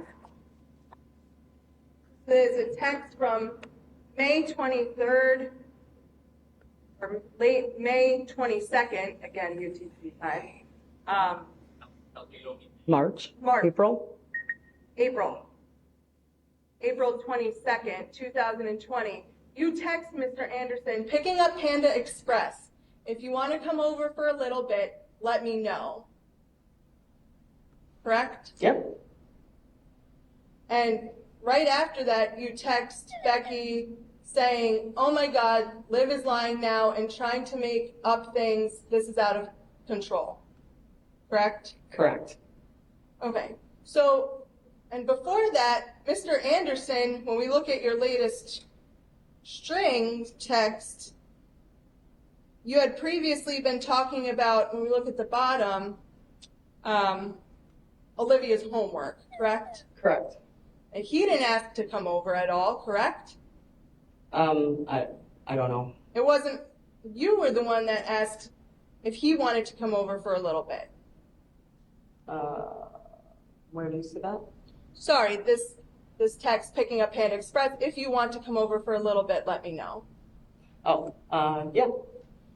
So Mr. Anderson doesn't start anything. Mr. Anderson doesn't ask to come over, and you invite him over during a time where you weren't allowing him at the house? I was allowing him in the house to work with our daughter on assignments. It was also 2 days before her birthday, and so we were trying to plan and figure out what we were going to do for her birthday and what that was going to look like. So to see the kids, yeah, I probably would have allowed him to come over. And if I'm going to pick up food, I'm not going to sit there and eat it in front of him, the kids. But you'd agree that on that day, around that time frame, Mr. Anderson hadn't even asked to come over. That was something that you had prompted.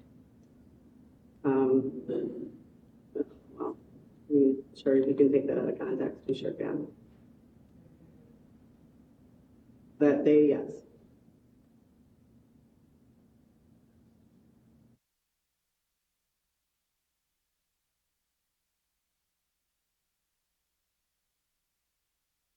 Then the state went into, strike that. You claim that during this time, back in April. Now let's move kind of later to April, before your daughter's birthday. Mr. Anderson's still texting you? Objection to the term "you claim" is argumentative. Sorry, objection to the term "you claim." It is argumentative. Well, what's the difference between saying that and saying you have testified? Well, one reflects what is happening, and the other reflects that sounds like it has a bias attached to it. Well, I think there's probably some validity to that, but it's still an acceptable question overall. You can ask again, please. Sure, that during this time you've testified that Mr. Anderson is still texting you and but you have no desire in getting back together, rekindling the relationship. I don't think we know what time. Objection is to vagueness. Sorry, before that I'd asked the time about a specific date time. Ask your question, please. So we were in this late April before, the previous question I had said late April before your daughter's birthday, that you had previously testified that during this time frame, Mr. Anderson was continuously texting you, but that you had no desire to rekindle the relationship. Correct. And that you made that clear with him. I did.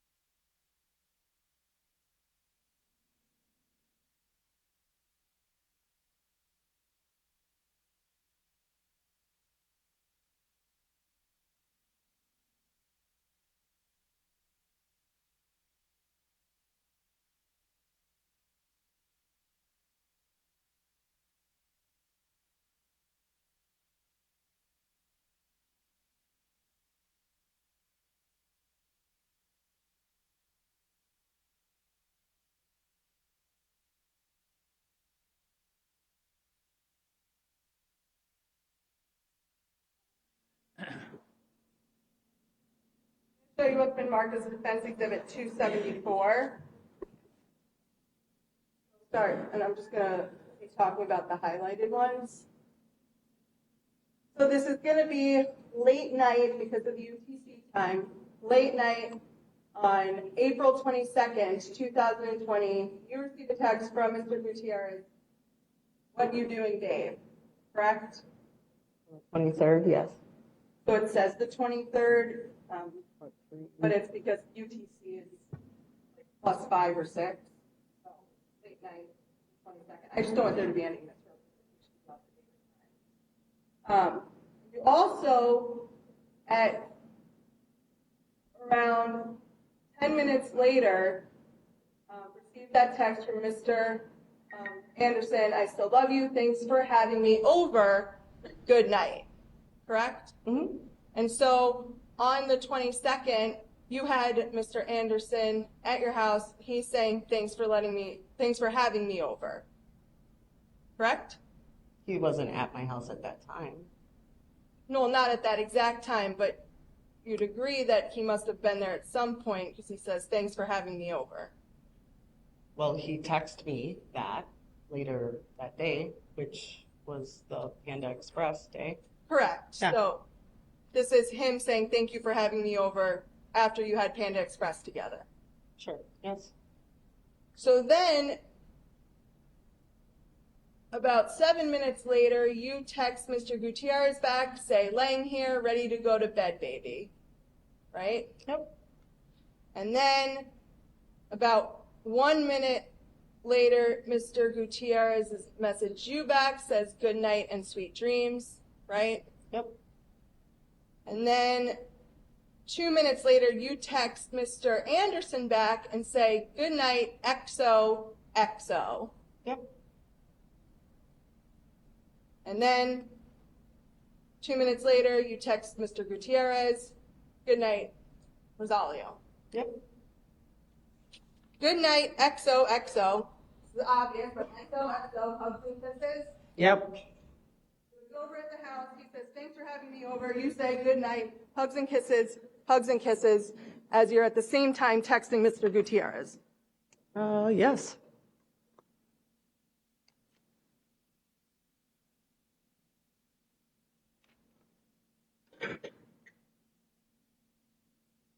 We then have the incident that you talked about on direct about, and you were shown the videos with Mr. Anderson at your residence, correct? That was kind of the next thing that happened?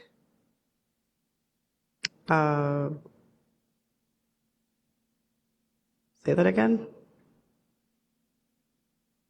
The next thing you talked about the state was the incident that happened the night before your daughter's birthday. Oh, yes. And you went through some text messages where afterwards you had told Mr. Gutierrez about what you believed happened, correct?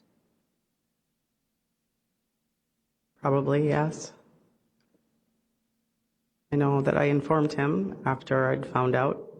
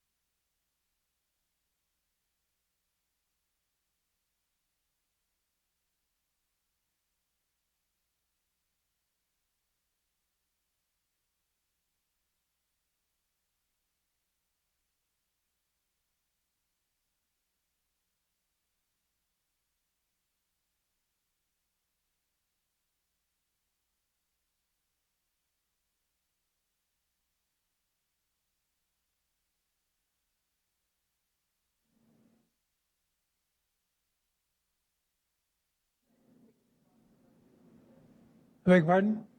But I apologize. The state wants to know.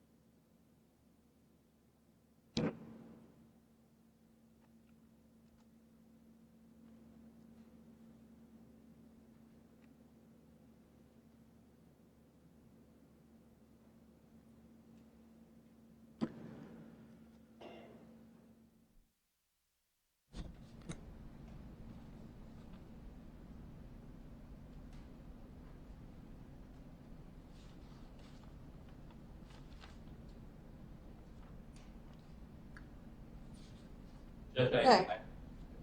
I want again raising your state objection To which one? to the screen to the line. This is, these are a furtherance of the exact message strings. Hold on. I apologize, but I don't want to make the argument, this particular argument, in the presence of the jury. I'm happy to come and approach them. Do you want to see all of them, Judge? I don't know which How one. many going through? There's a lot here. I just showed them all to him. I don't know which one are you particularly objecting to? Well, I'm objecting to the strain of them because, yeah. In order for me to provide something to Judge, I need to see Here, what. just stand them up, please. Yeah.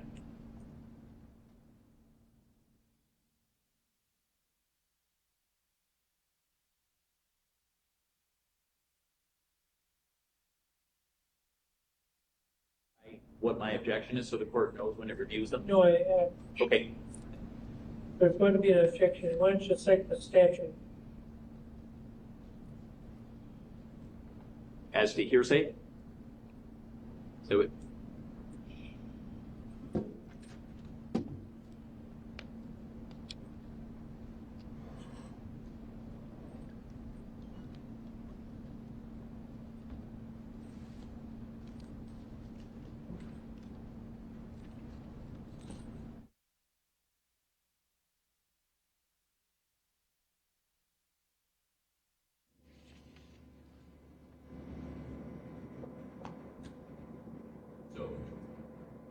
Why would this be hearsay if those introduced by the state were not?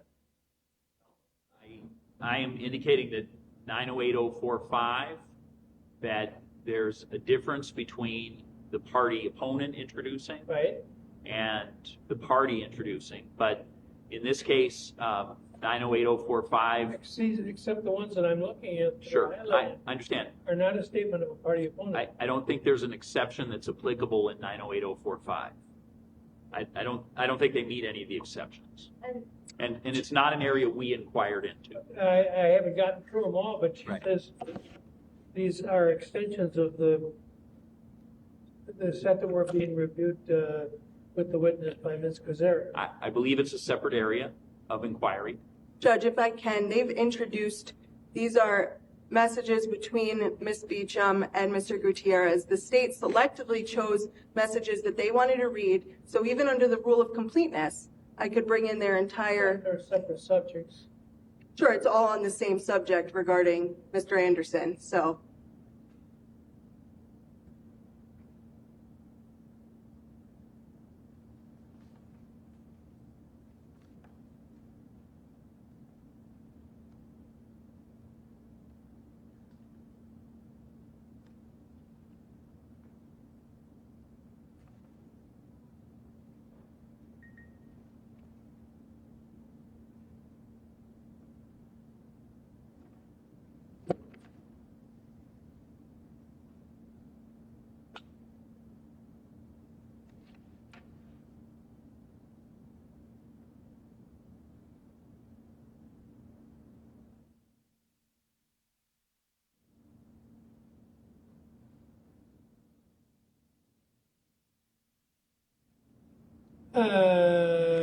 Give us a moment, will you? Go upstairs if you like, but well, I'll leave it up to you. But be ready at a moment's notice.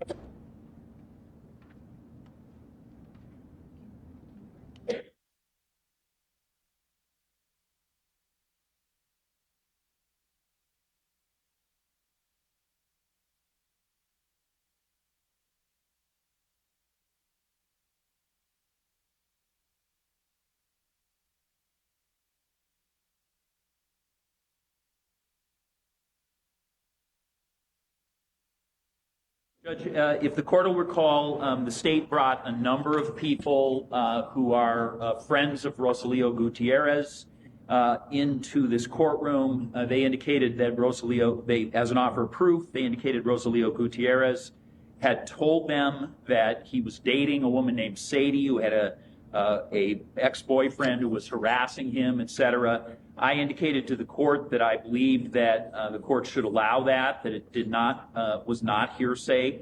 The court made a ruling that as to each of those individual friends, I think there were 3 separate individuals where I sought that evidence to be introduced. the court told me that the statements of Rosalio Gutierrez were hearsay. And so consequently, and we talked about unavailability. The court, I think, finally determined that unavailable was present, but that we did not meet an exception under 908045. The state, the defense chose to object to each of those and indicated that those were hearsay. We just introduced a number of text messages. The defense did not object. Even though they objected to a number of things in terms of those other statements, so I assume that was a strategic choice by them. I am now indicating that I'm making the same objection, asking the court to exercise the same rule. I'm aware that if it's something we covered, that they are allowed to contextualize it in some circumstances, but I don't think, just as the court ruled that we could not meet an exception under 908045, I don't think we're in any different situation now. That's it. Thank you. Thank you. Defense? Thank you, Judge. I don't really need to repeat the things I mentioned before. I will note that I did not object during this witness's testimony about conversations held between her and Mr. Gutierrez. The state selectively chose text messages that paints their communication in a certain way, and I'm offering the evidence to show the other side of the communication on the same topic. Again, there's a lot of exhibits there. I think there'd be a specific argument to each one. I don't know if the state's objecting to each and every exhibit that's there, but if I could have them back, so then if the court wants me to go through each of them, I can do that. Thank you. Well, I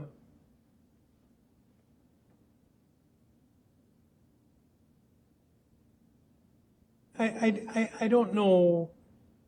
I have to say I don't recall ever. I'm going to start over. We learned from early on in law school about the other lawyer opening the door to something. I don't recall ever reading or seeing or hearing that the failure to object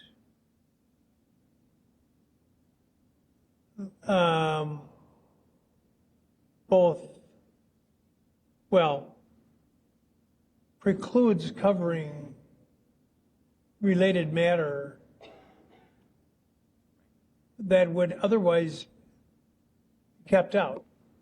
The fact that the defense did not object on your examination was a risky proposition on your end, that that I would conclude that the door had been opened and they could go into this other material.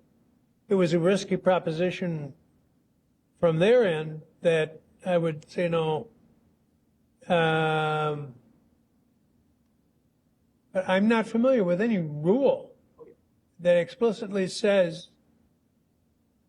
other than what I think is the general practice, that if you go into it, the other side is permitted to bring in similar materials from the same package. So I think I'm going to allow it. Okay, and the court's ruling is that we've opened the door, essentially. I think that's fair. Okay, thank you. Ask the jury to come in.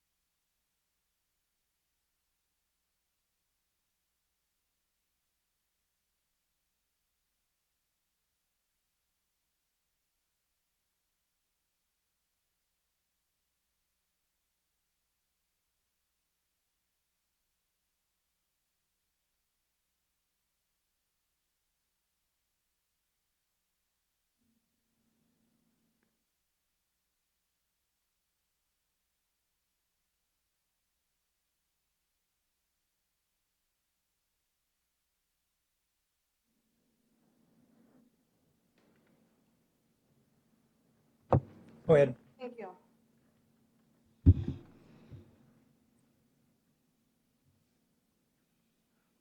Show you what's been marked as Defense Exhibit 272.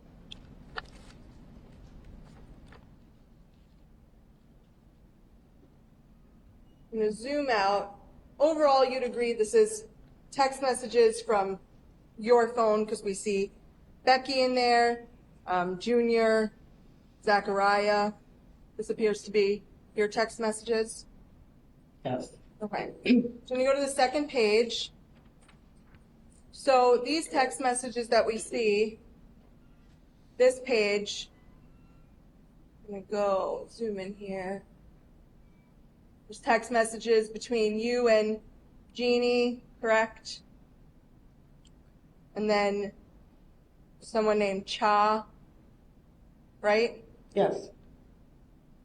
And then we have this text message that reads from Mr. Gutierrez, or you sent to Mr. Gutierrez, well, I guess if he has your info, you should have his, ... correct?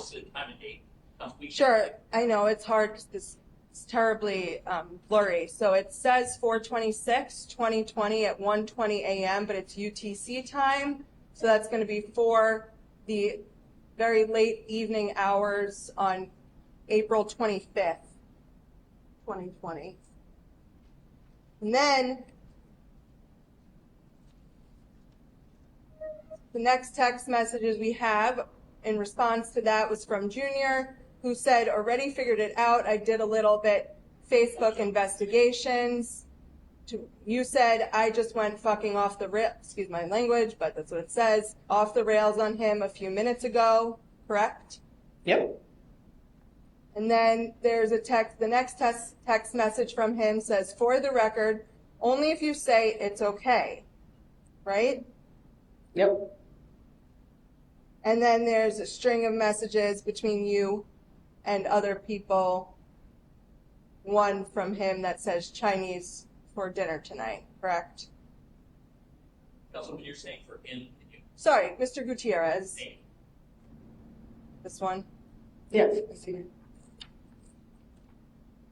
So this was a string, and this was just taken from your Cellbrite reports. We have page 184 and page 185. And this is an accurate string of the messages between you and him for that time period? Looks like a string of messages between a lot of people, but yes.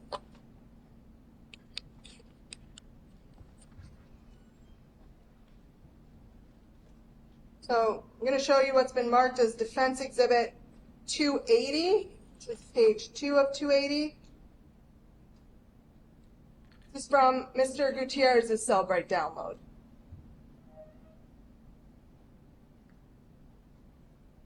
So this is not in UTC time, this is in normal time.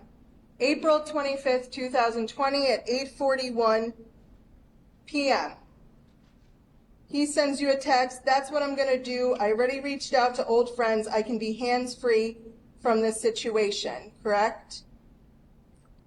That's what it says. Then he says, just a good old-fashioned ass-whooping, maybe broken leg or something, correct? That's what it says. Then there's a text from him at 8:48 p.m. on April 25th, 2020 that says, then delete those texts from your phone. To which you respond, what texts? Correct? Yes. And then he says, for the record, only if you say it's okay. Correct? Yep.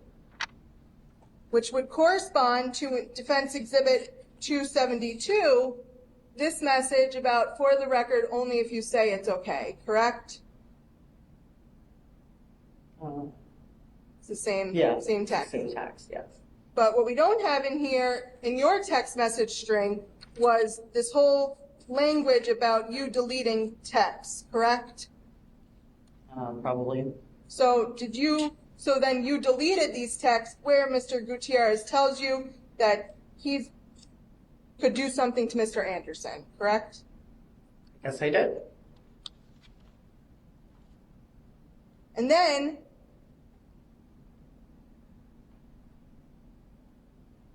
On May 25th at 9:24 p.m., Mr. Gutierrez sends you a text message that says 6813 Highland Road, Mequon, Wisconsin 53092, correct? Yes, And do you know whose address that is? I do. Whose is it? Zach's. Mr. Anderson's? Zachariah. Mm-hmm. Okay, and that was sent from Junior to you, correct? Correct. And that was at 9:24:49? Yes. So when we look back at Defense Exhibit 2, or 272, your text message for around 9:51 p.m. on April 25th, which is right above the highlighted portion, that text is also missing from your string about Mr. Gutierrez sending you Mr. Anderson's address, correct? Yep.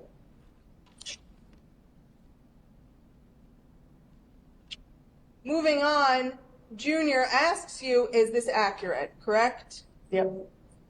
And then you respond, Poppy, no snitch, correct? Correct.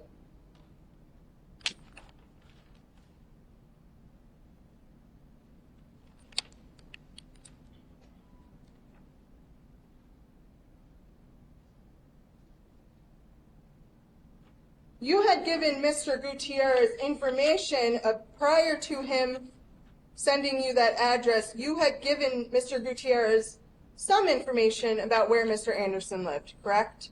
I may have. I'm going to show you what's been marked as Defense Exhibit 279. So this is April 25th at 8:21 p.m. You send Mr. Gutierrez a text that says Zachariah Anderson lives in Mequon, correct? Yes. And this was after the one below you said, well, I guess if he has your info, you should have his, correct? Yes.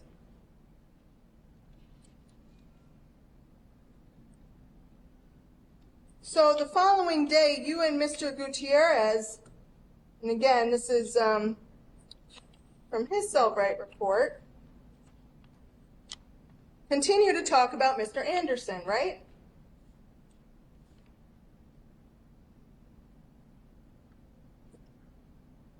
Sure. Yes.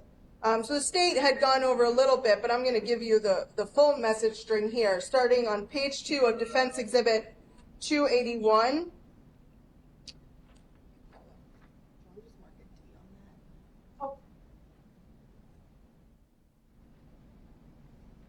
Thank you.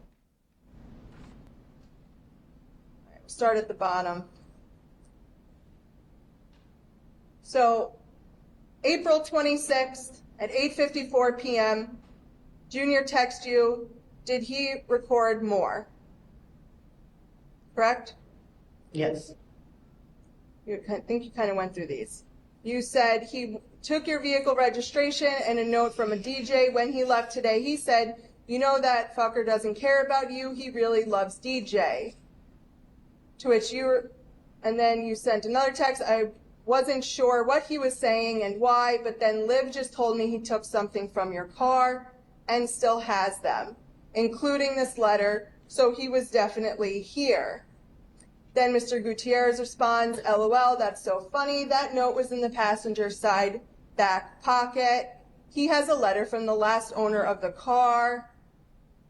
And then you said, LOL, I have no clue and don't really care, correct? Correct. And that was you referring to this alleged love letter from this previous owner, right? Correct. You were telling him that you're not worried about it. Correct.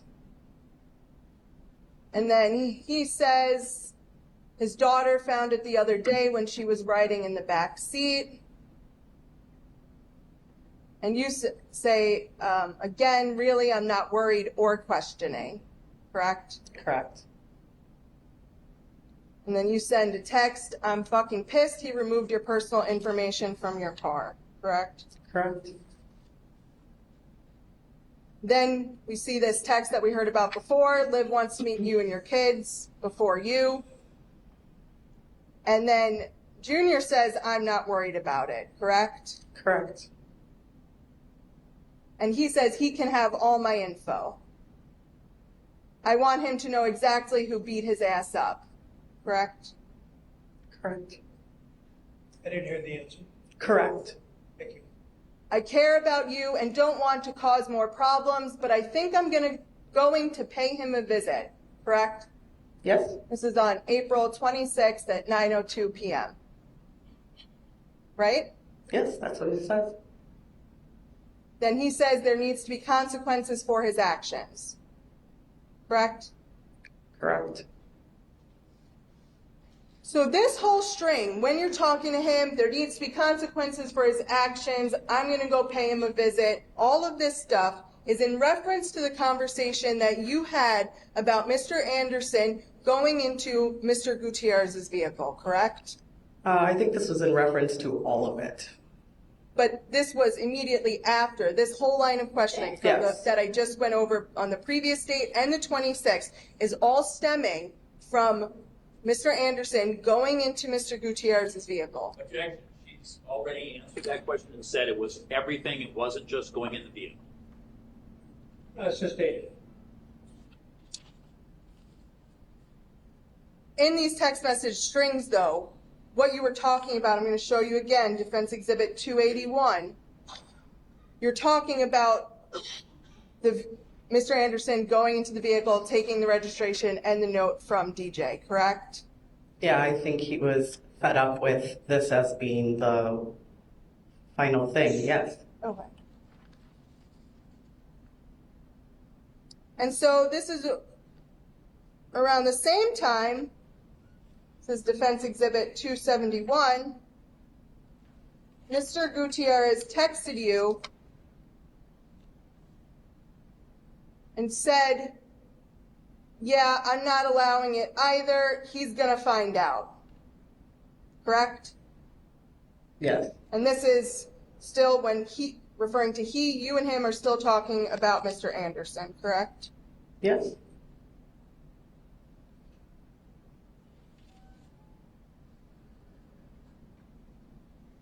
To show you what's been marked as Defense Exhibit 273.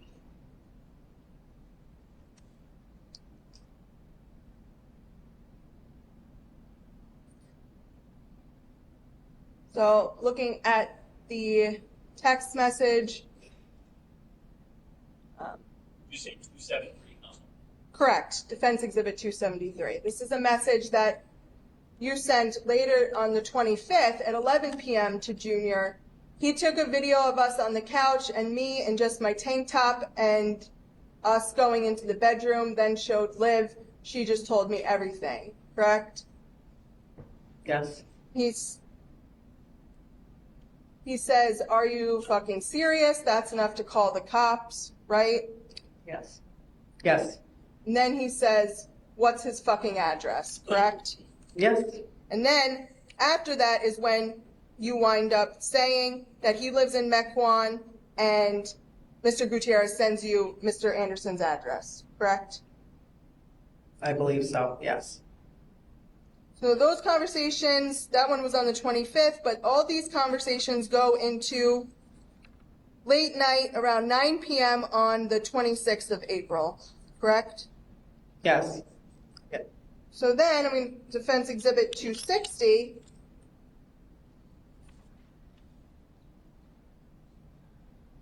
at 3:11 in the morning on April 26, 2020, you have a nearly 3-hour FaceTime call with Mr. Gutierrez, correct? Yes.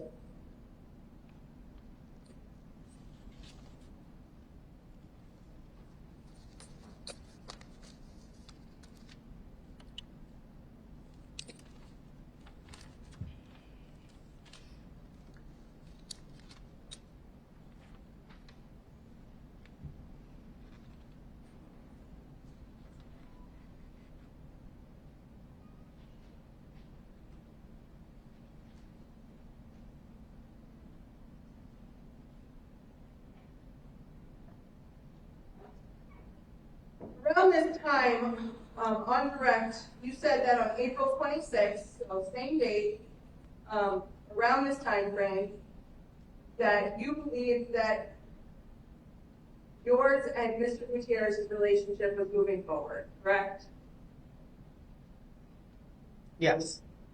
Were you aware at this time that Mr. Gutierrez was dating other women? No. I wouldn't know that.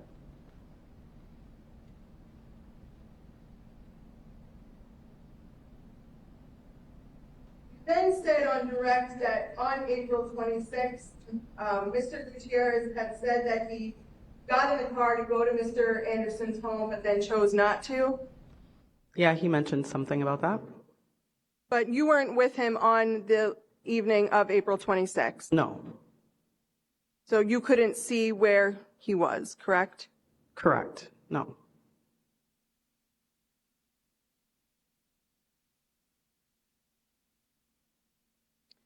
There were times where on direct examination, the state said that Mr. Anderson appeared to know things, or you thought he knew things about Mr. Gutierrez that you had not told him or discussed with him, correct? Yeah, yes, he told me things that he should not have known. Not disclosed to him, I should say. But Mr. Anderson would discuss these things with you, correct? Discuss what? Things about Mr. Gutierrez. No. Oh. You have to be more specific.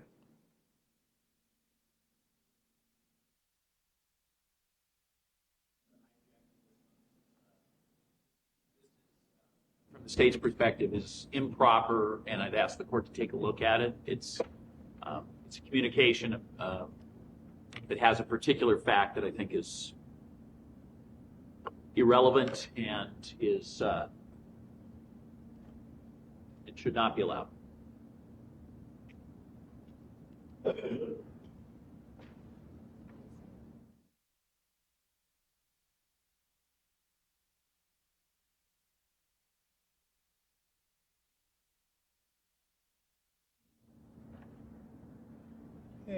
I didn't hear all of what you said. Sorry, Judge. I said not an area we inquired about, and I believe it's irrelevant.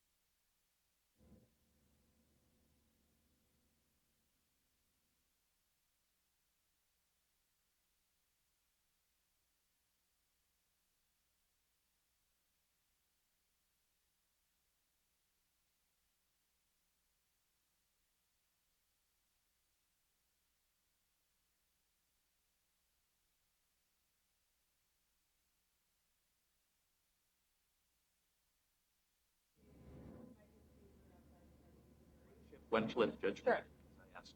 May I see it first? Yeah.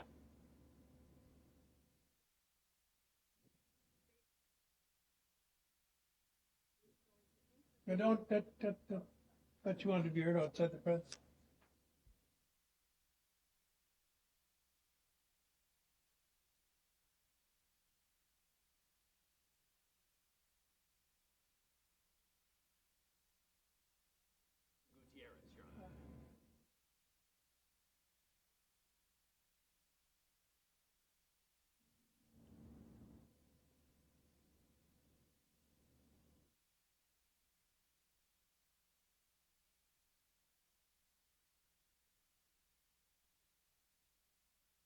We're going to break shortly, so let's see if I can get this disposed of before that, and then, so just take a few minutes if you would, please, and don't talk about the case.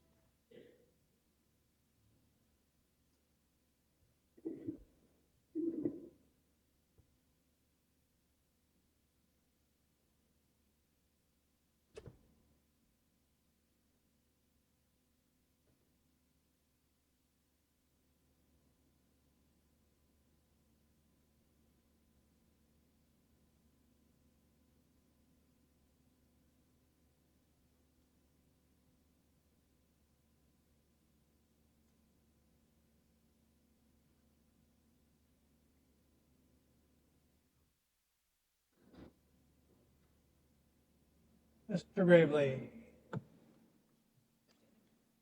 Judge, the court sees what this is. Again, this is not an area we went into. This is a discussion where, if can I see the?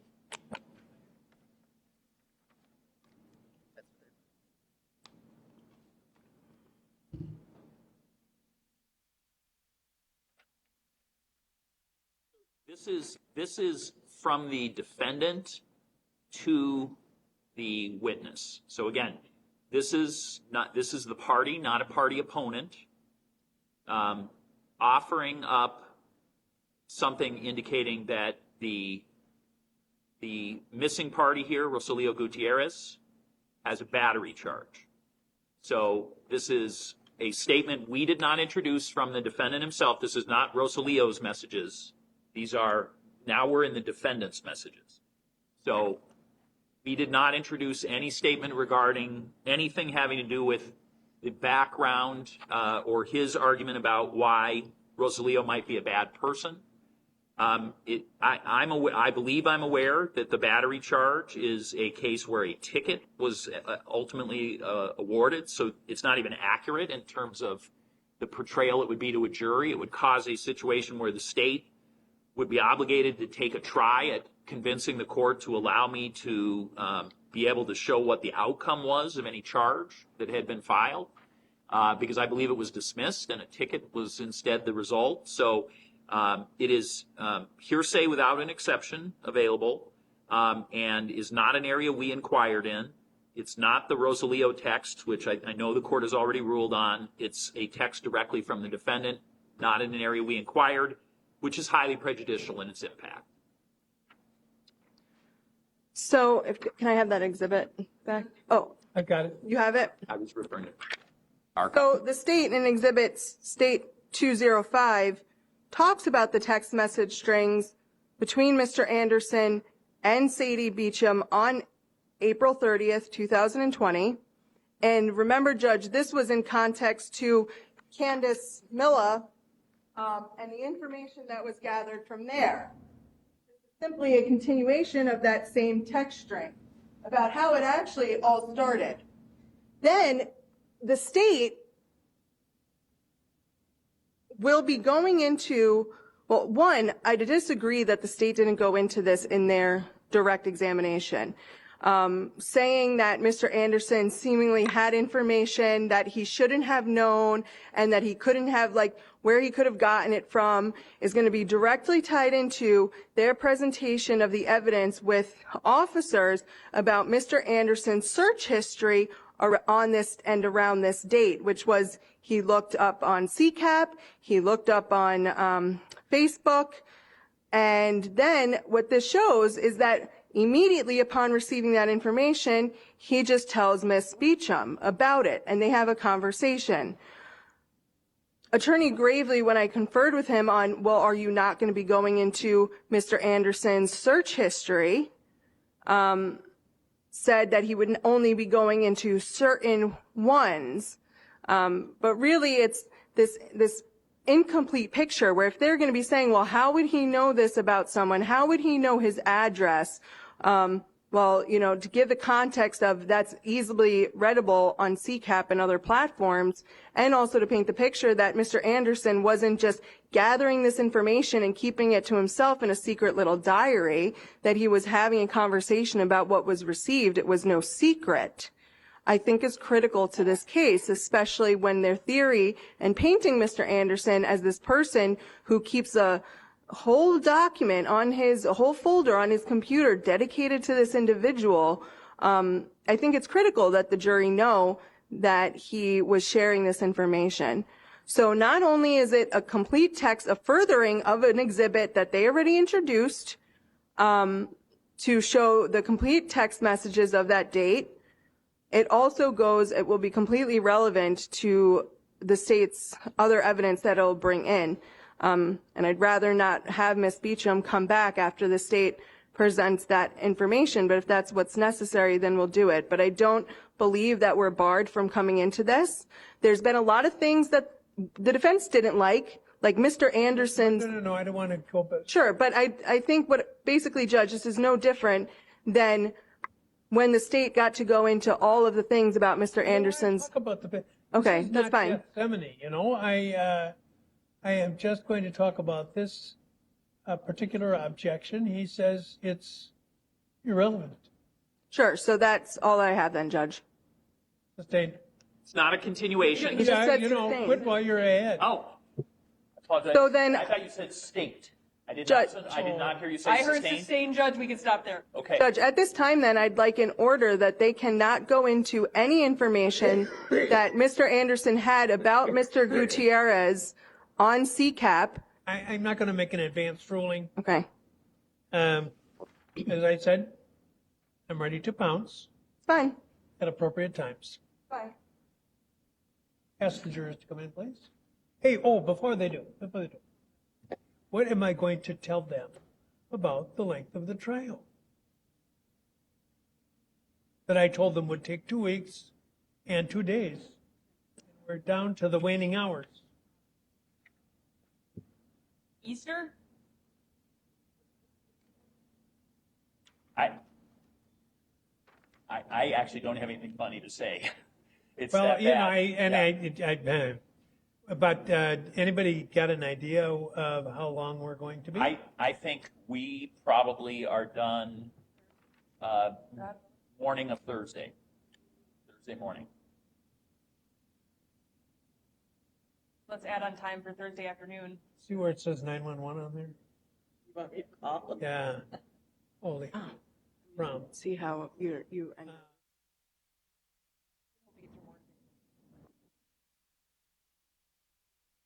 Then I would anticipate the defense, we could be done by end of day Monday. Maybe Tuesday morning. Oh, boy. I should have picked 20. Well, I have to be honest with them. Ask them to come in, please. Are we not?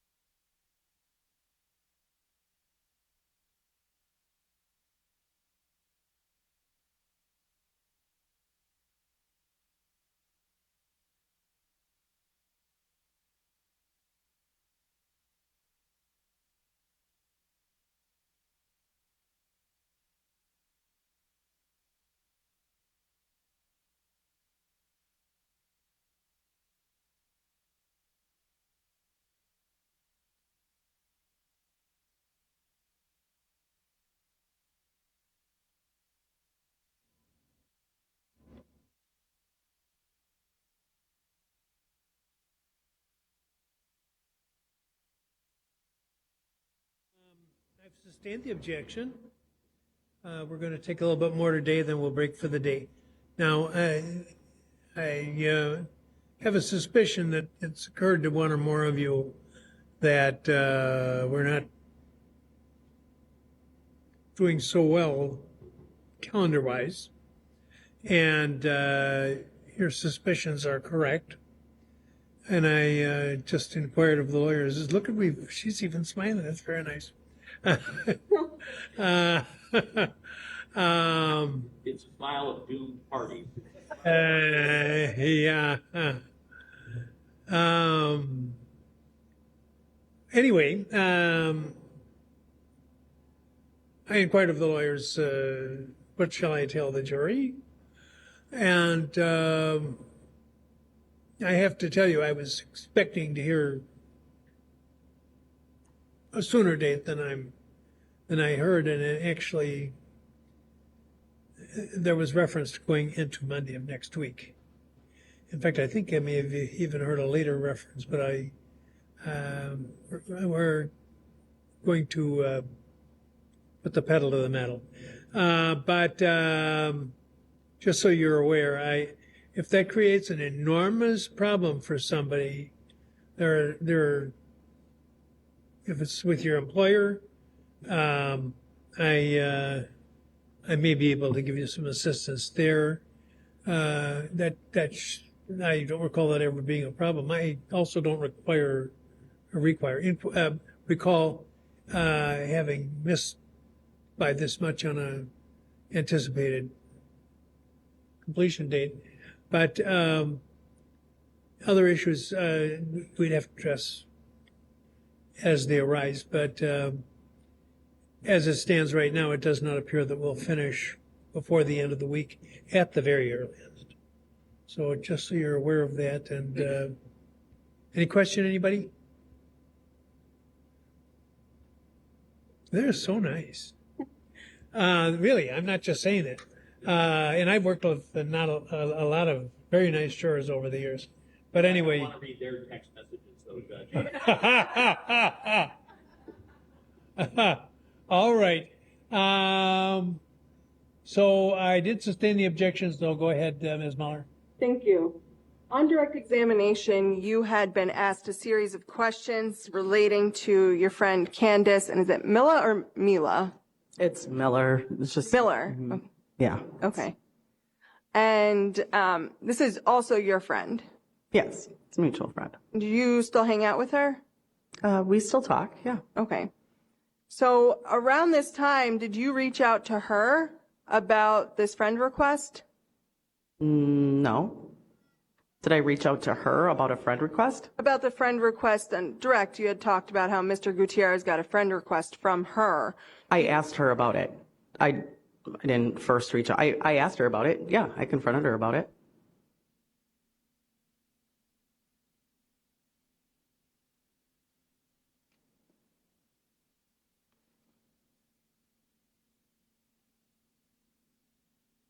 So around going to May now,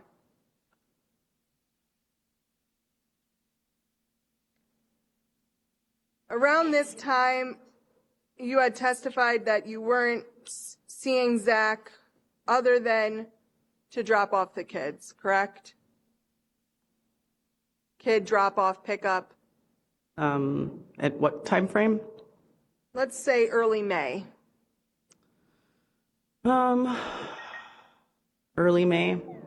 Yeah, I mean, we were communicating about pickup and drop off. So most of the time when I would see him, it would be during those times. Yes. Counsel, But- can we just talk to counsel for just a second?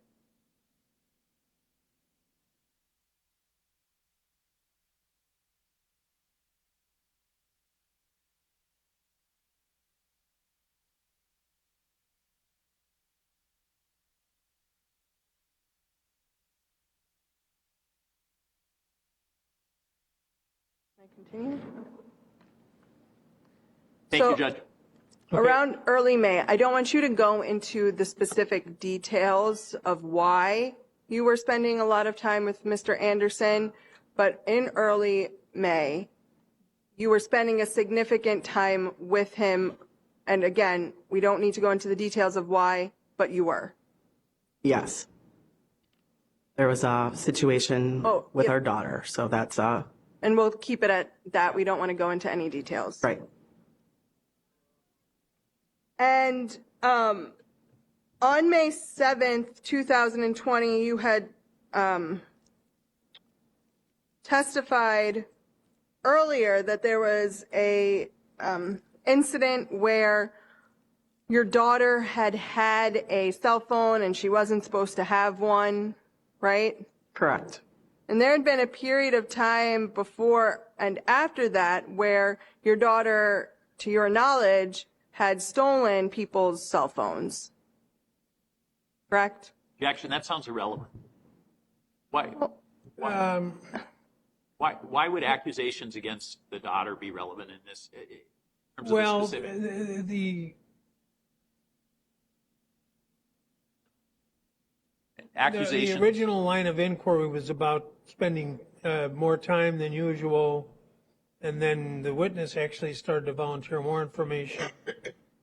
And Ms. Miller said, we don't need to get into that, and now you're getting into it. What's the relevance? The relevance is going to come out, well, basically the state's going to be arguing that someone gave the phone to Olivia, and I'm allowed to get into evidence that Olivia would obtain, or her daughter would obtain, cell phones by other means. So Well, they haven't argued that, number one. Number two, they're not mutually exclusive. Sure. And I'll just. at this point, anyway, I'm going to sustain the objection. So you can ask another.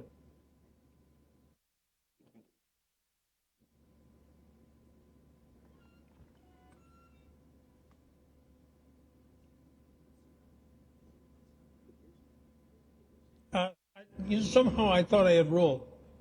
You did, John. Yeah, well, that's when the chatter stops. Ask a question. You then said around this time that you thought Mr. Anderson was tracking you, correct? Beginning of May.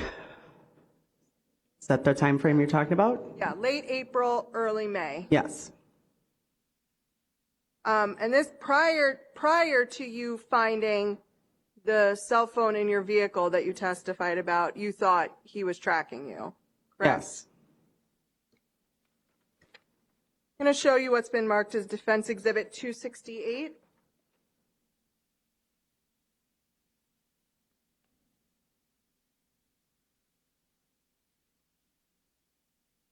Thank you.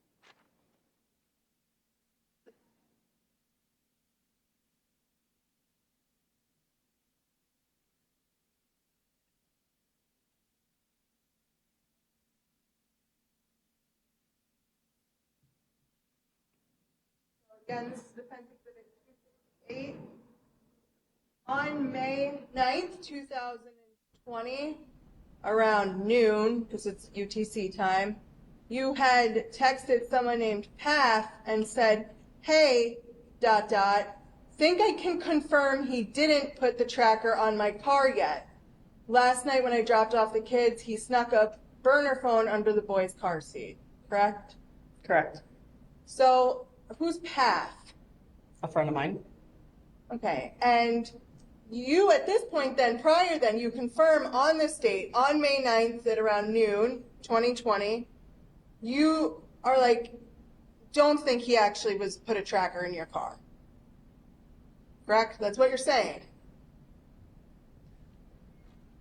No, I think he's still tracking me. I don't know that he put the tracker that he had on my car.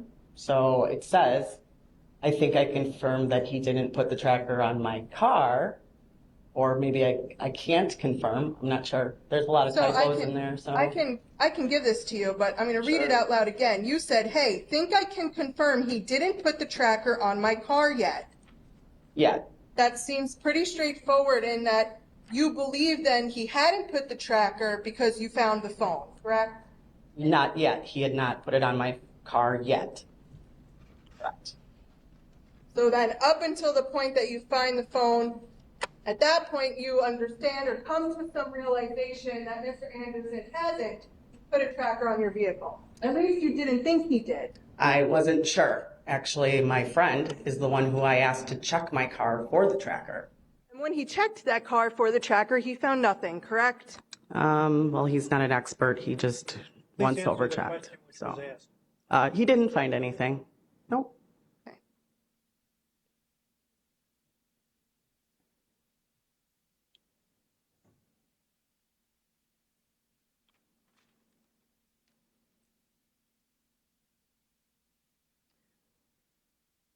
I have your exhibit 207.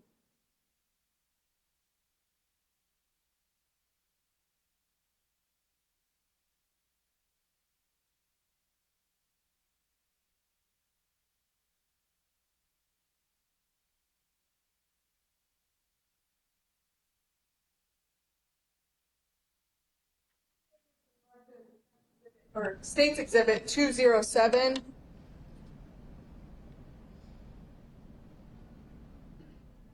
This was a text message string.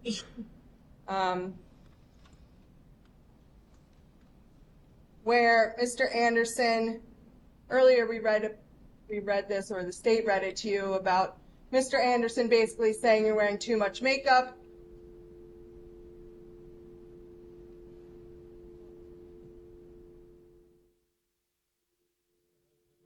Downstairs again?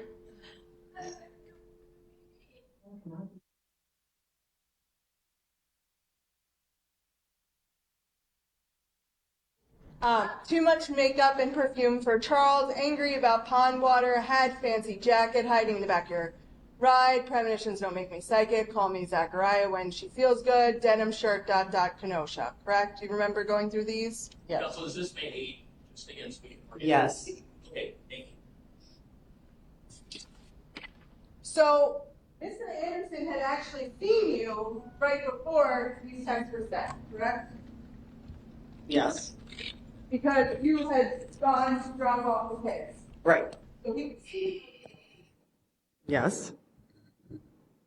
You saw what I was wearing, correct?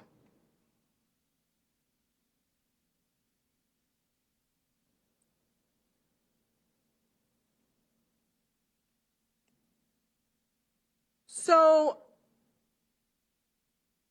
indirect, the state had shown you two phones, one of which was a flip phone, one of which was a smartphone. Remember them? Yes. And you said that when, on May 7th of 2020, you had found the smartphone, the burner phone, and that your daughter had that, correct? Yeah. Around May 7th, around May 8th. Around that time. Yes, she had one of his burner phones, yes. And it was that same phone that your daughter had that you then found under the seat of your son's car seat, correct? Was that same phone? I think so.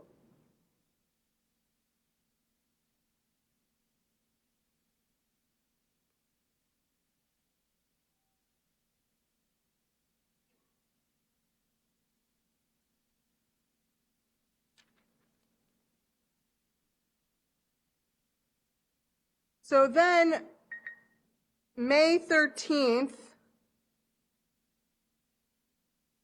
you have a conversation with Mr. Anderson about custody of the kids where he says he's going to try to get custody of the kids, correct?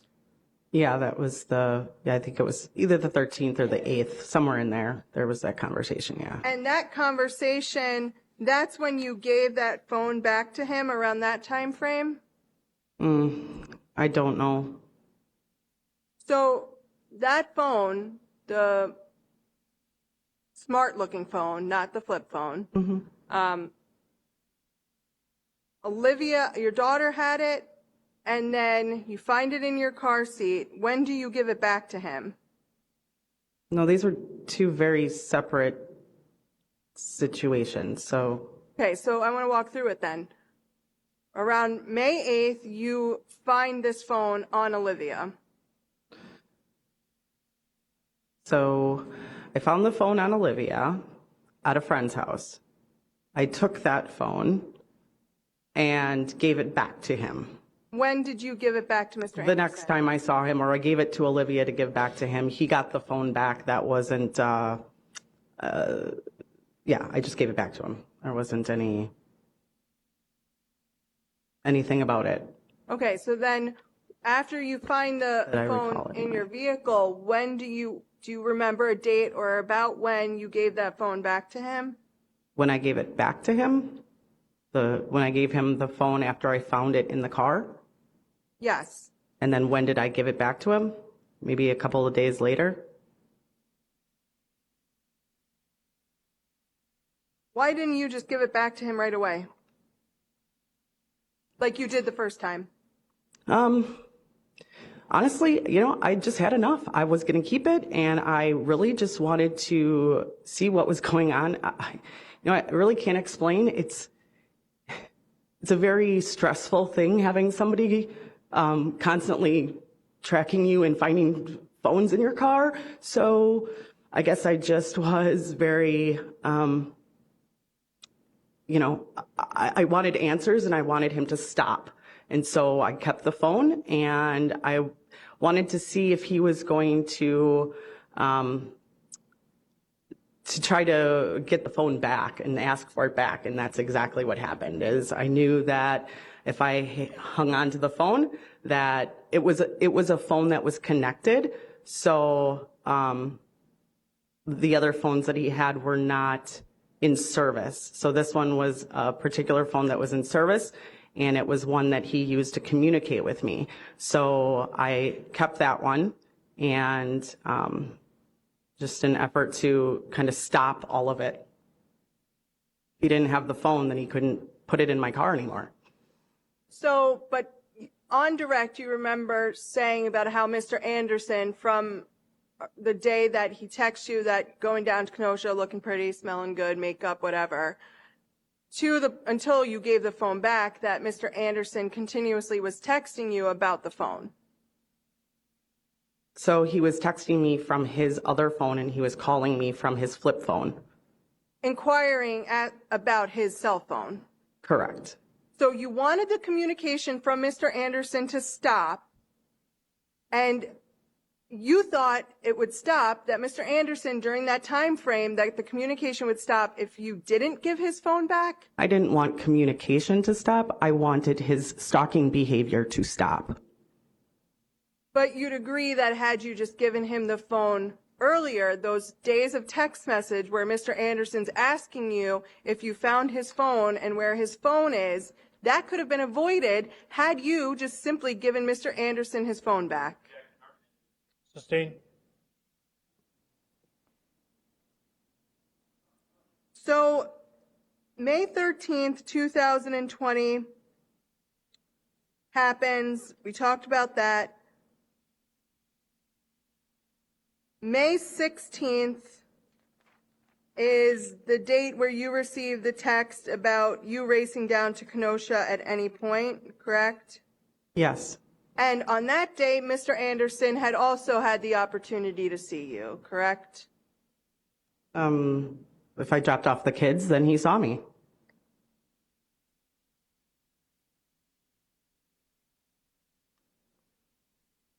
On May 14th, strike that, Rebecca Jekyll, or is that how you say your last name? Yes. Who is that to you? It's my best friend. Okay. And were you conversing with her about things that were bothering you about Mr. Anderson? Yes.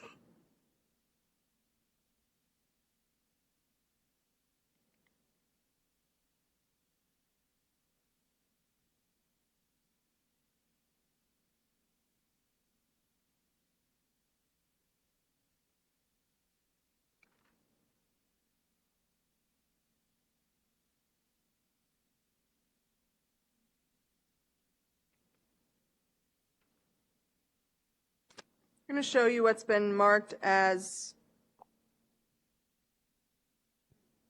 actually, give this to you now, but I'm not going to.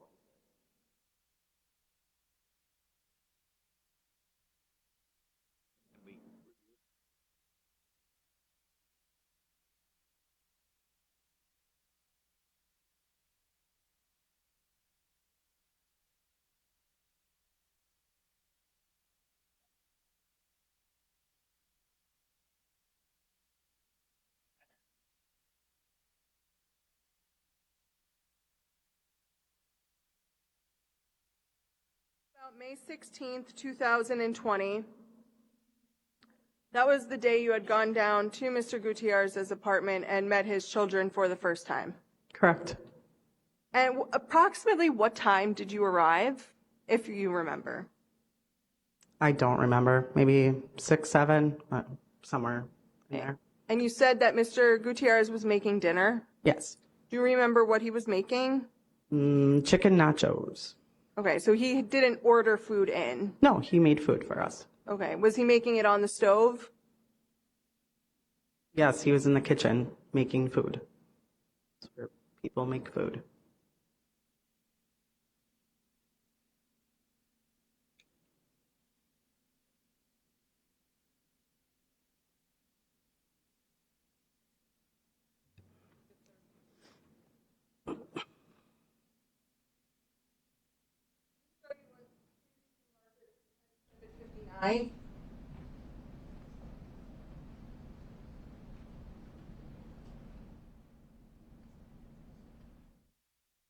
Seeing this on Mr. Gutierrez's stove when you were there on the evening of May 16th, 2020? I don't recall. No, I don't remember seeing that. Because that's where he was making the nachos, right? The parts of the nachos? On the stove? Yeah. And then you said that you then went to Dairy Queen, you did some rock painting with the kids, then watched a movie. What time were you there until? I think I left a little after midnight or maybe before. Probably a little bit before. So maybe, yeah, a little bit before. Because I didn't get home until late. And how long did it take you to get home? It usually takes about an hour, but there was a detour, so it took me a little bit longer. What was this detour? I don't know, there was construction on Highway 20 or Highway whatever it is. Okay. So like 11:30, around there? Somewhere around there. Okay. And when you were leaving, did Mr. Gutierrez tell you whether he had any plans for the rest of the evening? Objection calls for hearsay. Sustained. When you left, what did you observe Mr. Gutierrez doing? The kids were there and they were getting ready to go to bed, or they were just, everybody was still there. Back then, did you know an individual named Mike Campbell? No. Now, do you know who that individual is? Yes. And you've seen what he looks like? Yes. When you were there on May 16th that evening, did you see Mike Campbell there? No.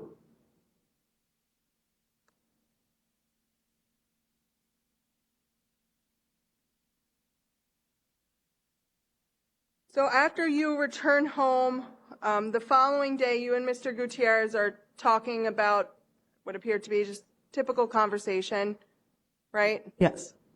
And the conversation that day went into the early evening hours. Yes. And the last text, I'm just going to give you what I've marked as an exhibit.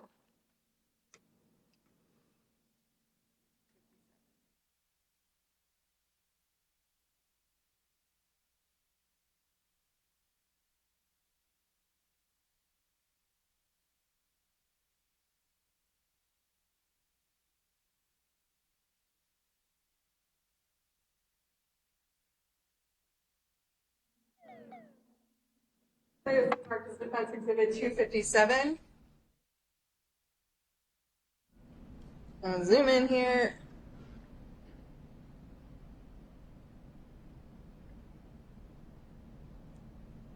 On May 17th, 2020 at 8:33 p.m., you receive a text from Mr. Gutierrez that says, I just dropped off Ava going over to Mike's for a little bit, right? Yes. And then you said, okay, cool. Well, then maybe text me or ring me when you leave there or something, right? Yes. And he says, okay, right? Yes.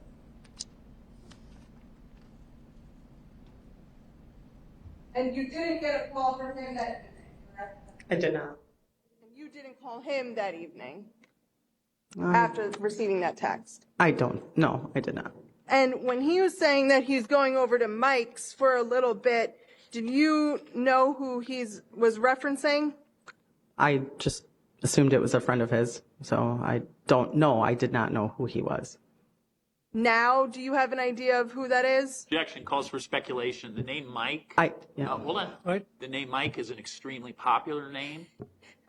Very common name. When I was a school child judge, it was the most common name of my particular age group, which is slightly older than Mr. Gutierrez was last time. All right. Well, For her to speculate about whether we have the right Mike or not is. the objection is sustained. And that's an ideal point which to break for the day. Sure. Now remember, tomorrow we'll start at Probably like 9 o'clock. And don't hold me to it. in spite of the fact that tomorrow, as you know, is National Pie Day. In fact, I think it's International Pie Day. And 314. And if, as it happens, Einstein's birthday. That's quite a coincidence. But anyway, no, we will not have pie here. But we'll do math Jeopardy quiz or something. But anyway, overnight, please don't talk about the case. Read, watch, or listen to any account of the trial, and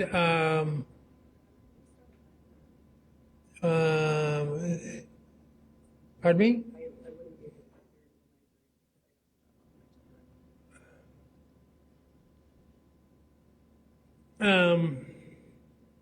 Do you have another witness that you can lead off with tomorrow? She's inquiring if we could start at 9:30. And I don't want to give up the half an hour, but on the other hand, We can start with any. Yes, Judge. We're ready to. all right. We're ready to be flexible. All right, you need to be at 9:30, and we'll start at 9. And I'll tell you what, because it is National Pie Day, even though we're not on the track we hope to be on, and I promised. How many would rather the jury as a whole start at 9:30? That's why pi is such a small number. What's that? I saw two hands for 3:30. Yeah. I saw two hands for 9:30. Anybody else 9:30? Okay, 9 o'clock. And now I saw a third hand. No? Pardon me? And let's go for 9 o'clock and have a witness here at 9, and we'll continue. Enjoy the day, the evening, and see you tomorrow. Please don't read, watch, or listen to any account of the trial, nor discuss it with anyone.